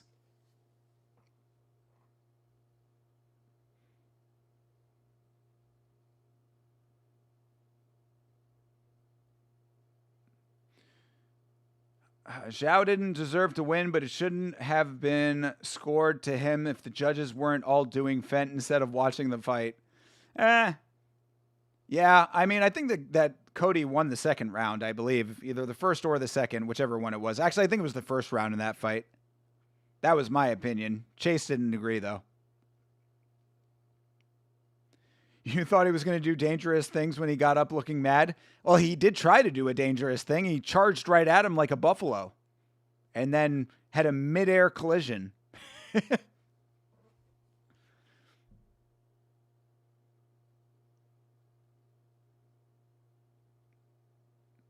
Ooh, nice knee for Johnson. Joe, Johnson, come on, bro. You can do this now. You are right where you need to be. Stop backing up. Stop backing up.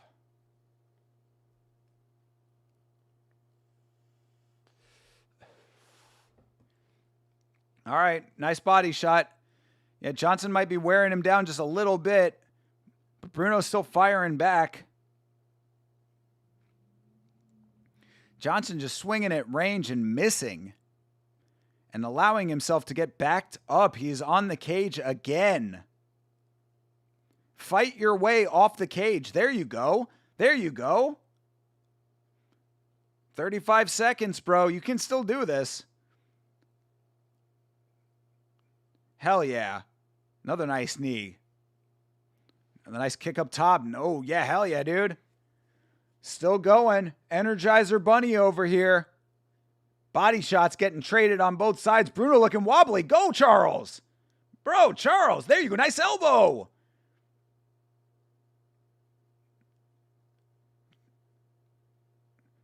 Wow. Yeah, damn. These guys are throwing at the very end here. All right. It goes to decision. We will see what these judges have to say. Hard to call, man. I don't know, though. I don't know. I'm thinking 2-1 Silva.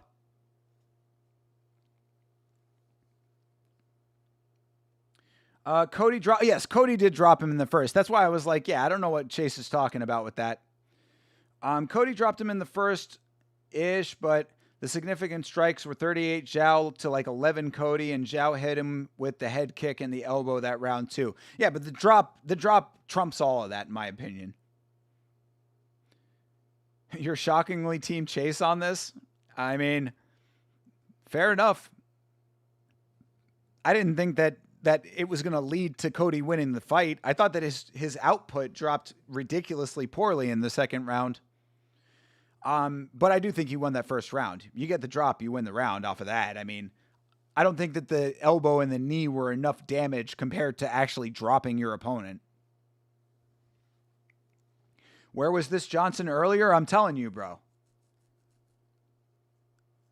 It hurts my feelings that was how he fought in that fight. Johnson 29-28. It's going to be a tall order, my friend. Drop doesn't outscore a 4-time striking difference. I mean, it can. It can, depending on the volume of the strikes. If you're saying it was what? You said it was like 38-11. I mean, that is definitely a big differential, but I don't know. I mean, look, I watched the fight twice. That's what I thought about it. Also, Zhao popped right back up after the drop wasn't even really down. I mean, it wasn't like a clean drop. Split decision. 30-27.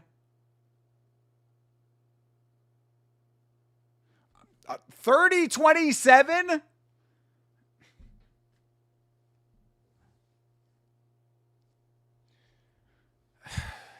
I mean, guys, that was a 30-27 fight to you guys? I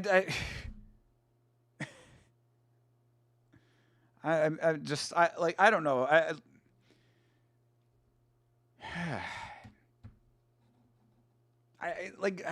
don't know what even to say about this shit. I don't know what, again, I can't let myself get worked up about it because what's the fucking point? 30-27 in that fight.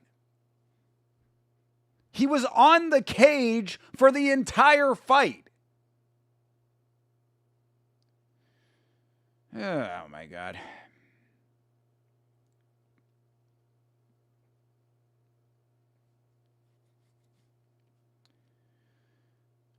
Silva didn't do shit all fight other than clinch. 30-27 isn't the worst we've seen.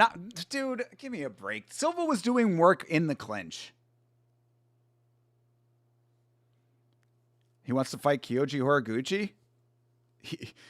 Charles Johnson would get made into mincemeat. He would be turned into a bento box by Kyoji Horiguchi.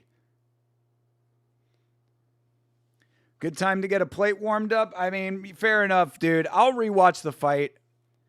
I can't believe. I mean, like, he was active enough in the clinch. And Charles wasn't doing anything in the clinch otherwise.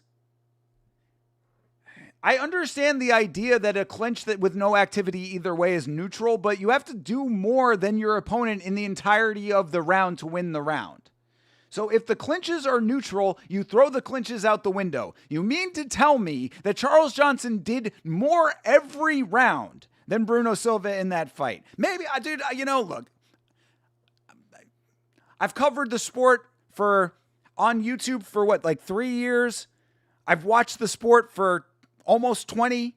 Maybe I just don't know what I'm watching. Maybe that's it. I just have no idea. I don't know how this sport works, I guess. I mean, this just seems so fucking outlandishly ridiculous that I cannot imagine how any of this tracks. 29-28, I guess I could see. I, again, will rewatch the fight. But a 30-27 just seems absolutely ridiculous. And a 30-27 in a split. Shout out to CTE. CTE coming in with the big facts on that one, saying if it's a 30-27 and a split decision, somebody was fucking wrong.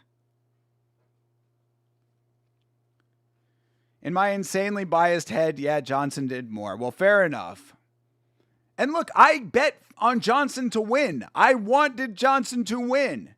But I have to respect the sanctity of the sport first. It's another thing I don't like about some fans, and I'm not talking about you, Hydra, or anybody specifically, but like, I don't like this. This actually more applies to like basketball fans, it would seem, because I know a lot of basketball fans that feel this way, but it's like they take allegiance to the team over the love of the sport to begin with. And I think that that does extend to fighters too, where it's like, I don't care about individual fighters all that much. There are fighters that I like. There are fighters that I dislike. What I like is the sport of mixed martial arts. I enjoy watching people fight each other. So I want the sport to be as fairly adjudicated and overseen as possible to make the fights as clean as possible and thus the most fair version of competition that it can be. That's what I want. So I never go into this over-biased territory for any fighter that I like or dislike. I like fighting. I have no interest in any of these individual people aside from, you know, the things outside of the cage. When it comes to the fighting, I care about the fighting. So you would think that people would want the sport to be as fair as possible for that reason. But people get these weird parasocial relationships in their head where it's like, oh, that's my buddy. It's like, bro, Charles Johnson does not know you, bro. Again, not speaking to any individual person, not talking to you, Hydra, of course. Oh my God. It's amazing how much this card is getting me frustrated considering how good it is. like I'm loving this card. This is a great card, but like there's just so much fuckery. There's so much fuckery in the one place where there should be the least fuckery. The state of Nevada. It really seems like you're talking to you. No, I am not talking to you, Hydra. I swear. I promise I'm not. I'm really serious about that. I'm not trying to say that about you. Even if it's true, I wasn't trying to say it about you. I'm not saying it was true.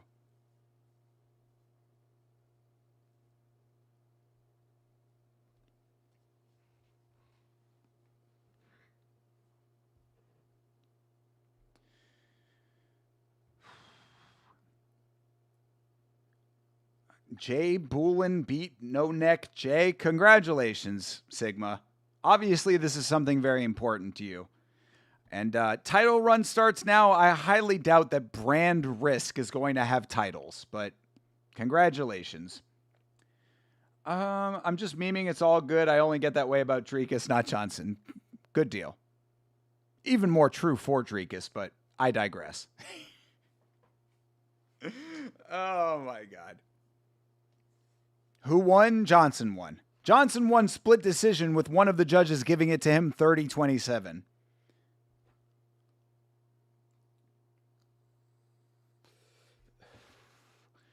They do have belts. I mean, even if they have belts, they don't have belts. Like, I could have a Yama belt right now. What does that mean? Hydra has the Yama belt. Hydra is the Yama champion.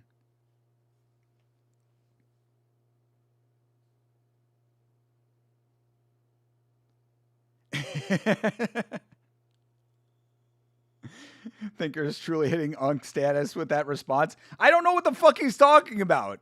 I mean, I know that I obviously I get the context. I know that there's the Brand Risk fight thing going on. I could not care less about it. I don't know who these people are.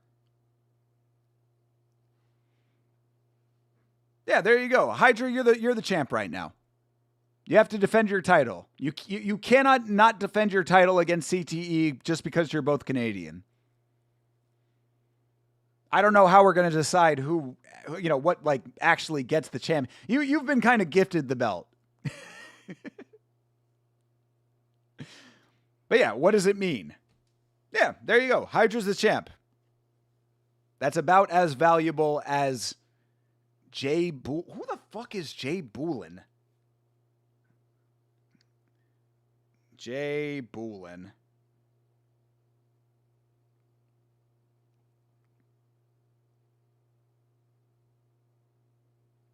He's a heavy set guy.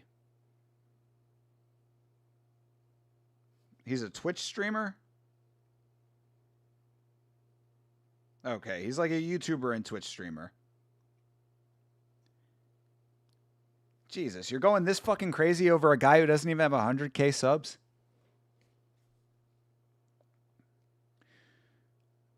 TJF is watching Brand Risk right now? Well, all right, well, go hang out in his chat then.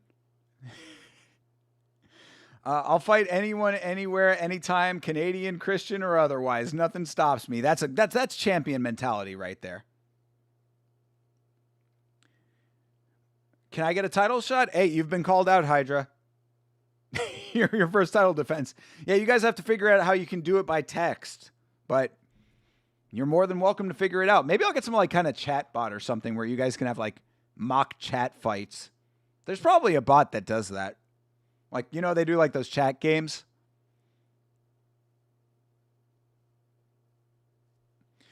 All right. Iwan Kutelaba versus Umar C.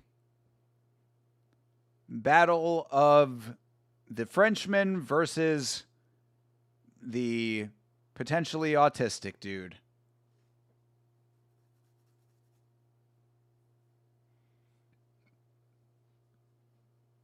Yeah, you guys can fight it out on UFC 5. There you go.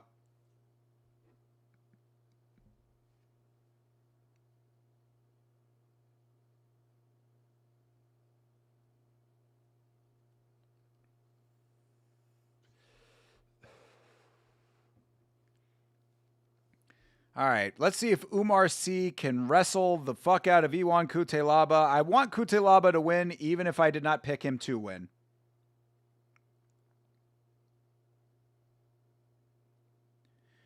Asplin lost, though? Yes, Asplin did lose, unfortunately.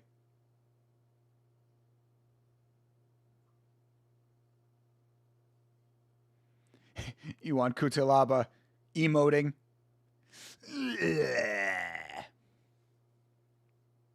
Kutelaba should win. I mean, he should, but that's the thing. He always should win. He always should win. Then he goes on to do some goofy shit and sometimes loses terribly. He is betting poison. I would never... I would put my money on an Angela Hill fight before I would put it on an Iwan Kutelaba fight. You've got Umar by decision. I think I also took that.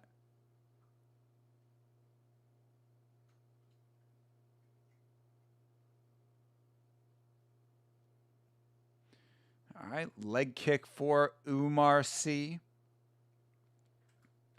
C loses confidence when his opponent actually fights back.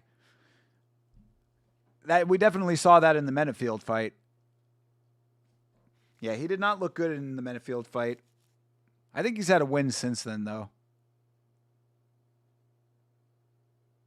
Ooh, nice front kick for Kutelaba. Holy shit. Hit him right on the chin. Hit him with that Michael Chandler, Tony Ferguson kick. Oof, snapping inside kick for C. Nice clubbing shot for Kutelaba. All right. Kutelaba gets close, clinches up, trying for the trip. C is a pretty good wrestler, though.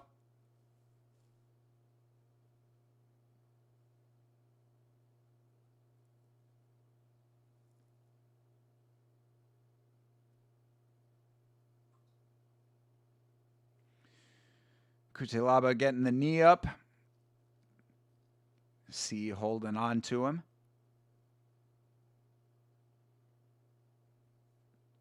C reverses the clinch position. Nice trip for Kutelaba.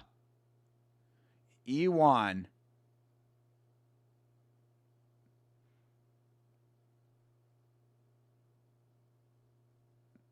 See what C can do off of his back.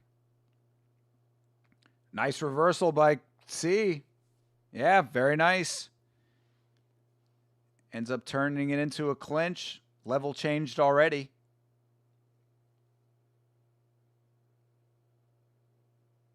Nice. Very nice work for C. But Iwan switching it up again. The big Labo round 1 knockout in the books. All right, dude. Good luck.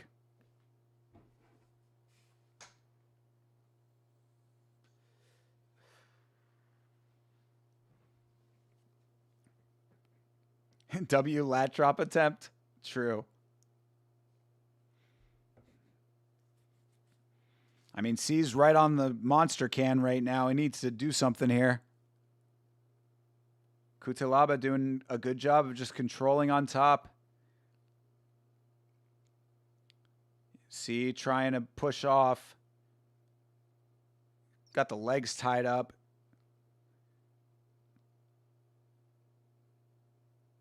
Cutelaba landed some nice shots from the top here.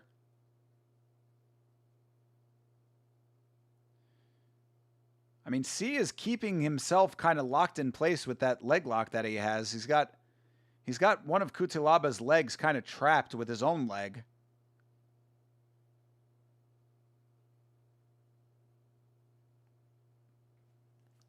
I understand that that's to keep Cutelaba from mounting him, but still, it kind of neutralizes his own ability to get up. There you go.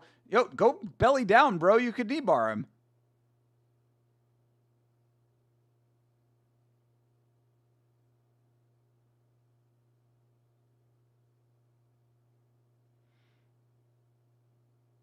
All right. Cutelaba gets himself untangled and does end up trying to mount, but Umar C rolls to his side. It's a good round for Cutelaba right now.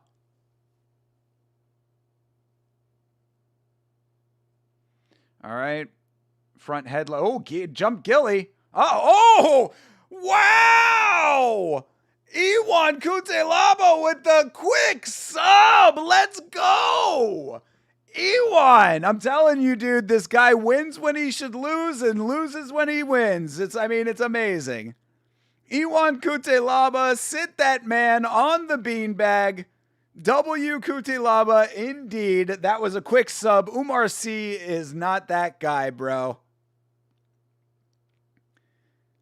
Yeah, nice. That really was a very nice guillotine maneuver there. Starts from top down, pulls guard on it, and then the transition. Look at the transition. Boom, rolls himself to stomach, and it is just a wrap. Very nice. Cash Patel? No fucking way, dude. Umar C just sucks. Someone investigate that fight? Why? Why would you investigate that fight, CTE? Explain your reasoning. C's a quitter? I mean, dude, this is what I'm talking about. Like, Umar C is just, you're kind of cooking on that one, Sigma, when you were saying that he just kind of gives up. Combat Sambo base is no joke. Jeremy Hall, you know it.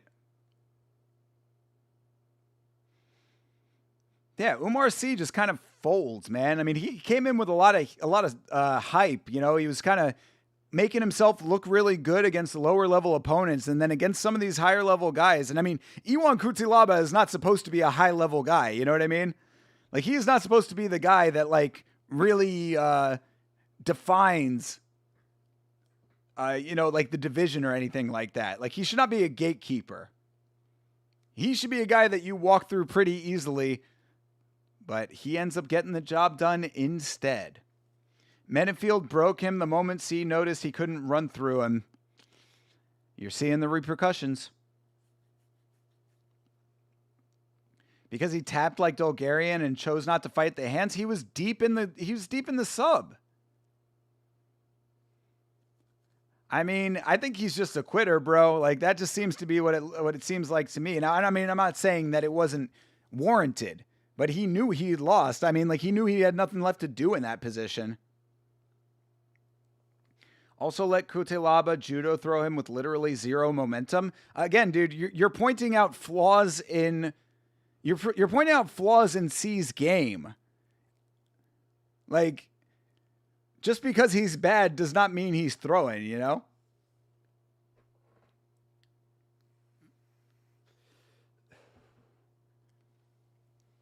Plus no irregular line movement. So the point may be not valid. I don't know about that actually, though. Is there something on Twitter? Somebody check Twitter. Was there some kind of crazy line movement on Cutelaba round 1 submission? Imagine being so bad you've got the only jiu-jitsu guy thinking you must have thrown the fight. I mean, kind of true, right? Yeah, now I am kind of kicking myself on this one because I did, I mean, if you go back on the podcast, you did hear me say that I do not have a lot of faith in C, but I had less faith in Cutelaba. So I'll take the L on that one.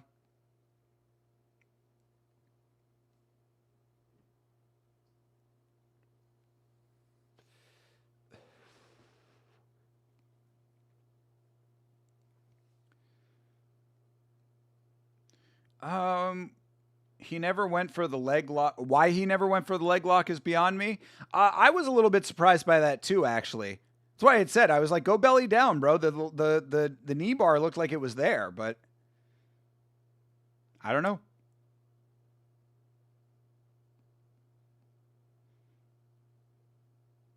Low fight IQ, low confidence in actually pulling off the maneuver, or at Kapish Patel. I mean, could be.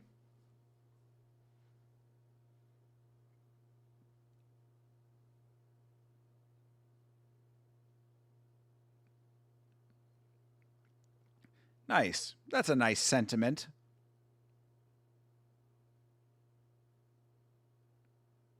He's ready. He wants to fight again quick. Iwan Cutelaba, quick turnaround. Why not? Why not give the guy quick turnaround? He wants to fight again in April.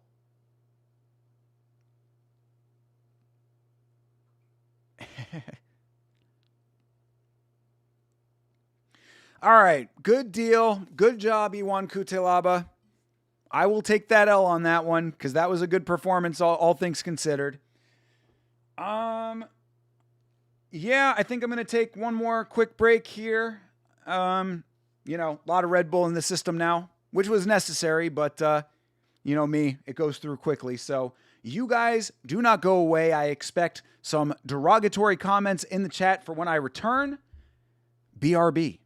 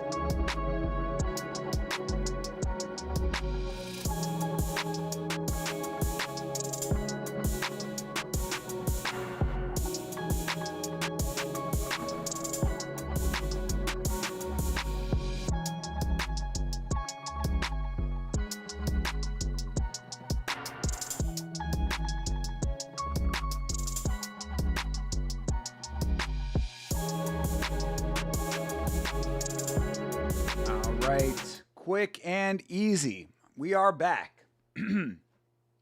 Just in time to see Harry Hardwick shadowboxing backstage. Another goon break already. He's horned up tonight. Well, I don't know if you knew this, Hydra, but my moniker for my EDM project is actually Turbo Goon. So when you hear my banger glitch pop EDM, you'll know the name Turbo Goon, aka Thinker St. James, aka Big King $. Rahiki KO, abso-fucking-lutely, dude. Rahiki's the man, dude.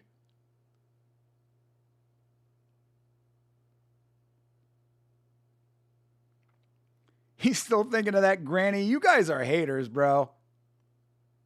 I do not understand the hatred right now on that lady who looks like she could be in her early 40s at latest. And as I said, looked as good as Pink in the style with a cuter face than Pink has. Aljo and Marab, the best bantams in the world? That tracks. Piotr Jan might not think so.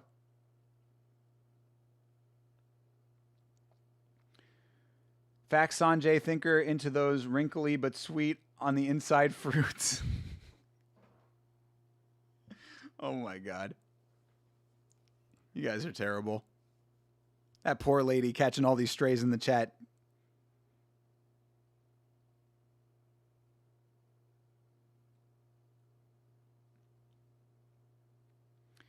Yeah, what about Pyotr, bro? Pyotr Jan just made your goat look rather sheepish. Also, one more time, dude. The Mariquitas. I don't know if you can get these outside of Florida. I don't know. Maybe they're in the southeast, but if you have not had the Mariquitas, these are my favorite plantains right here. These are the crispy potato chip-like plantains, and they are delicious.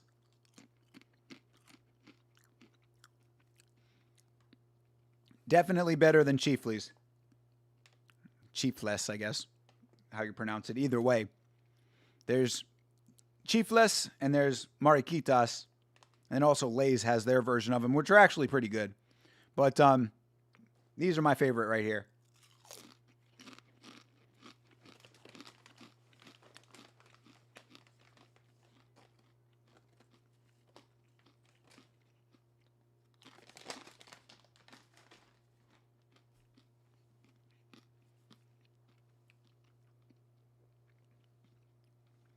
Merab is higher than Jan all time.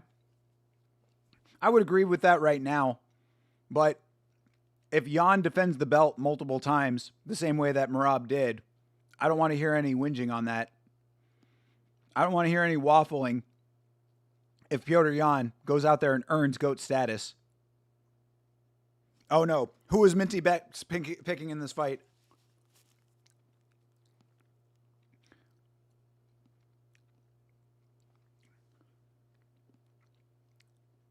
Bro, please, Minty Betts, do not pick Vallejos.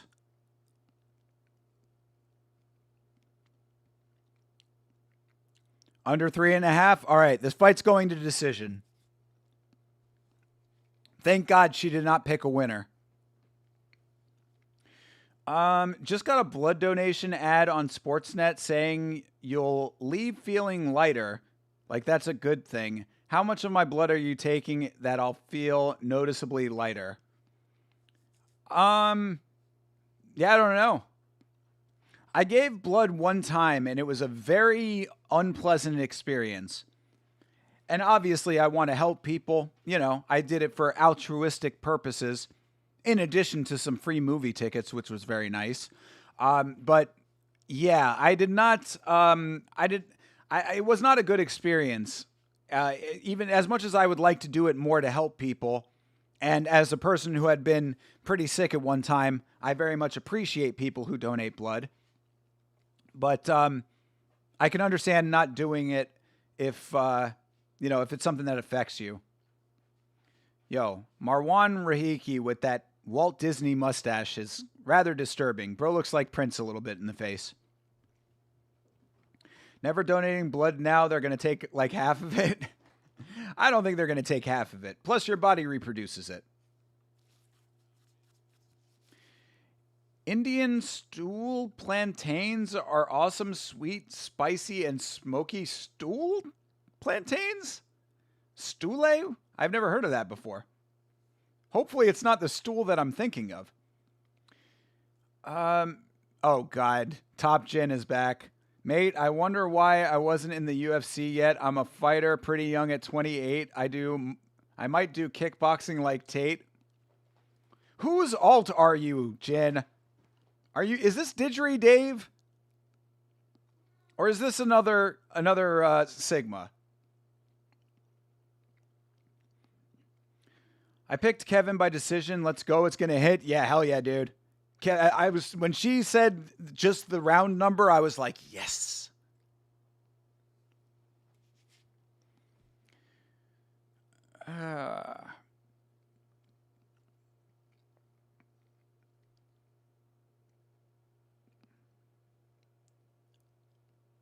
Oh, Indian style. Got you, Sanjay. Okay. I didn't know that Indians had their own versions of plantains. I like it. I'm down with that.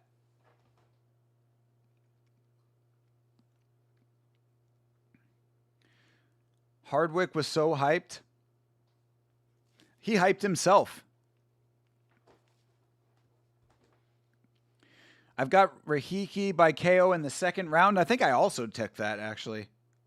I think that is actually exactly what I did. Let's see. Oh, I haven't by knockout in the first round. India has some of the most heart. They have some good fighters too. Bruce Lee was taught by Indians as well. Okay. I did not know that. I mean, Bruce Lee trained with many different people in his time. Hardwick has elite leg defense. Yo, Meat Rocket, what's up, brother?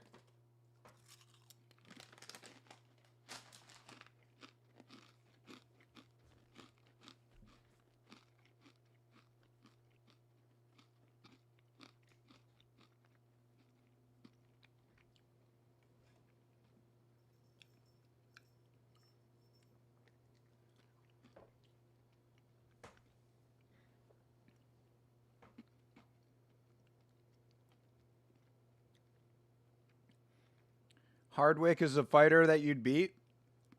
You said you're 28 years old. What's your pro record then, sir? Because I remember a lot of shit talking coming from you in previous streams. So I certainly remember you. And I am very much of the mindset that you are somebody's alt who is trying to fuck with me right now. And your bit is getting a little played out. So tread lightly. Did you see my brethren Kutelaba win? Yes, I did.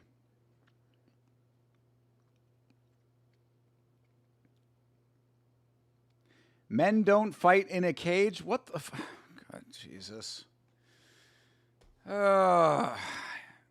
Whose alt is this? Please, somebody out yourself. Good Lord.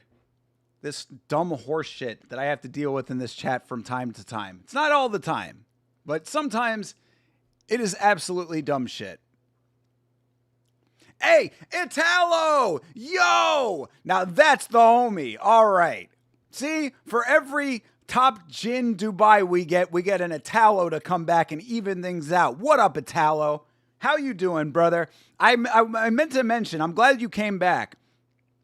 I gave you a shout out on the podcast, saying how much because I talked about your nephew's fight, saying how great a fight that was. And I also said I needed to catch up with you so I could find out if your other nephew won his fight. So yeah, I hope that your other nephew ended up winning his fight in Budo.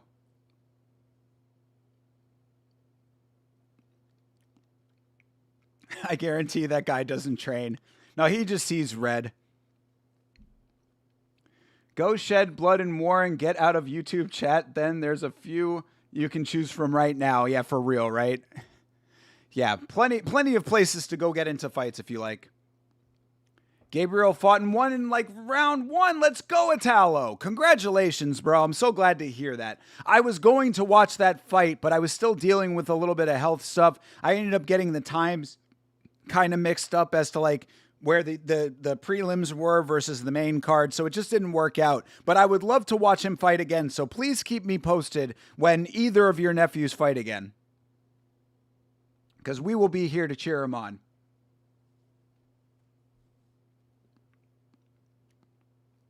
Hey, Didgery Dave is here. Didgery Dave, is that your alt?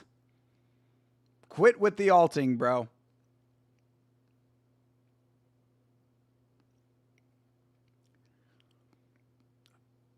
I don't know. Maybe you haven't blocked Sanjay. But Italo's here. That's basically the full fight on the... Oh, did you post the reel in the Discord? That's what's up, bro. I'll check it out. I will check it out. Hell yeah, dude. Thank you for coming back around, Italo. I hope that you're doing very well out there. Shout out to both of your nephews. Who is Italo? Italo is from Peru. And he has two nephews, one of which is in the UFC PI program, fights out of Mexico, and his other nephew was headlining the Inca card that we watched. Unfortunately, he didn't win his fight, but it was a great fight, and he fought very well. All right, Harry Hardwick versus Rahiki is underway here. And Rahiki is my guy, Marwan Rahiki.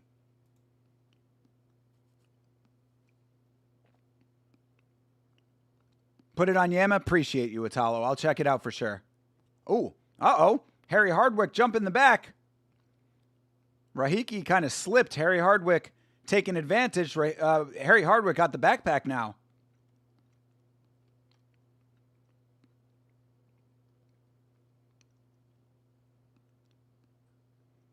Not your alt? Okay. All right. Fair enough then.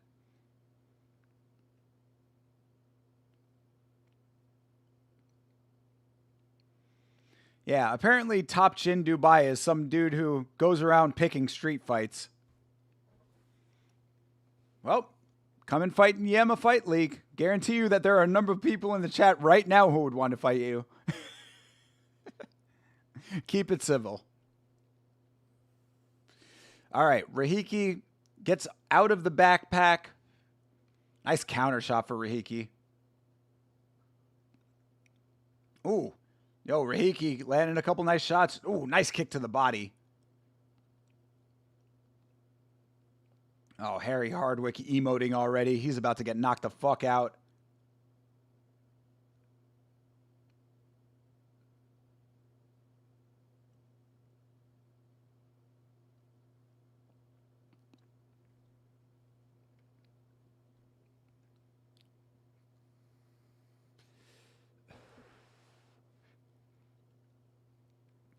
Come to Canada. You've got BJJ or Muay Thai fights lined up. Hell yeah, dude. Does the Emma Fight League have a seniors division? I mean, we can probably make one. I'm sure we could find someone to fight you.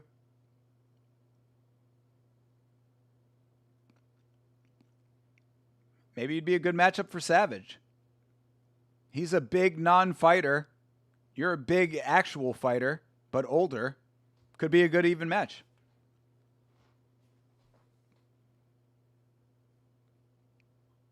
Nice kick up top for Hardwick. I'm a fighter at heart. I don't speak with my mouth. I speak with my hands. It seems like you speak with your mouth a whole lot. Not speak with your mouth, bro. You speak with your fucking fingers a lot, it seems like. Whole lot of typing going on. Ooh, uh-oh. Hardwick with a nice low kick that took the legs out of Rahiki. Hardwick looking better in this fight than he did in his last fight.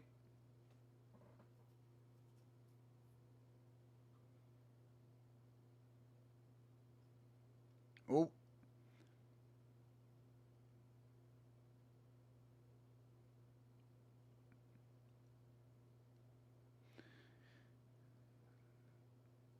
Ooh, nice counter shot for Rahiki. Hardwick pumping the jab out. Rahiki's got to be careful of that. That jab has been working for Hardwick.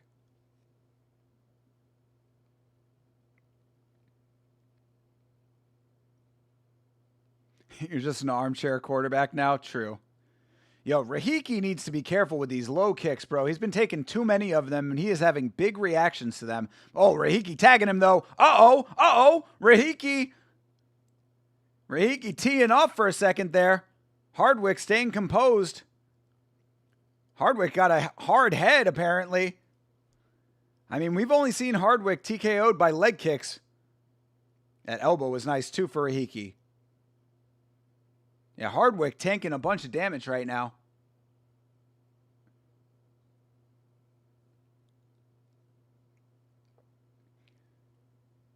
Nice body shots for Rahiki. Nice low kicks for Hardwick. Rahiki has to, he keeps stand switching. He's not checking any of these kicks. Oh, another big shot for Rahiki. Round one knockout might not be happening, but Round 2 might be seeing one. Rahiki landing some big shots in this round. Ooh, nice kick right there at the end. Very good. Spinning kick to the body. Very good. All right, good stuff. Yeah, so far so good. Yeah, this is a good fight.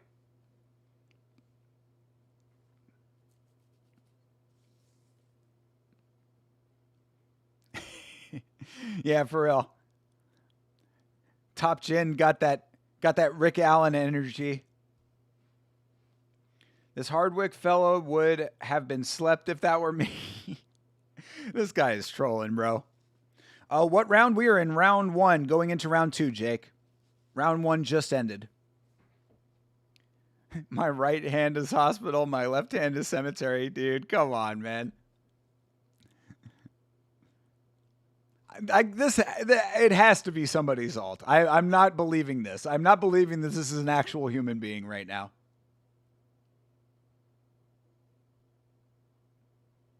First name Ivan, last name Drago. You need to Google this Rick Allen. The joke goes over your head every time. Trust you, you'll run into Rick Allen at some point.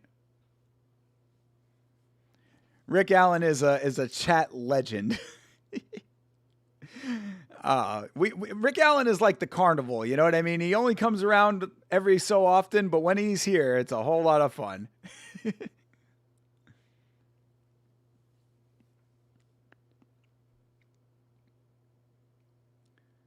He says he's going to chin all of us, including me. Yeah, that is true. That is true. Ooh, nice land for Hardwick. 30 seconds into round 2. Oh, nice kick up top for Rahiki. Rahiki with these big bombs over here. Hardwick backed up to the cage. Rahiki, this is your shot right now, bro. Land. There you go. Ooh, big elbow. Oh, combo for Rahiki. Rahiki trying to go for the finish. Body shots up top, mixing them up. Oh, and a nice kick for Hardwick to get off the cage. Hardwick fighting back. Yo, Hardwick tougher than he appeared in that first fight for sure. But he is bleeding out the forehead right now. I like the way that Rahiki throws those combos, bro. He throws hard shots fast. Crazy speed with the power that he's putting into his shots, man. Cardio is there. Oh, another big one. That one rocked Hardwick. Oh, body shots. Rahiki trying to finish it again. Bam, bam, bam. Body shots up top. Headshots. Hardwick trying to fight back. Rahiki laying them on. Hardwick laying it on. Yo, Harry Hardwick. This dude's head is Hardwick as fuck. Because this guy has taken some crazy damage. Hoping that Rahiki fades. I cannot believe that Harry Hardwick has not dropped to any of these shots. It's amazing. This dude, Harry Hardwick, tougher than we thought, except in the legs. The legs are his Achilles heels. Oh, another crazy up and over elbow. Rahiki with those elbows, bro. I like this guy Rahiki, bro. His style is very fan-friendly. And the shot selection is second to none. I am loving this shit. Dude, this is a fight for real. Me and Rahiki have a similar style.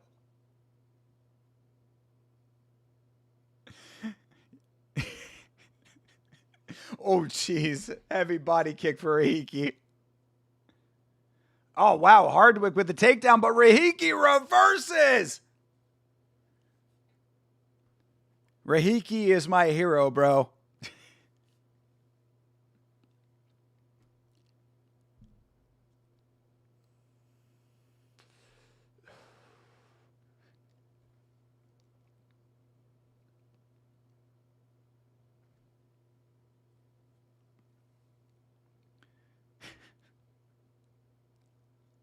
This dude Top Chin is funny, bro.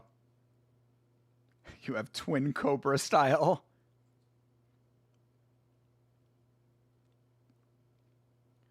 Rahiki has good grappling IQ. Haven't seen enough of it yet, I don't think.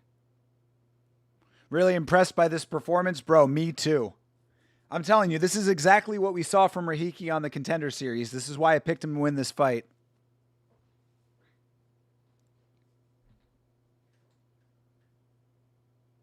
Going head and arm right now.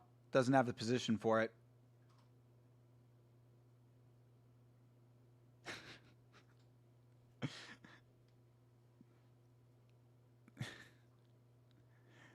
This dude, Top Chin, is a cartoon character, bro. Was Rahiki on the Contender Series? Yes, he was. Absolutely. He came in on the Contender Series with like all finishes early in his fights, and he did not, or I think he ended up finally finishing his fight, but he had to go through like adversity in it. That's how I knew. That's where I was like, yo, this dude Rahiki got tested on the Contender Series and came through it on top. That's where I knew. I was like, this dude Rahiki is different, bro.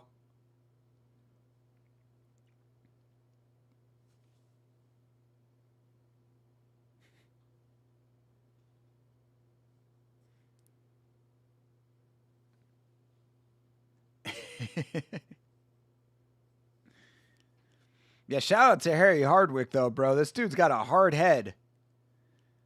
I mean, I cannot believe he has taken that. That was a crazy round. That was a crazy round.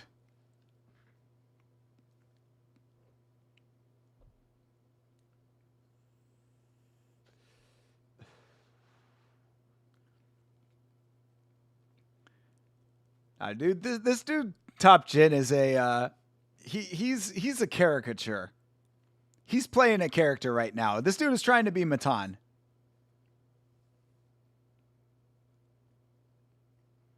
Hardwick, hard as fuck. Yo, Italo, you know what's up. Hell yeah, dude. I'd love to know the record of Contender Series guys from most recent seasons combined. Or from most recent season combined. It's a good point. Yeah, I don't know. I couldn't tell you off the top of my head. I don't think that we've seen every winner debut yet off the most recent season, I don't think. But we have seen a couple of them. Oh.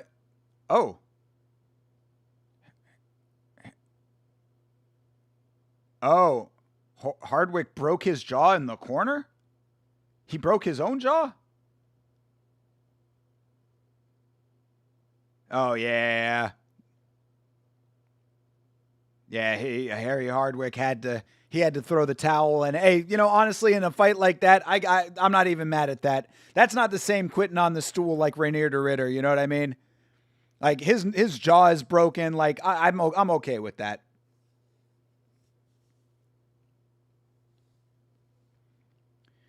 Your round two KO technically did hit it, I think. I don't know how they count that. Hydra. Really thought it was early in that round, but we've got a new English zombie. I mean, again, shout out to him, though.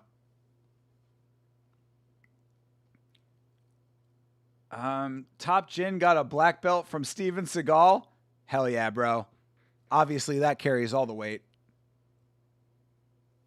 Yeah, I think that your round 2 did hit, because I think that they just count that as minute number 5 of round 2. Because round 3 didn't start. That's why his mouth guard came out? True.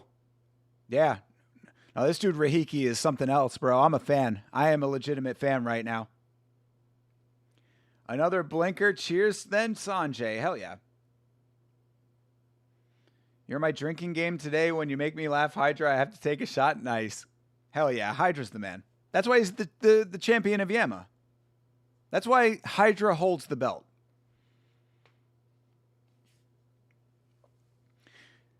This is like an ocular bone cracking, no need for more damage. Yo, Nav. Shout out to Nav, by the way, of course. And yes, you are correct, Nav. Yeah. And a fight like that, after the amount of damage that he endured and stayed in the round, yeah, that's completely okay. Yeah, like there, you know the difference. You know what I mean? You know the difference between quitting on the stool and what that was.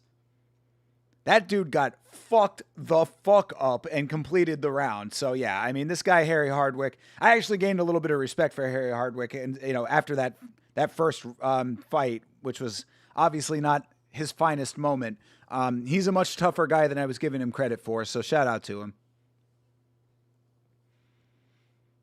Yeah, no shame at all. Yeah, made a fan out of me too. Exactly. Yeah, Harry Hardwick's all right by me, but yeah, Rahiki. This is a dude that I'm kind of high on this guy right now. He's somebody that I singled out. I remembered him from the Contender Series. The only thing that I don't like is that little pencil mustache that he has, but that's something that he can change. So, bro looks a little like Johnny Storm. Shout out to Johnny Storm. Damn, that's a blast from the past right there.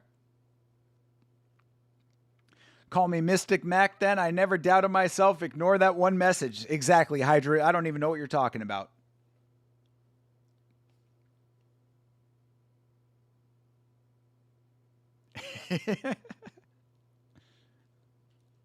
Bro, Top Jin. Nobody gives a fuck about your street fighting experience, bro. I'm telling you, this dude is a character right now. This is hard trolling that's going on.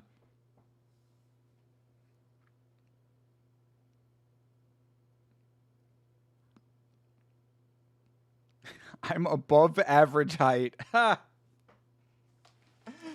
This dude's a character for real.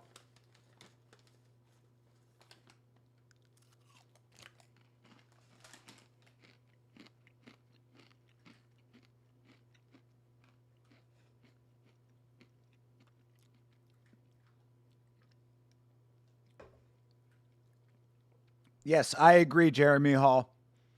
Kid has superstar written all over him. I agree. Fan-friendly style. Cardio looks good. Hits hard. Puts it all out on the line. I like it. I like it a lot, actually. Yeah, he's on the hot prospect list.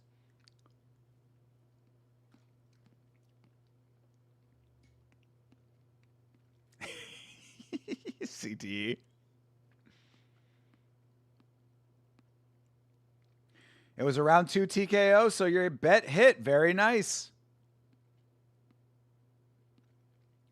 If you're below 6 foot, I can look down on you, speak with some respect.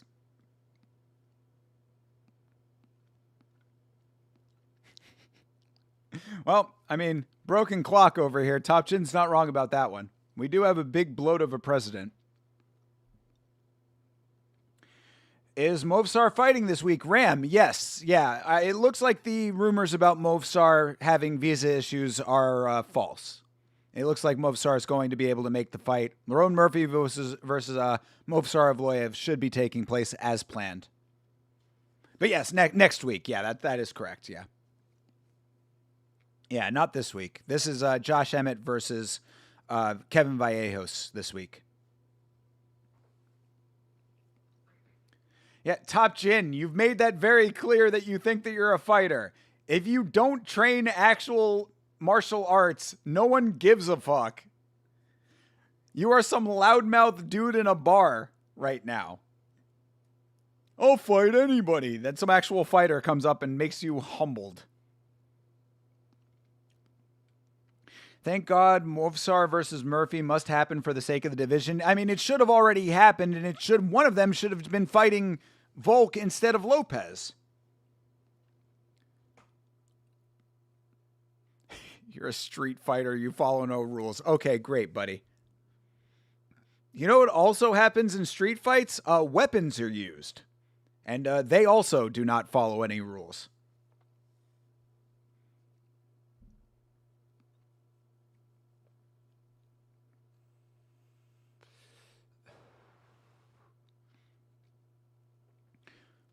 Murphy has to go up for a title fight if he wins. Yeah, absolutely.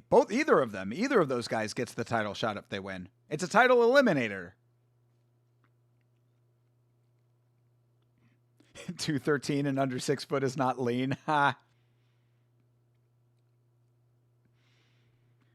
You're a super soldier. Have you served? This is stolen valor that I'm seeing in the chat right now. Check out Gabriel's reel. It's like 30 seconds. Yeah, I'll check it out. Let's see it. It's the first thing that came up. Let's see it. Let's see Gabriel's win here. while we wait for this next fight to start. We got some time.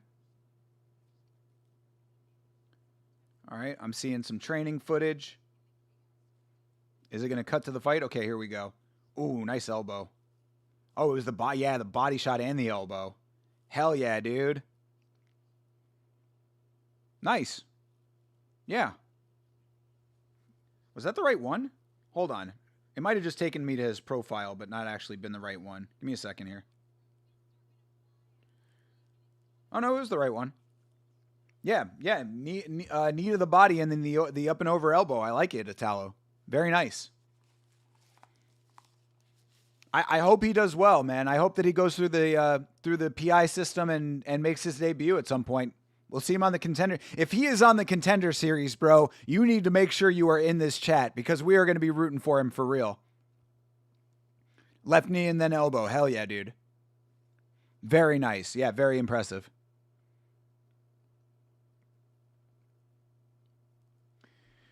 Tallow, where can I find your nephew's fights? Would be cool to watch and wish them the best in their journey. Yeah, we will be watching their fights. We watched one of his nephews in Inca FC before, and we did not watch Gabriel, the other nephew.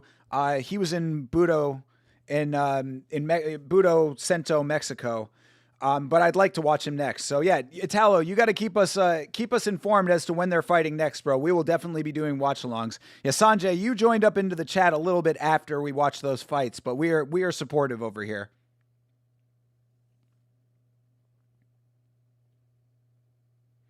Top Chin is the guy who talks shit to Joe Schilling in the bar. Yo, you are not lying, Didgery Dave.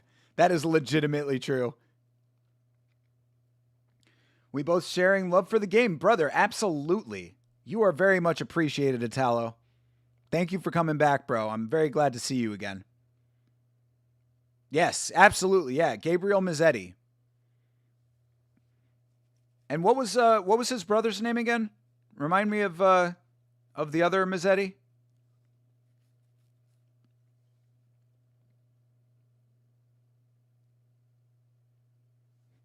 How are you you talking shit, not know Discord when the person in your profile picture literally sells a product on Discord? Yes, Giovanni Mazzetti. That's the other Mazzetti brother. Yes, yeah. And I hope that Giovanni comes back, honestly. He really held his own in a very tough fight. That's what I said on the podcast. Yeah, after the stream, if you remind me or if I remember, I'll go back and link you the episode of the podcast where we talked about it. Because I had to give a shout out to Giovanni.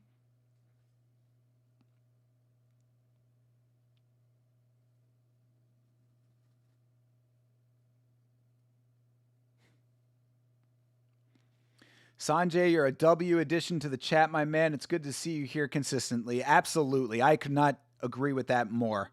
Sanjay is a solid individual and a valued member of this community. Yeah, Top Gin is Rick Allen after a TRT shot. Delgado by KO in under 1.5. What did I pick for him on this fight?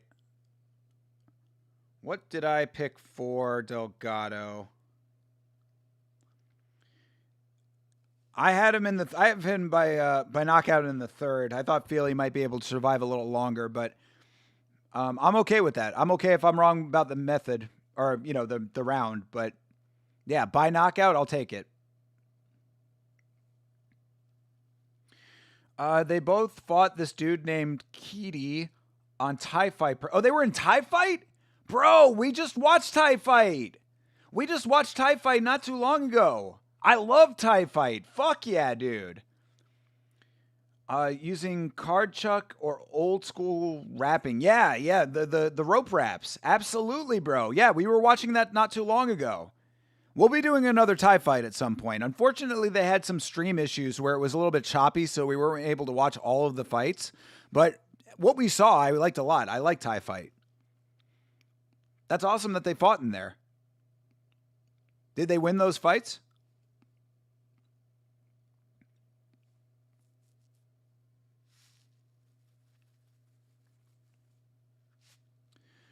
You're residing in Dubai and talks currently about business. Be grateful I'm even tuning into this stream.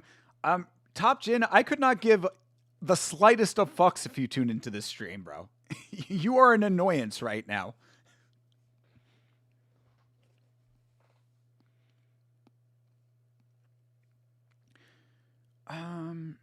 Yeah, exactly. Thanks for blessing us all. I think he's a funny guy with a story I like. I feel bad for him losing a kid, so I always root for and pick him. Andre Feely? Oh, yeah. I don't know if I knew that about his backstory. That's very unfortunate. Obviously, I feel for that. And he is a good guy. Anything that I've ever said about Andre Feely has never had anything to do with him as a person. He's a cool guy as far as I'm concerned. I've heard him in interviews. He seems great. Definitely the kind of guy that you'd want to hang out with, you know? Like, that's secondary. Giovanni was a TKO because of an elbow cut, but he didn't get knocked down. It was too big of a cut. Got you. And then Gabriel fought him, and they went the distance. Keedy got the win by points, but I guess it needed 5 rounds. Feel you, bro. Okay. Hell yeah. I give your nephews all the credit, man. Obviously, they're out there. They're doing their thing. They're taking competition that is making them better as fighters. You know, they got the full support of Yama, bro, for real. I'm a fan of both of them, for real. I mean, I still need to see Gabriel fight, obviously, but, you know, just based on what you're telling me, they seem like solid guys. And of course, you know, we got love for the country of Peru around here. I think he's noticeably worse than Nathaniel Wood, and he probably should have won that fight. Interesting.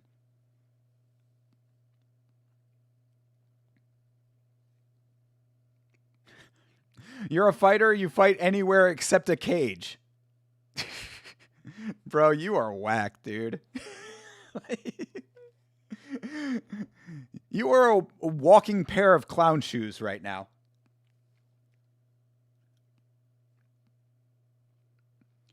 Oh, Gabriel was 18. He's got plenty of time. How old is he now? He's like 23, I think you said. Yeah, Gabriel's going to be a beast. I need help deciding my dinner. Doner, cheeseburgers from Cactus Club, Vietnamese, or wings. Of those choices, my man, I would probably go Vietnamese myself. But, you know, don't take my word for it if you have a preference. But Vietnamese would sound good to me. He lost his unborn child at 22 in fight camp. Oh, man, and he won his fight. In the post-fight, DC was doing the interview, and you can see it hit him extra hard. Well, I definitely feel for that.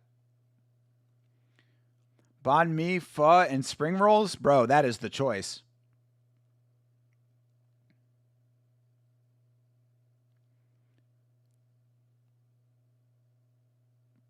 He's 97?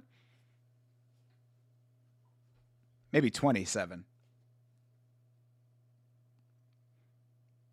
Get a brisket pho? Oh my God, that sounds good. Golly, that sounds good. All right. Feely versus Delgado is underway. Delgado got that big fucking head. Good Lord. That dude's got a big old noggin.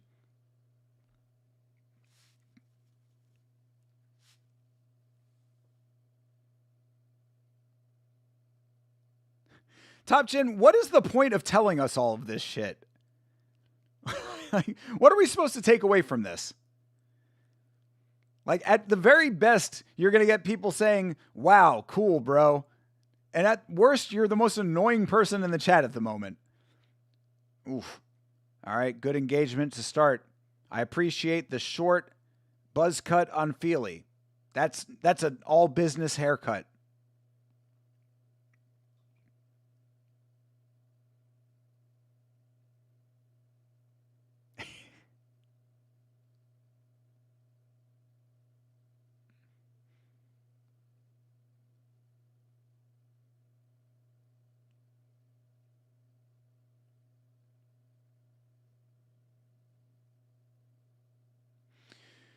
All right, Delgado staying on the outside.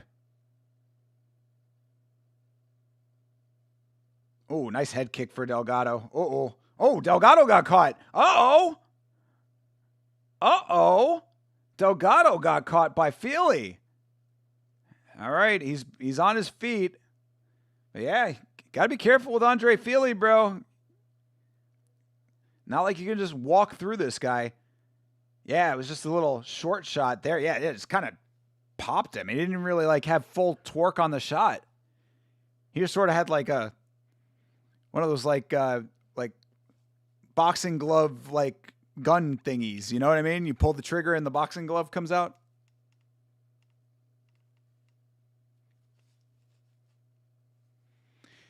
Yeah, Jeremy Hall, you're absolutely correct. And this dude he's trolling right now. He's got to be.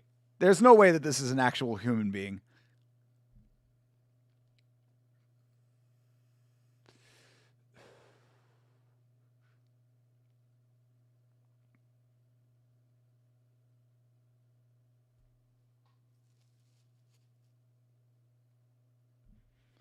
This dude is the chat version of fucking Charlie Zelenoff. Top Z. That's fucking funny.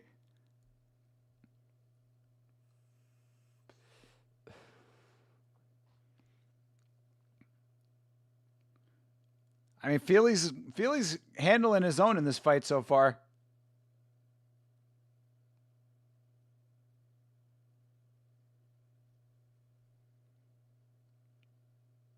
Delgado with the low kick.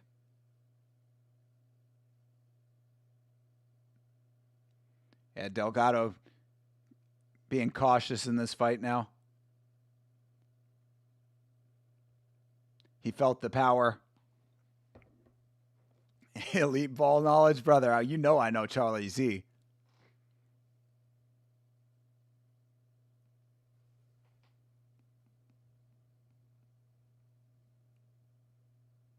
Yeah, every fight they get right to it, not wasting time tonight. I appreciate it.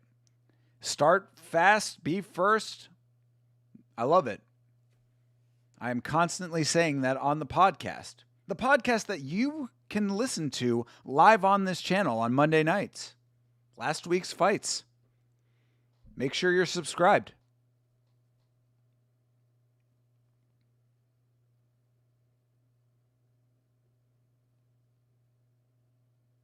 Nice front kick from Delgado.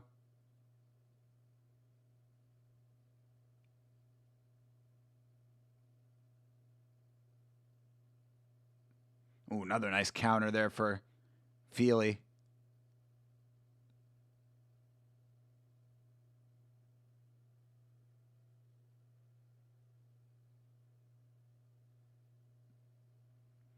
Feely with a nice pump jab there. Works his way in with the jab. I'm liking how Feely is moving in this fight. And gets the takedown too. Yeah, Feely looking good in this fight, guys. I don't know. This might not be a good one for Delgado.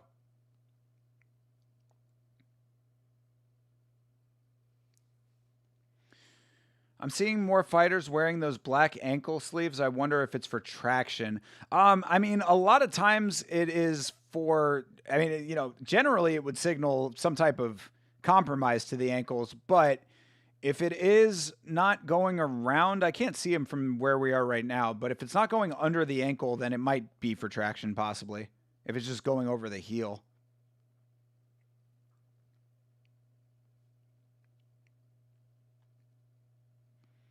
It's a good day. I modified my cloning machine to have an ultrasonic fogger, and today the cutting has roots.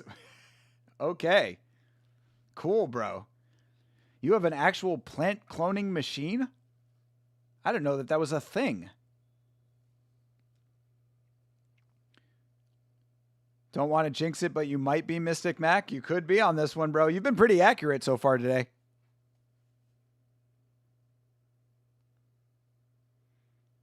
Knocking on wood. Could be. We'll see it. I wear them to training and they just feel like the uniform. I don't know. It's cool, but they may assist with ankles. Oh, usually, so you only just wear them just because you like them. Interesting. Thanks for the input, Italo. The actual Top G in the chat.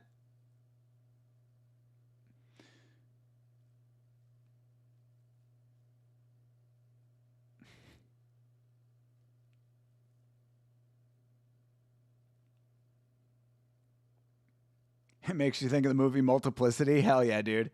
Showing your age a little bit with that one, Sanjay, but I know. I get the reference. Oh, they do go under the ankle. Yeah, I don't know. Maybe some ankle compromise, perhaps.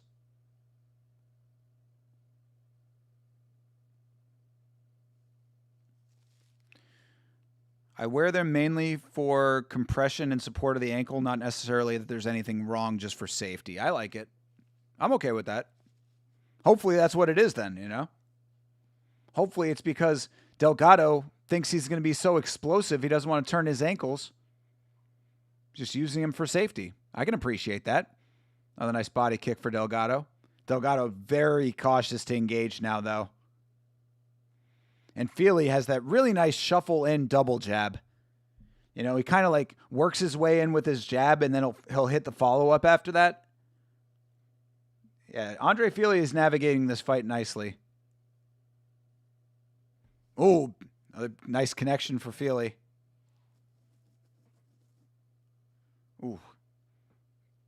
Nice kick for Delgado. Delgado needs to be using his kick more. There you go. Spinning kick to the to the body. Another kick to the body for Delgado. I was just saying, he needs to use his kick more if he's not going to be entering. I mean, like, if he's going to be keeping this range, the kick is exactly what he needs to do. There you go. This is what's going to soften Feely up. Allow you to get closer. Ooh. Stabbing kick to the body. Dug those toes into the bread basket there. Oh, Delgado's starting to turn up now. There you go. Kicked his way in. He did exactly what I was telling him to do. Very nice. This is good. This is good for Delgado. This is better. He's got Feely on the cage still. Bro, keep going. That was smart. Everything that Delgado did was very, very well planned. I liked it. He kicked his way in, softened him up a little bit, got the range shortened, and then went in with the striking thereafter. Very nice. Very nice. Very smart. Good fight IQ.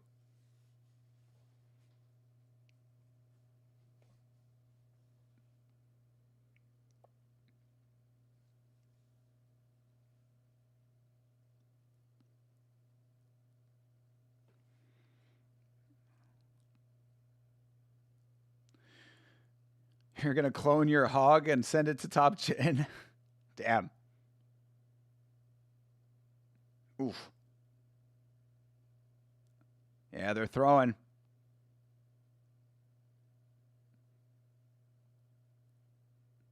Don't recommend him for leg kicks. The hard bag seems to isolate impact. Interesting. Love the movement of Feely. Feely's been navigating this fight nicely, but Delgado's starting to turn it up. That was a nice counter for Feely.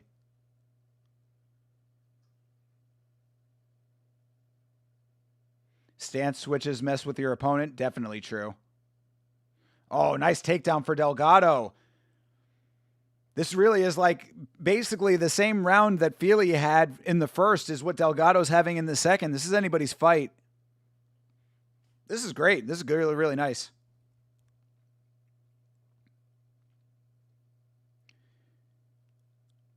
Me as well. The head movement and the switching of stances is very fluid. Yeah, definitely. Both these guys are navigating the fight nicely now. I mean, Feely able to get back to his feet, but Delgado did secure the takedown. And barring some big moment from Feely in the last 30 seconds here, this is going to be Delgado's round. Nice switch kick for Delgado. Ooh, big shot lands for Delgado. Caught him on the entry. That was very nice. Feely looks like he's starting to slow down a little bit. That kick that he threw out was very slow. But he does get a takedown of his own at the end of the round. I don't think this is going to swing the round, but nice way to end on top for Feely. Good optics. Yeah, very nice. Delgado could definitely use some more knees during the stand-up, but I understand being cautious with the of the check hook. Absolutely. After it fucking rocked him the first time, of course you got to be. That's what I'm saying. When that sequence that he had in the second round there, where he kicked his way in to close the distance incrementally and then went in for the hand striking, that was perfect. I think he needs to replicate that in the third round. He can win this fight. Is it just me, or has every fight that has gone into the third has been 1-1? This has been a great card for that reason. We've got finishes and close fights. Close fights where both guys are actually like putting the effort in, except for Steven Asplund, of course. But even that fight was pretty good. So yeah, this has been a great card, man. I'm really happy with this.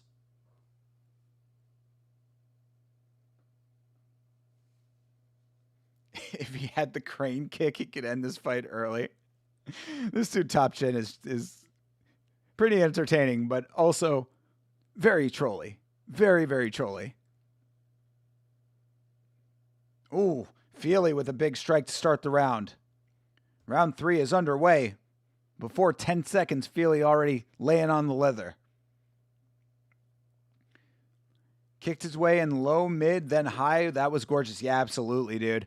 Yeah, Delgado with the level changes on the kicks is very nice. Very underrated card. I didn't think it was going to be.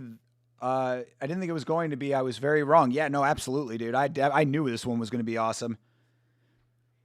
It's actually even over delivering on my expectations, which is great. I'm having a great time with this one.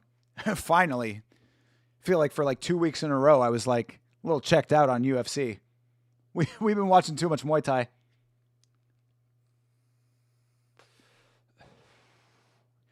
Yeah, Delgado looking good with the output. But Feely still landing, though. Another nice switch kick for Delgado.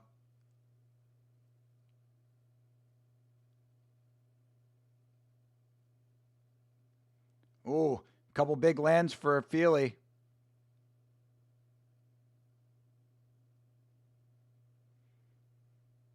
Do you think that the size of Delgado's head distributes the impact differently so it hurts less? I mean, he's got a lot of surface area because that's a big old noggin.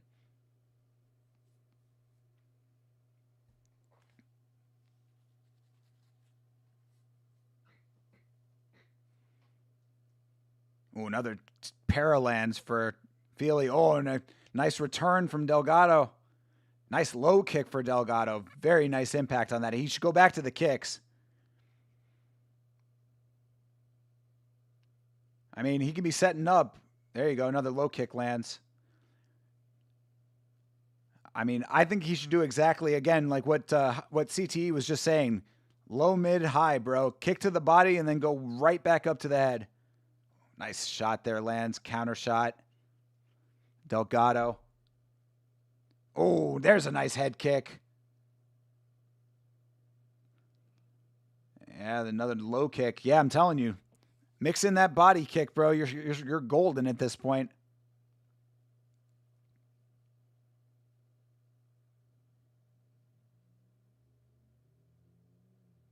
Oh, two nice ones for Delgado.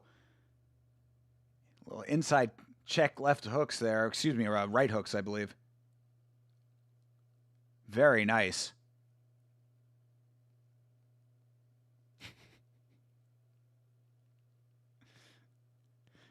Top Chin is giving us his internal monologue right now.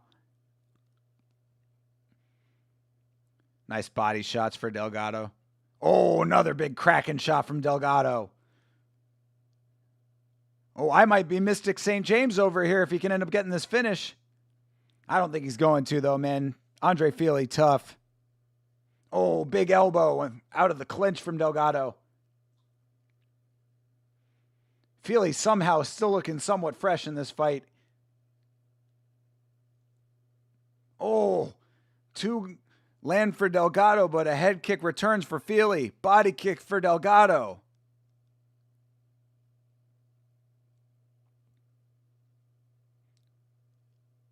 Yeah, right hand lands for Delgado. A little slapper shot from Delgado.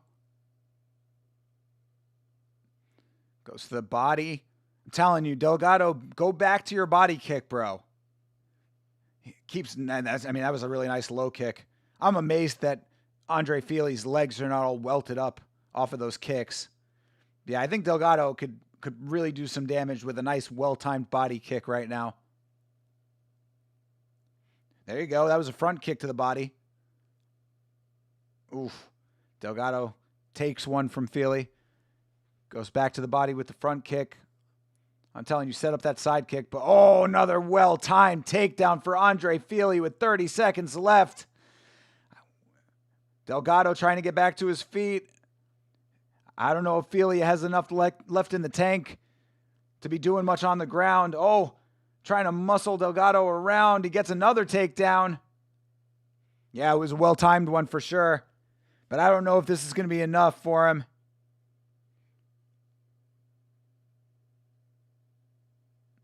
Delgado on his back. Fili swinging till the horn, and that will do it. Crazy, man. That was a good fight, dude. That was a really good one.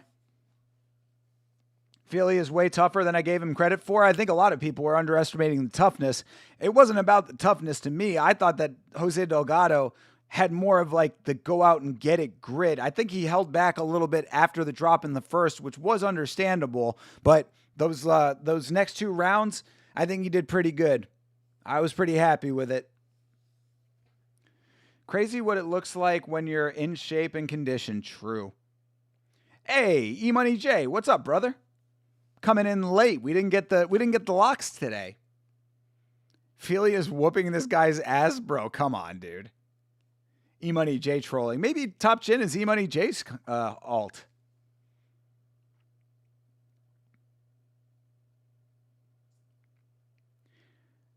Please just give it to Fili, judges. I mean, I don't think that he won that fight personally. Just not enough time for Fili to take the round after the takedowns. Exactly, Sanjay. That's literally what I was thinking. It's just too little too late in that third round. Delgado 3-0. Jesus. Split decision, you think? Could be split decision. With the way that these fucking judges have been today, definitely could be split decision. Those boys need a roll of quarters to KO. I mean, they're both tough, bro. I see Fili like Cheeto. He's going to hate himself if he doesn't get the robbery. I mean, hopefully he doesn't blame everybody else but himself like Cheeto does. Split decision is correct. All right, Jeremy Hall.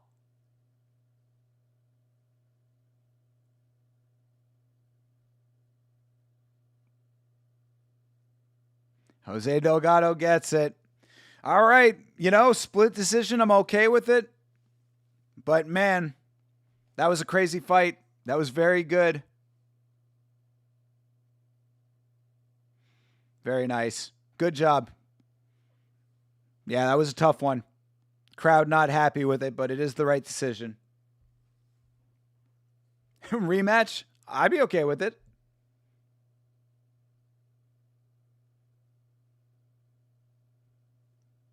Jose Delgado, been a fan for a long time, says he's been watching since he was 14. He said that he saw Fili versus Holloway live. That's another thing I love about this sport, man. You really do see, like, people who are inspired by fighting, by mixed martial arts, you see them become the stars of the future. It's a beautiful thing. That would have been an interesting 5-rounder. I don't know if they necessarily have the cardio for a 5-rounder, though, bro. Both of them looked pretty tired by the end of the third. Maybe they would scale it differently, though. But I'd be okay with it. I would definitely like it. The mullet was the diff. Ha! I don't know if I necessarily call it a mullet. Oh, is that his lady? Yo. If that is Jose Delgado's lady, brother has won. Brother has won the game. Hey, Benson Henderson. A lot of talent from Mexico. That is, of course, very true. Delgado destroyed him? I mean, split decision, bro. Come on. Let's be realistic here. Hey, Erin Blanchfield and the future champion, Fatima Klein. Love it. Look at those ladies. Erin Blanchfield and Fatima Klein were also both at UFC BJJ earlier in the week. He got a baddie, bro. If that's his lady, then he definitely got a baddie. Holy shit. She got the dark hair going on too. Kind of almost goth look. I'm like, yo, hello.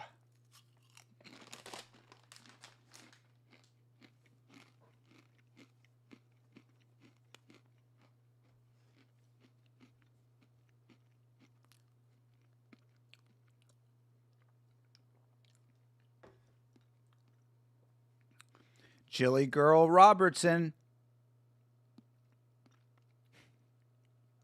Look at that schnoz on Blanchfield. As I always say about Erin Blanchfield, she just reminds me of the girl in the office that you work at that makes everything more difficult. I need the copies by 5 o'clock, okay? If I don't get them by 5 o'clock, we're going to have serious problems, all right? The entire rest of the week depends on these files being on my desk by 5 o'clock, okay? Do you understand what I'm saying right now? Yes, Erin. Erin, you'll get your files. Whoa. Random gunshots ringing out of nowhere. What is this a promo for? Those gunshots were loud as fuck. Funny how no Rousey in that Breaking Barriers promo, ha. Oh, that was for Lerone. True. That promo went hard. All right, chill out, Didgeridoo Dave. Lemos is way hotter. Yeah, I was going to say, speaking of baddies, Amanda Lemos coming in hot. No distance in this fight. E-Money J and his no distance in women's fights, bro. I can't. UFC said Ronda who? Yeah, well, UFC definitely knows who Ronda is based on the fact that she has been talking a whole lot of shit over there in MVP, Most Valuable Productions. Or Most Valuable Promotions. I don't know what it is. Jake Paul's dealie. They gave her that Randy Couture treatment. Understandable. I thought you just heard random gunshots outside because Florida. Nah, thankfully I live in a nice little quiet neighborhood. I'm very lucky where I live. But just down the road though. That's the craziest part about Florida, bro. You drive through the hood to get to the nice neighborhood, to drive through the hood to get to the next nice neighborhood. The tape study says no distance. All right, brother. I'll believe it when I see it, but I will believe it if it happens. Yamacat on security detail. I think he is over in his spot over by the window, so yeah, he's making sure that everything's cool.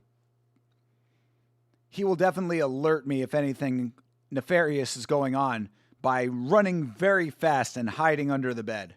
That's my signal. That's the code that we have. If I see him bolt and hide under the bed, then I got to go and look at what's going on.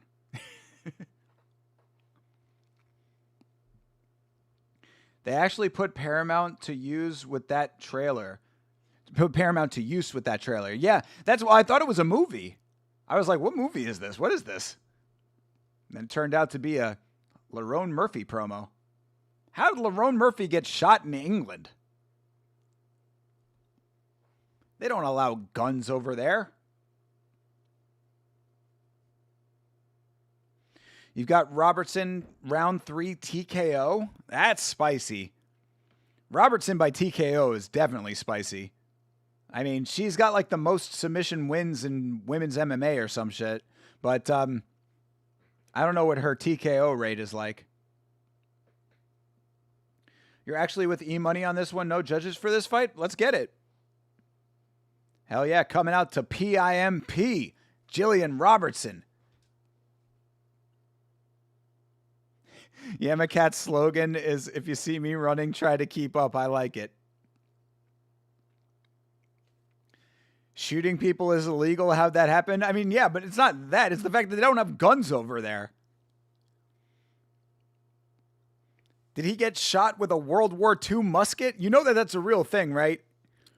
The gangsters over in England have like guns that are left over from like the World War II era that like their grandparents used, and they use those in like gang violence. She was limping? Did both of you guys saw that? I mean, she might have been limping like a pimp, though. Her walkout music is PIMP. I mean, she's moving pretty well right there. She looks fine. Yeah, dude, she was limping on purpose. She was a pimp with a limp. Bro, can you not hear the walkout music? I don't know what you heard about her, but that you can't get $1 out of her.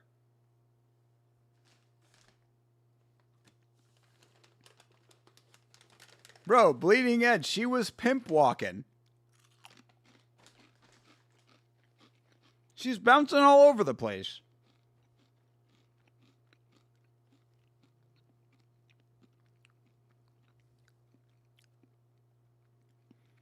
World War II guns are scary, bro. Thompson and Barr would actually be crazy in the hood. I mean, fair enough.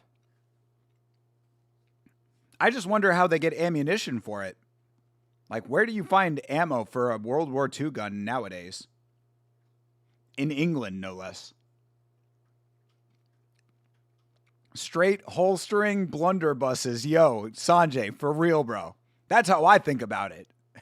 I'm like, these dudes are out here really using the guns with the big, wide mouth. You know what I'm talking about? The gun that, like, flares out like a bell bottom.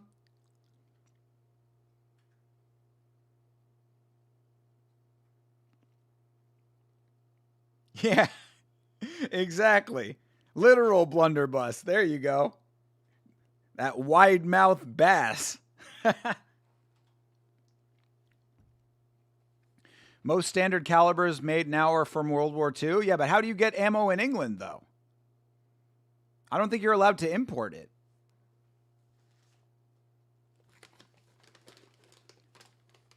Man, Alemos coming out to Celine Dion? What is this shit?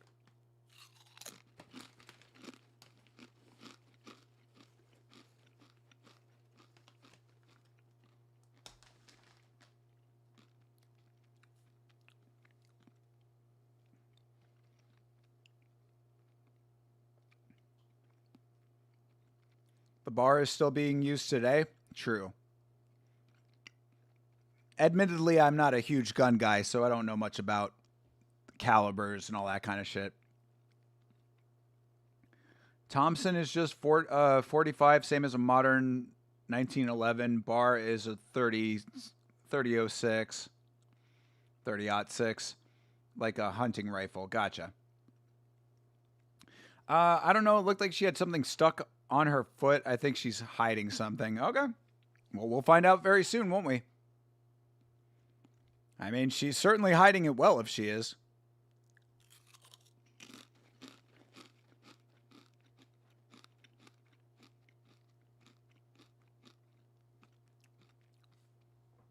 Port St. Lucie.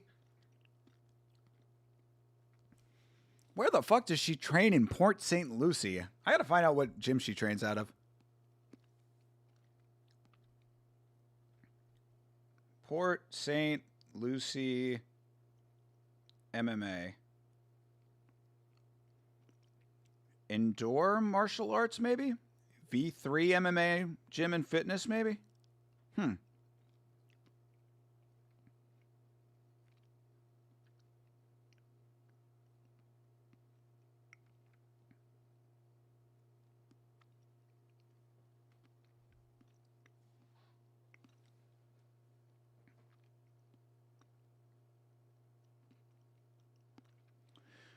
Bar is a crazy gun, big game caliber, handheld machine gun. Good lord.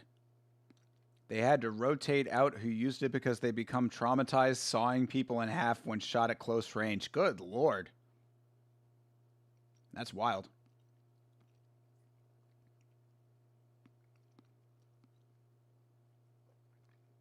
All right. Lemos versus Robertson.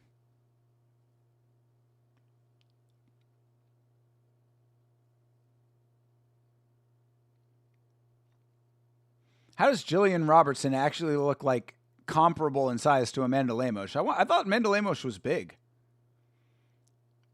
Jillian Robertson always shorter than her opponents, but she actually looks pretty evenly matched here. No touch? Damn. I didn't even notice that. Nice kick to the stomach there. Swiping shot for Lemos. Another kick to the stomach. Lemos starting with the striking early. Oh, big kick there. Robertson gets the tie clinch. Trying to drag her neck around a little bit.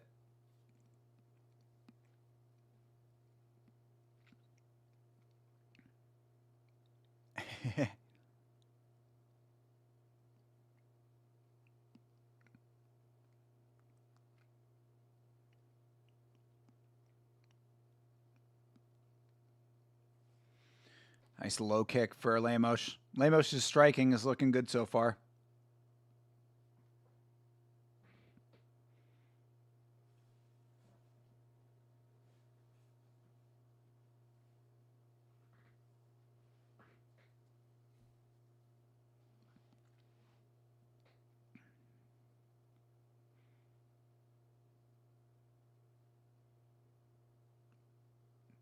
Ooh.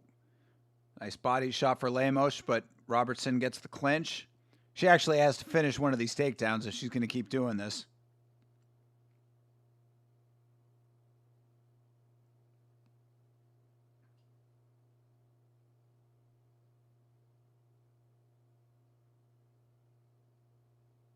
And there it is. She finally gets the takedown.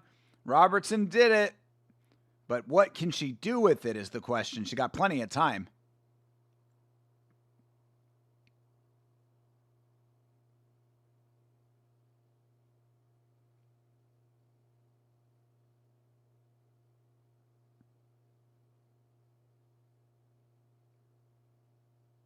Oh, geez. Big elbows. Big elbows for Lemos. She is straight up hitting the back of the head right now.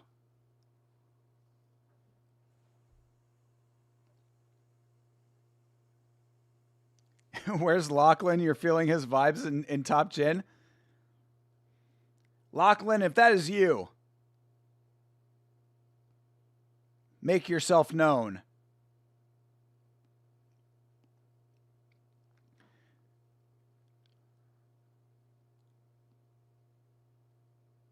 Oh, Robertson with her toes all in the cage. Yeah, this is a good round for Lemos right now. Yeah, definitely. But he said it. The ref said it. He saw both of the shots and was like, hey, watch the back of the head. And she just did it again. Oh. Jeez, yeah. That was scary. Lemos almost had the Kimura.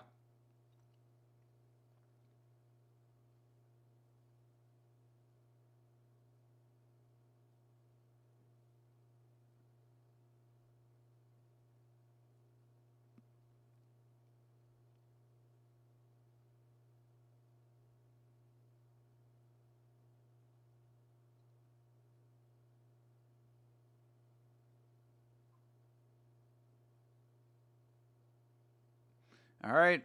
Jillian Robertson staying in it on this one. But, I mean, this is Amanda Lemos' round. She needs a big moment.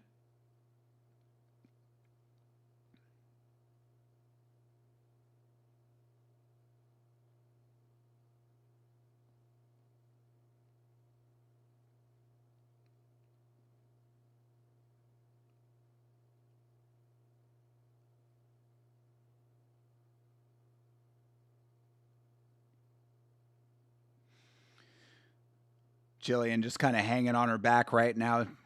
Keep herself in this thing. Regroup between rounds. Because, yeah, she's not doing anything with this back control right now.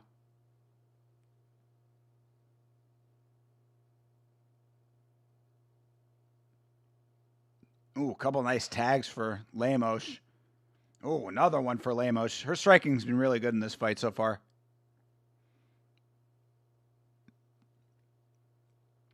Yeah, the striking's been really nice for Lemos in this fight. Oof. All right. Well, good round for Amanda Lemos. All right. That being said, Top Jin, I see all this shit that you are talking in the chat. I have been allowing all of your dumb trolly shit that you have been saying. If you start saying anything hateful about any specific group of people, you will be banned for that. And I'm not going to warn you twice, all right? So keep your fucking mouth shut if you're going to be talking shit like that, okay? Again, I've been laughing at some of your trolly shit. That's fine. You start being hateful towards specific groups of people, that is a bannable offense around here. I would have went crazy if Lemos actually submitted Jillian. If she had gotten the Kimura, that would have been fucking nuts.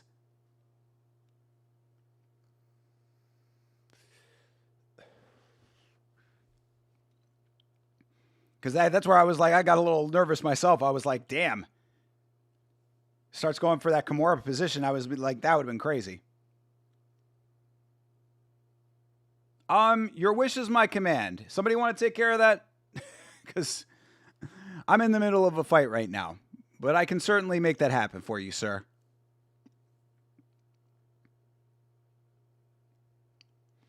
This fight is already better than Oliveira versus Max. Let's go.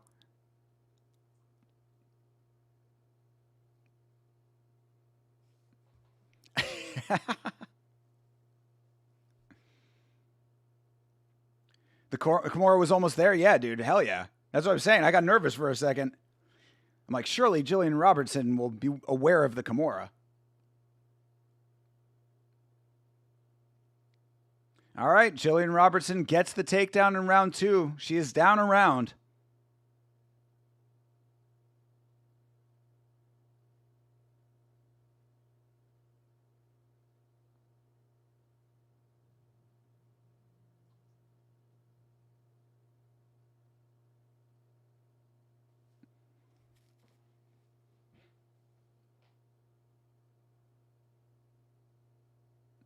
All right, Jillian Robertson doing decent work over here. This is much better than round 1. This is a good start to round 2, and Lemos does tend to fade.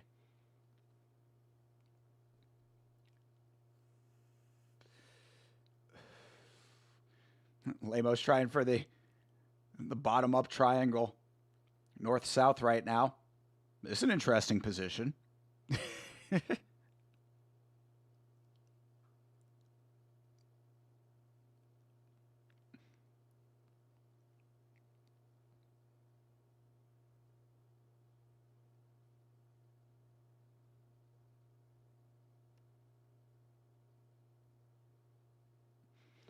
Sitting on her head there.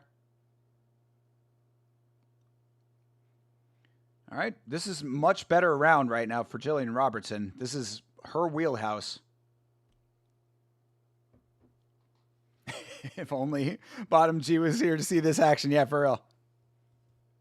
Straight face sitting. That is absolutely true. Yeah. Oh, well. I mean...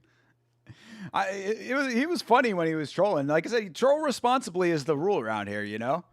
That's why Rick Allen stays around. Rick Allen trolls responsibly. You start talking that kind of stuff, that's not, we don't tolerate that.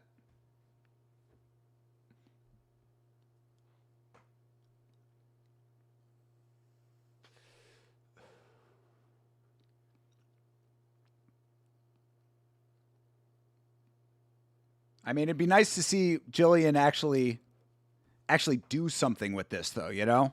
Like, turn this into an armbar. Record time for getting banned? Well, he was actually in the chat on another evening. That's why I thought he was an alt of Didgeridoo Dave, because I thought Didgeridoo Dave had said that he was his alt, but... Yeah, I forget what stream he came around. It might have been on Combate or something, but some stream recently he was around, saying the same shit. And again... I'm more than happy to have people talking random. Look, fucking Sigma talks about all this kind of shit all the time. I'm like, I don't know what the hell he's talking about. It's fine. He stays around. He keeps it under control. But there's a limit. You got to know the limit. A lot of these guys, they don't know the limit or they don't care about the limit, and that's their business. I think it's called queening. Yes, I have heard the term queening before. Something to do with breath control from a face-hitting position. Thank you, Didgeridoo Dave. You're about to be a married man, and you can tell us all about that. You can inform us single men. Go and do research. Report your findings.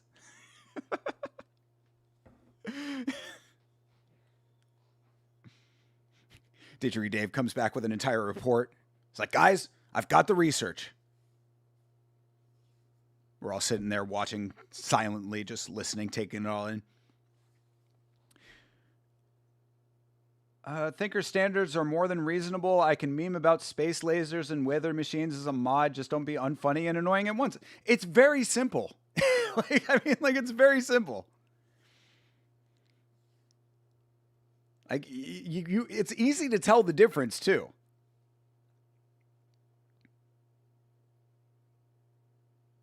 Oh, Lemos with a reversal here at the end. Yeah, nice statement at the very end of the round, but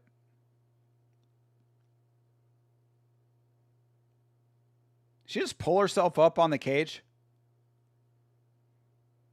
Wow. Nice comeback for Lemos at the very end. I never said that, bro. Yeah, I thought you did. I don't know. Maybe it was on me. I thought maybe I misinterpreted one of your comments. Got you. Yeah. All good, brother. Yeah, I might have misread something. Dave, way too funny to be bottom boy. True. Yeah, that's big facts. You have a 2-0 Lemos. Interesting. You think she did enough at the end of the round to swing it? I mean, it is true. There is a point there. I mean, Jillian Robertson did not do anything with that takedown.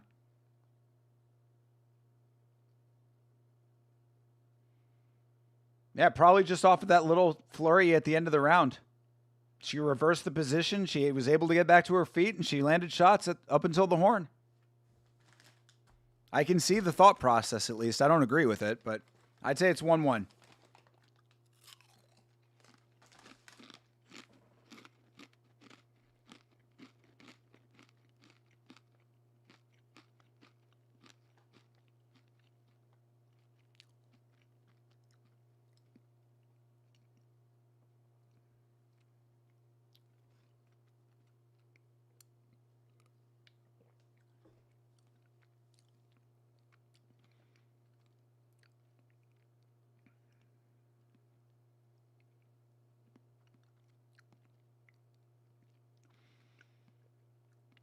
All right, Robertson has the clinch.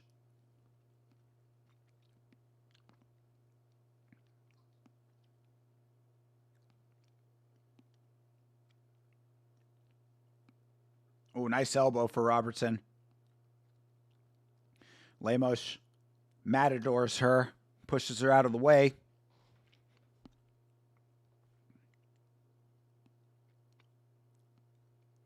Nice jab from Lemos.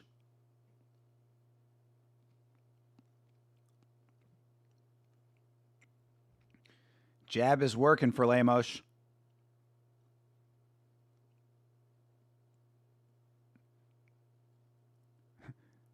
All right. Robertson gets the takedown again, but it's an odd position. Yeah, Lemos going to be able to get back to her feet, it looks like. But Robertson's still putting top pressure on her. She's got the head and a sprawled leg. This is better. But yeah, Lemos back to her feet. Yeah, Jillian should be spamming that knee right there. Why are you not kneeing her in the head? Jump knee her. Knees, Jilly.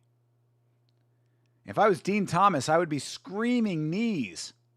And then Lemos gets out of it. She should have been spamming the knees. That was a missed opportunity. Yeah, she was throwing elbows on the ground. You are correct about that.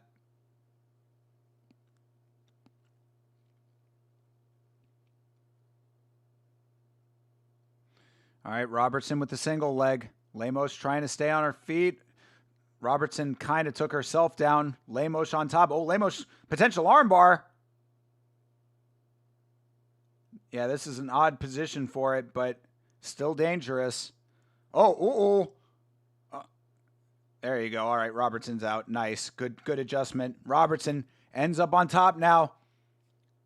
Lemos trying to push her off, but Robertson inside control. She's got to do something with this. Robertson looks like she wanted to hurt her opponents more normally.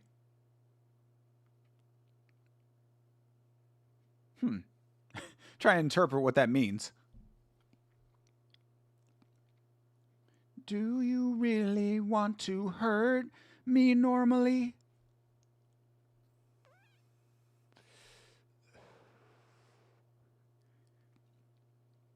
All right, half guard for Robertson.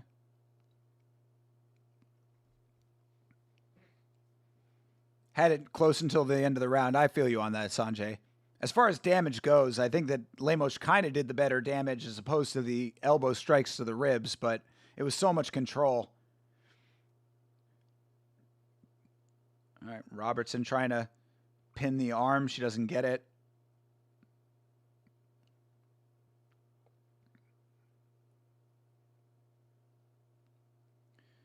All right, Robertson.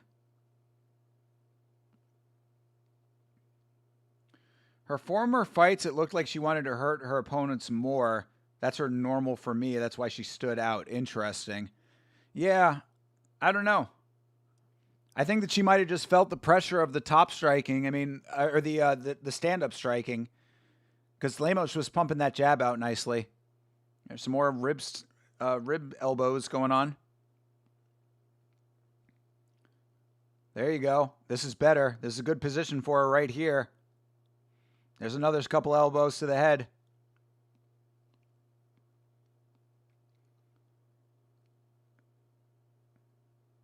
Couple good strikes there. Yeah, nice. Nice pepper shots. Jilly looking good. Nice job of keeping control. Lemos tries to roll through. Jillian was complaining about something. Trying to buck off, but nothing doing. Robertson, nice knee on the stomach. There you go. Right up till the horn. Very nice.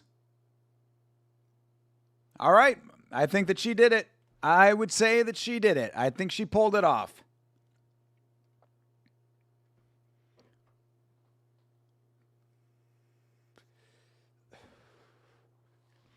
Good deal. Yeah, that turned into a decent fight. That's a good example of a fight that was like grapple heavy, but still ended up being pretty entertaining. Pretty entertaining. Good Lord. I can never talk. Lemos looked like she raked the eyes rolling. Oh, that might have been, yeah. I didn't know what Robertson was complaining about. Maybe they'll show it on the replay.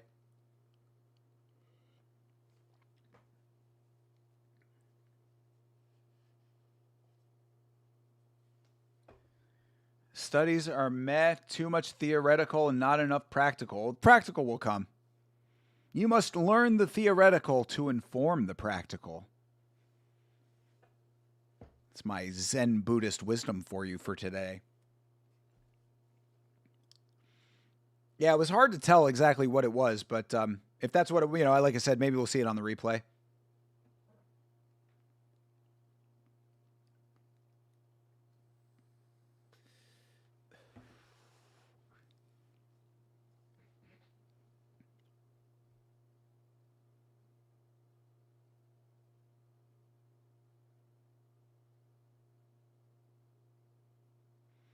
All right, Joe Martinez will tell us who won.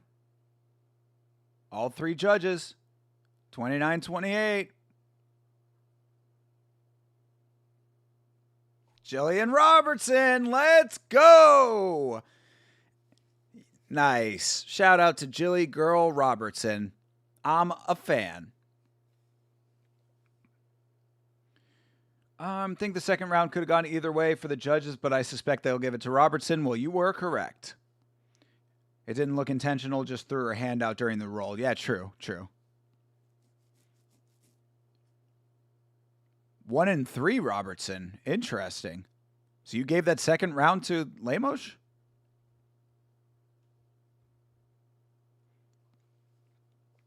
She's cute when she smiles and puts her hands up, puts her hands on her hip. Yeah, she's done some like model shoots and stuff before. You know, she can girly it up. Yeah, I was gonna say 2-3. It was the rounds that I thought, but yeah, no, hey, great win, and I believe. Well, we still need Kevin Vallejos to win, but I believe that currently the parlay is intact. Probably just jinxed it. But yeah, Jillian Robertson wants the belt. She says, "Give me belt."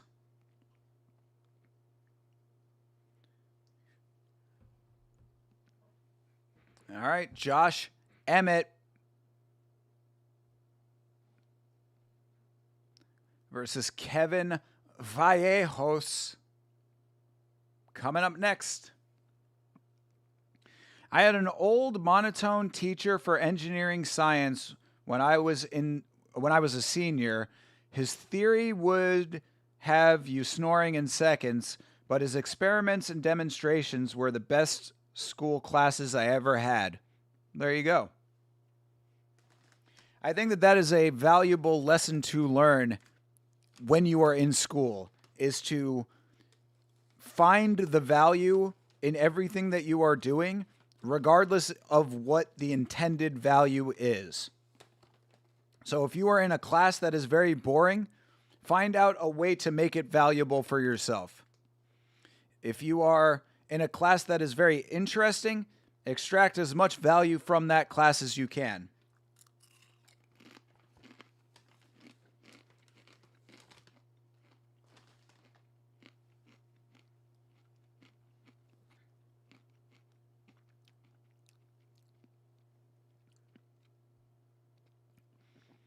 I think that is one thing that people learn too late in life, is that your time in school is an investment in yourself.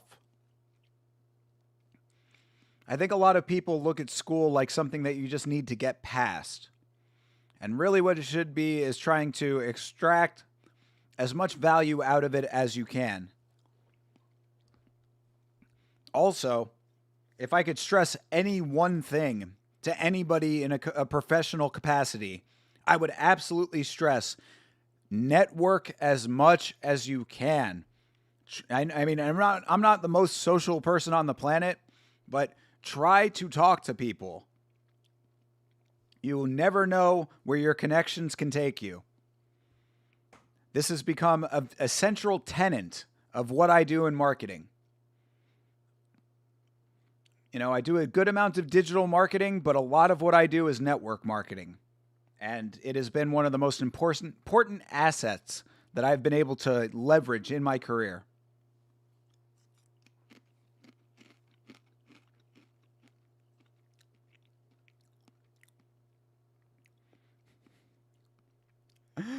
That dude Vallejos just knocking that shaggy-haired guy all around. Looking at the hair flopping all over the place.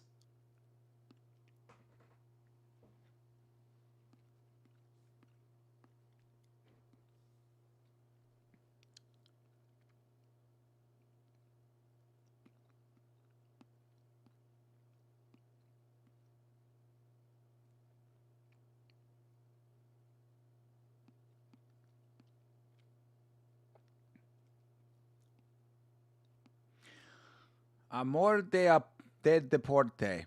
That's love of the sport.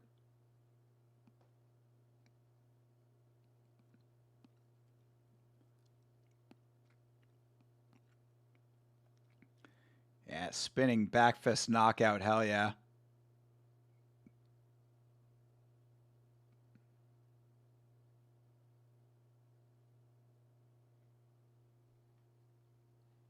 Yeah, Giga was out cold, boy. We're going to have to see. We're going to have to see if Kevin Vallejos actually comes out like quickly in this fight, you know?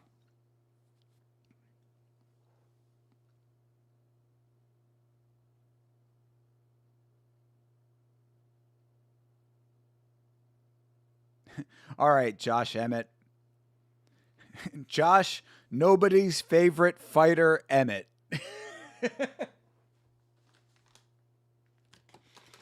Admittedly, Josh Emmett has had some pretty big highlight moments.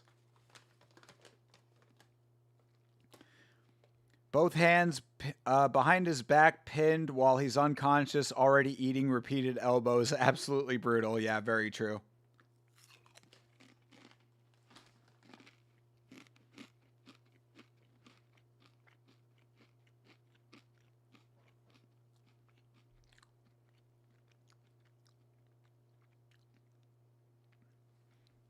Yeah, Didgery Dave is speaking some huge facts in the chat right now. Networking in small towns is essential. Out here, relationships are built through school ties and history. If you're from the outside, you have a lot of hard work to do and lessons to learn. Very true. Yeah, tight-knit communities. You really need to be in tune with the people around you. And really, that extends to a lot of different things. Like, a couple of the clients that I have work in very, it's the right way to put this, like very wide reaching industries, but also very insulated industries. So what I mean by that is that like they're industries that like touch a lot of people, but they are also very small communities within the industry. So they kind of operate in a very similar manner to what you just described. Josh and his Super Mario Thwomp tattoo. Yes, hell yeah, dude.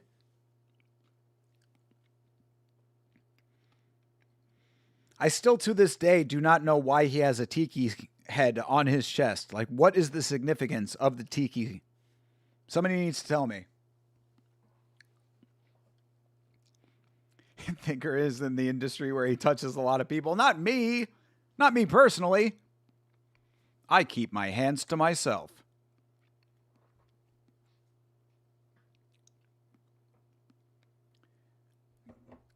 Gabe just got a round 1 knockout. Who is Gabe Silva? Gabe Silva.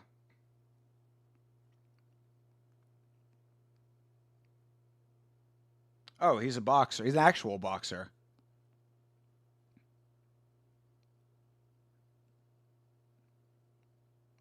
Oh, he's coming off of a loss. Well, good for him. Oh, Anderson Silva's son. Oh, that's the younger Silva. You know, I did not know that his name was Gabe, but I did know that Anderson Silva's son was fighting and was boxing. So that's cool. Good deal. He's coming off of a loss. So good for him. Who did he fight?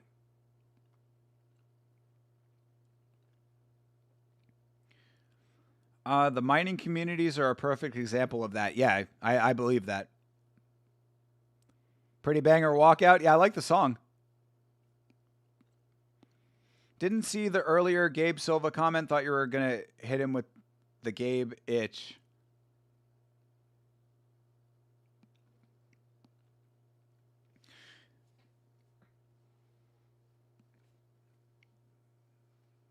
Oh, they... Now I get it. He was just fighting a random dude? Okay. He wasn't fighting an influencer, was he? Because it's like, bro, if he was fighting an influencer, then it's like, yeah, he should win that fight pretty handily, I would think. I hope. Good Lord.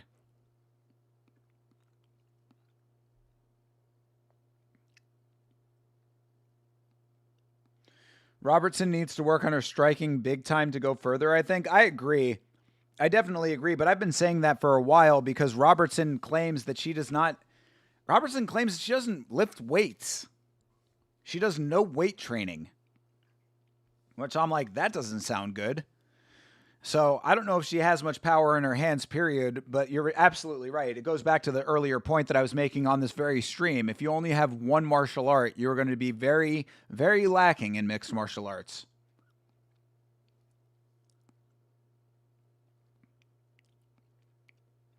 It's a pro? Okay, cool. All right, well, good for him then. You've not done your verdict picks. Well, Better luck next week, brother. You can at least get some XP off of this fight. And yeah, Josh Emmett admittedly has one of the best walkout songs I think you can have. This is Revolution. Yeah, this is a good song. No Time for the Wicked. I forgot what the actual name of the song is, but I don't think that's that. Yeah, this is kind of an iconic walkout, even if Josh Emmett is not deserving of iconic status. Bottom half of the card of Brand Risk are bad influencers. The top half, besides the main events, are pros. Okay.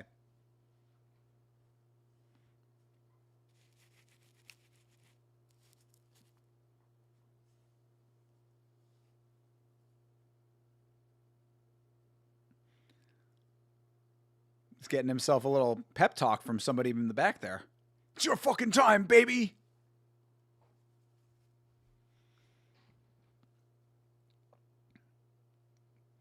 Big ovation for Josh Emmett in the Apex.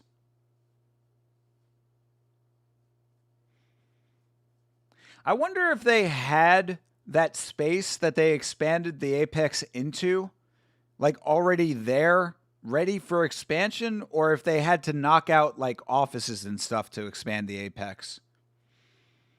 This is like an angle that we don't often see. So it's kind of like I'm looking at the back there and it's like, I can kind of remember where the Apex wall used to be, like where it used to stop. And I'm curious what was on the other side of it.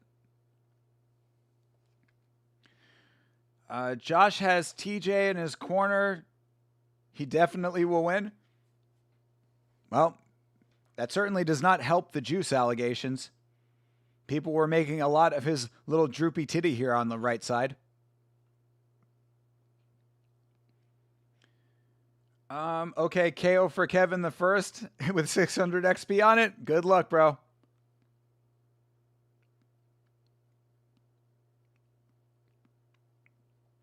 It looks bigger than it used to be. You mean his droopy titties?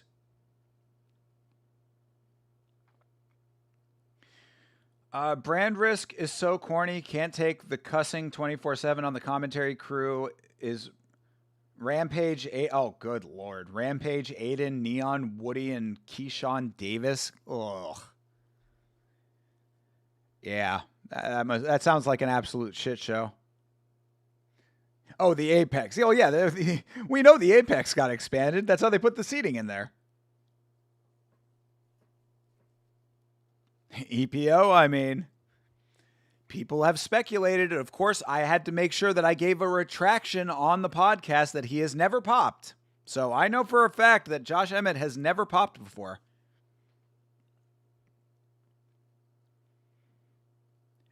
His tats look ripped. I mean, Josh Emmett always comes in good shape. Rampage, Aiden, and Neon all in one room. All right. I'm not going to say that.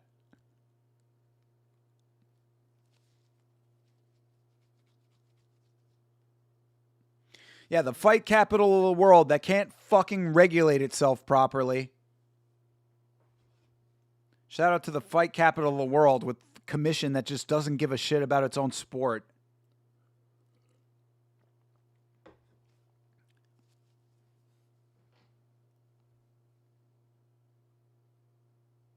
Mike Bell, Sal D'Amato, and Ron McCarthy, except it said Chris Lee on the graphic. TJ popped back in the day, didn't he? Yeah, bro. TJ is one of the most notorious pops of all time.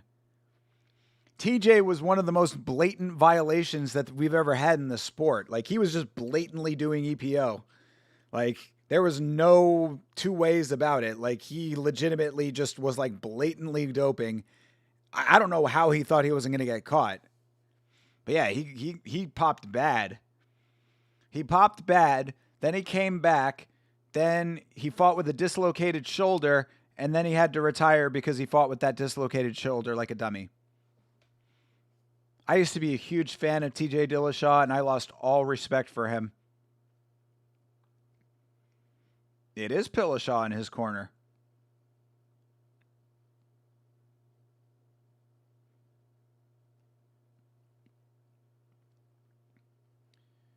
But was going down weight to face Mighty Mouse?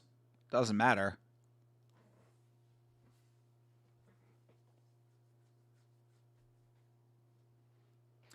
All right, there he is, Joshua Emmett.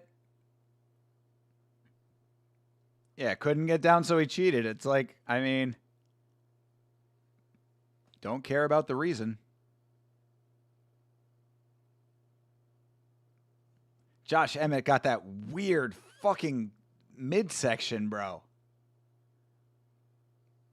Weren't we just talking about steroid gut? Again, I am not saying that he is juicing, but he is on Team Dillashaw, and there have been rumors for a long time. That midsection of his is so fucking weird. Strange that Kevin is from Argentina, but his nickname is El China. I don't know where that comes from. Maybe he's got Chinese heritage? Maybe? Didn't Connor call him out on Tough as well? TJ? Oh yeah, he fucking had many words for TJ Dillashaw on Tough. A little snake.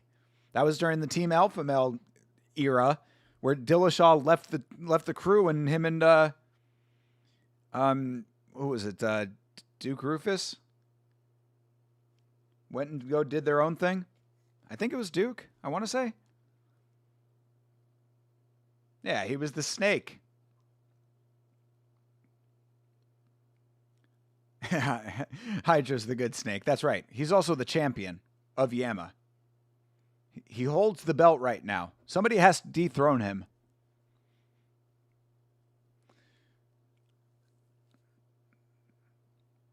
All right, 1 minute into the fight.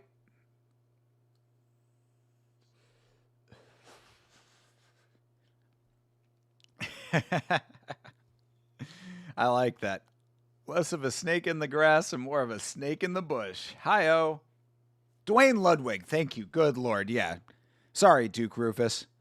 Sorry, Duke. R.I.P. Duke, by the way. Thank you, Bleeding Edge. Yes, you were correct. Dwayne Ludwig. Yeah, I knew that didn't sound right. Vallejos looks more like Emmett than Emmett does. Ooh, there it is. There's the connection. And Vallejos coming out strong in this fight, which is what I was hoping, considering what he looked like during the Chikadze fight. Emmett is opened up on his forehead now. Oh, another nice inside shot. Jesus, Vallejos' striking is so nice. His boxing is slick.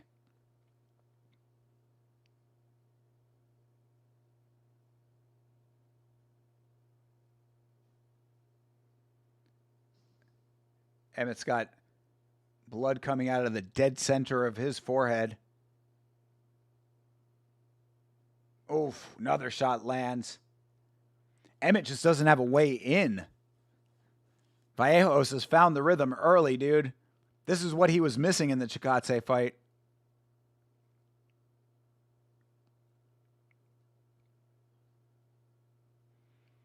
I think Emmett is having a hard time finding his own rhythm. Yeah, just saying touch him. I agree with that. I mean, Emmett just needs to lay a hand on him somehow. Bro, I mean, he keeps dipping himself. It's like, yeah, dude, of course you're going to get dropped that way. Like, Emmett's entries were terrible. See if he can survive this, but it's not looking good. Bam, bam, bam. Emmett trying to stay in it. He's turtling. Armadillo. Emmett going into Anthony Smith territory. Oh, he's back to his feet, though. Oof, that looked like a questionable elbow. Oh, jeez, Emmett. Oh, man, this is bad. Emmett trying to swing back, but falls over. Herb giving him so much leeway. Oh, that's done, yeah. Kevin Vallejos, sit that man on the beanbag. The Argentinian beanbag tolls for thee, it beckons. Let's go. Emmett ain't doing shit, dude. That's what I'm saying, bro. And like when he was going in for his striking, that's what I'm saying. I was already kind of like analyzing the fight as if it was over. That's the thing. Emmett was dipping in every time he was trying to go in for striking. He was like dipping in a very obvious way. It was an obvious tell. Yeah, look at the strike here. He's dipping. Bam. Of course he's going to get caught that way. He did the same thing every time.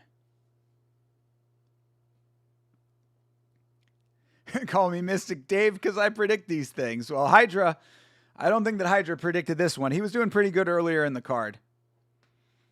Yeah, Josh Emmett is washed, bro. I mean, I hate to say it, but between the Yusuf Zalal submission and that, like what is left for 40-year-old Josh Emmett? Give me a break.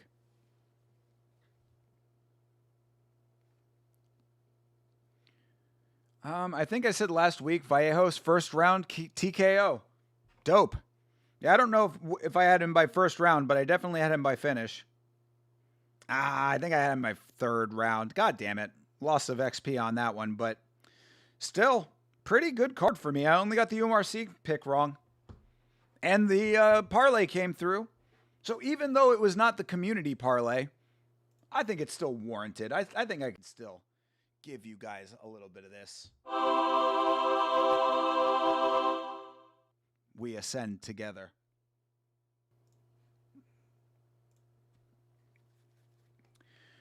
He's fighting like TJ, but that's not his game. He can't fight with that style.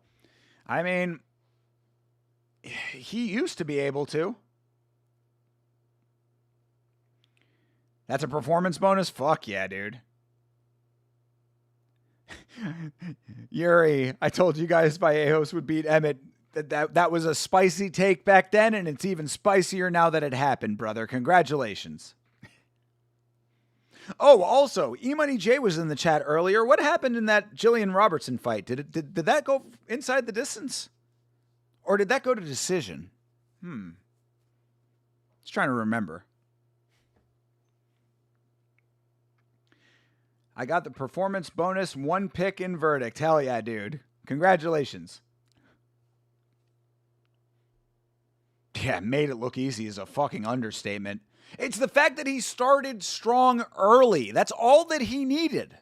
That was the adjustment that I was waiting for, and he did it in this fight. Feel out for maybe 30 seconds to a minute. Go in there, lay the hands, find the rhythm. He did all of those things. Very, very nice performance. Vallejos KOs Ilya round 1. I mean, let's not get ahead of ourselves. Crashing in with his head leading and getting cracked. Yeah, I mean, bro, he was dipping his head the exact same way every time he was entering. It was the easiest tell. 11-3 on this card. Should have been 12-2, but I accidentally picked Hughes. True. Yeah, I had a couple of wrong ones on the prelims, but main card I only got one wrong, so I'm pretty happy about that. Where did Top G go? Is he still here? No, he is no longer around. Yeah, he took the trolling a little bit too far.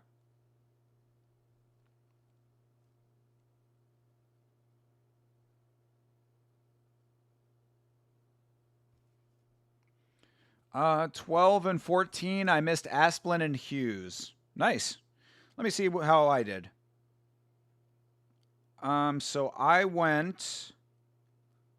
Let's see. So I got one wrong there. And how do we do on the undercard? Give me a second here to find it.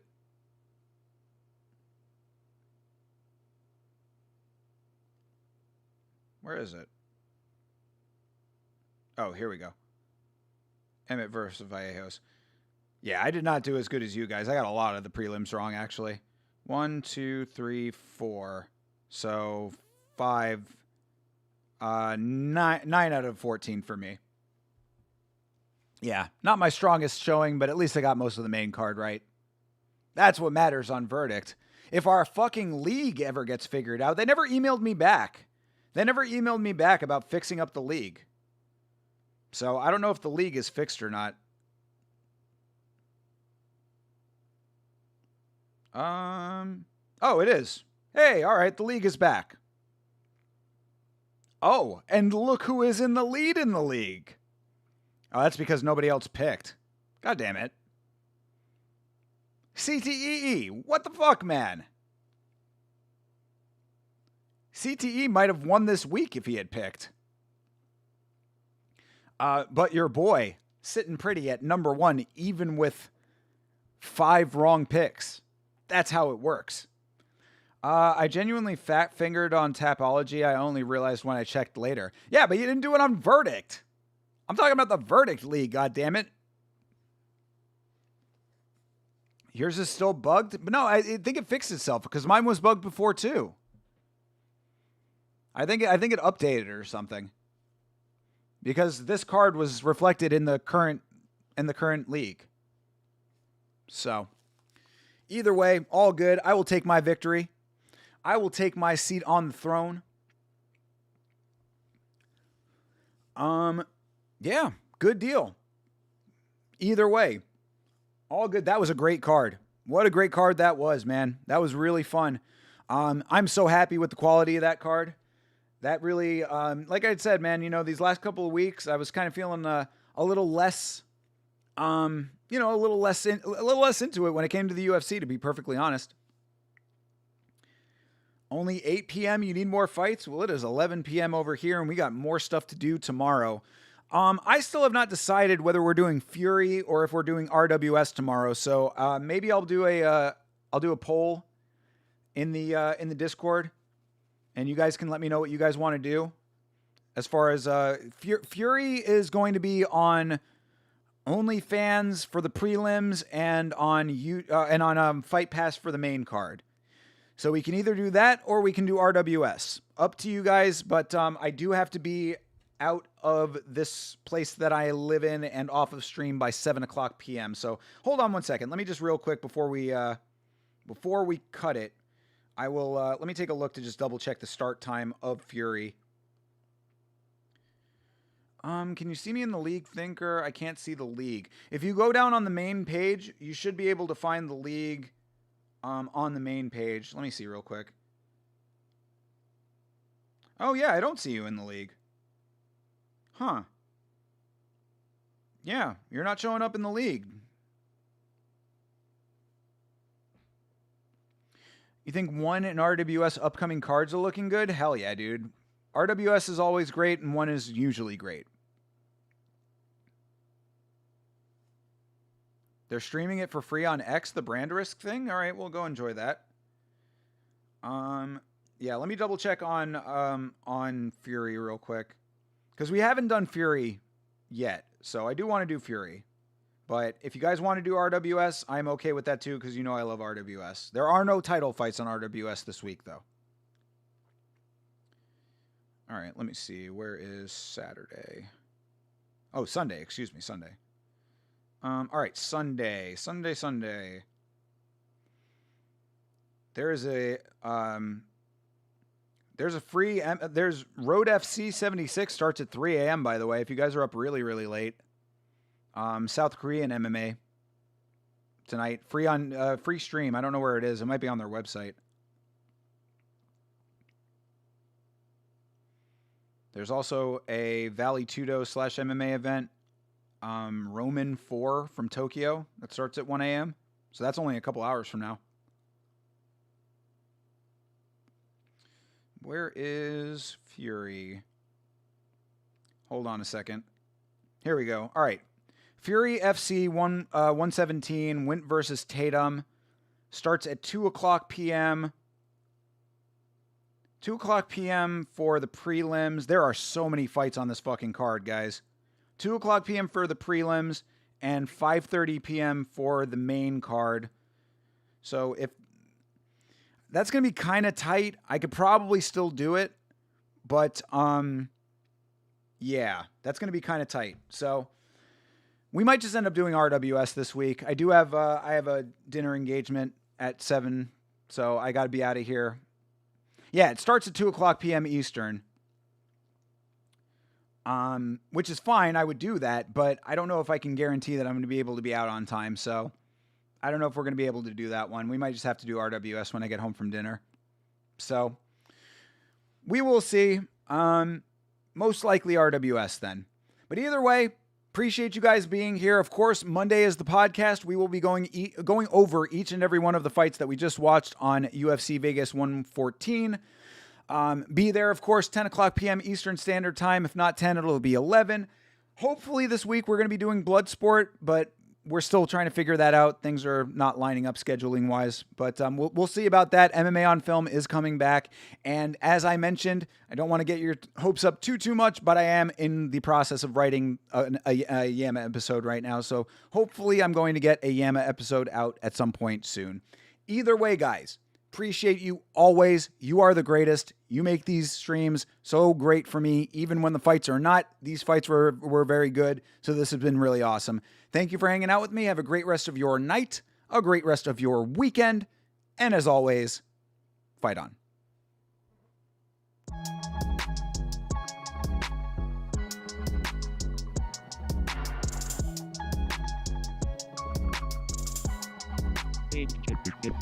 Game.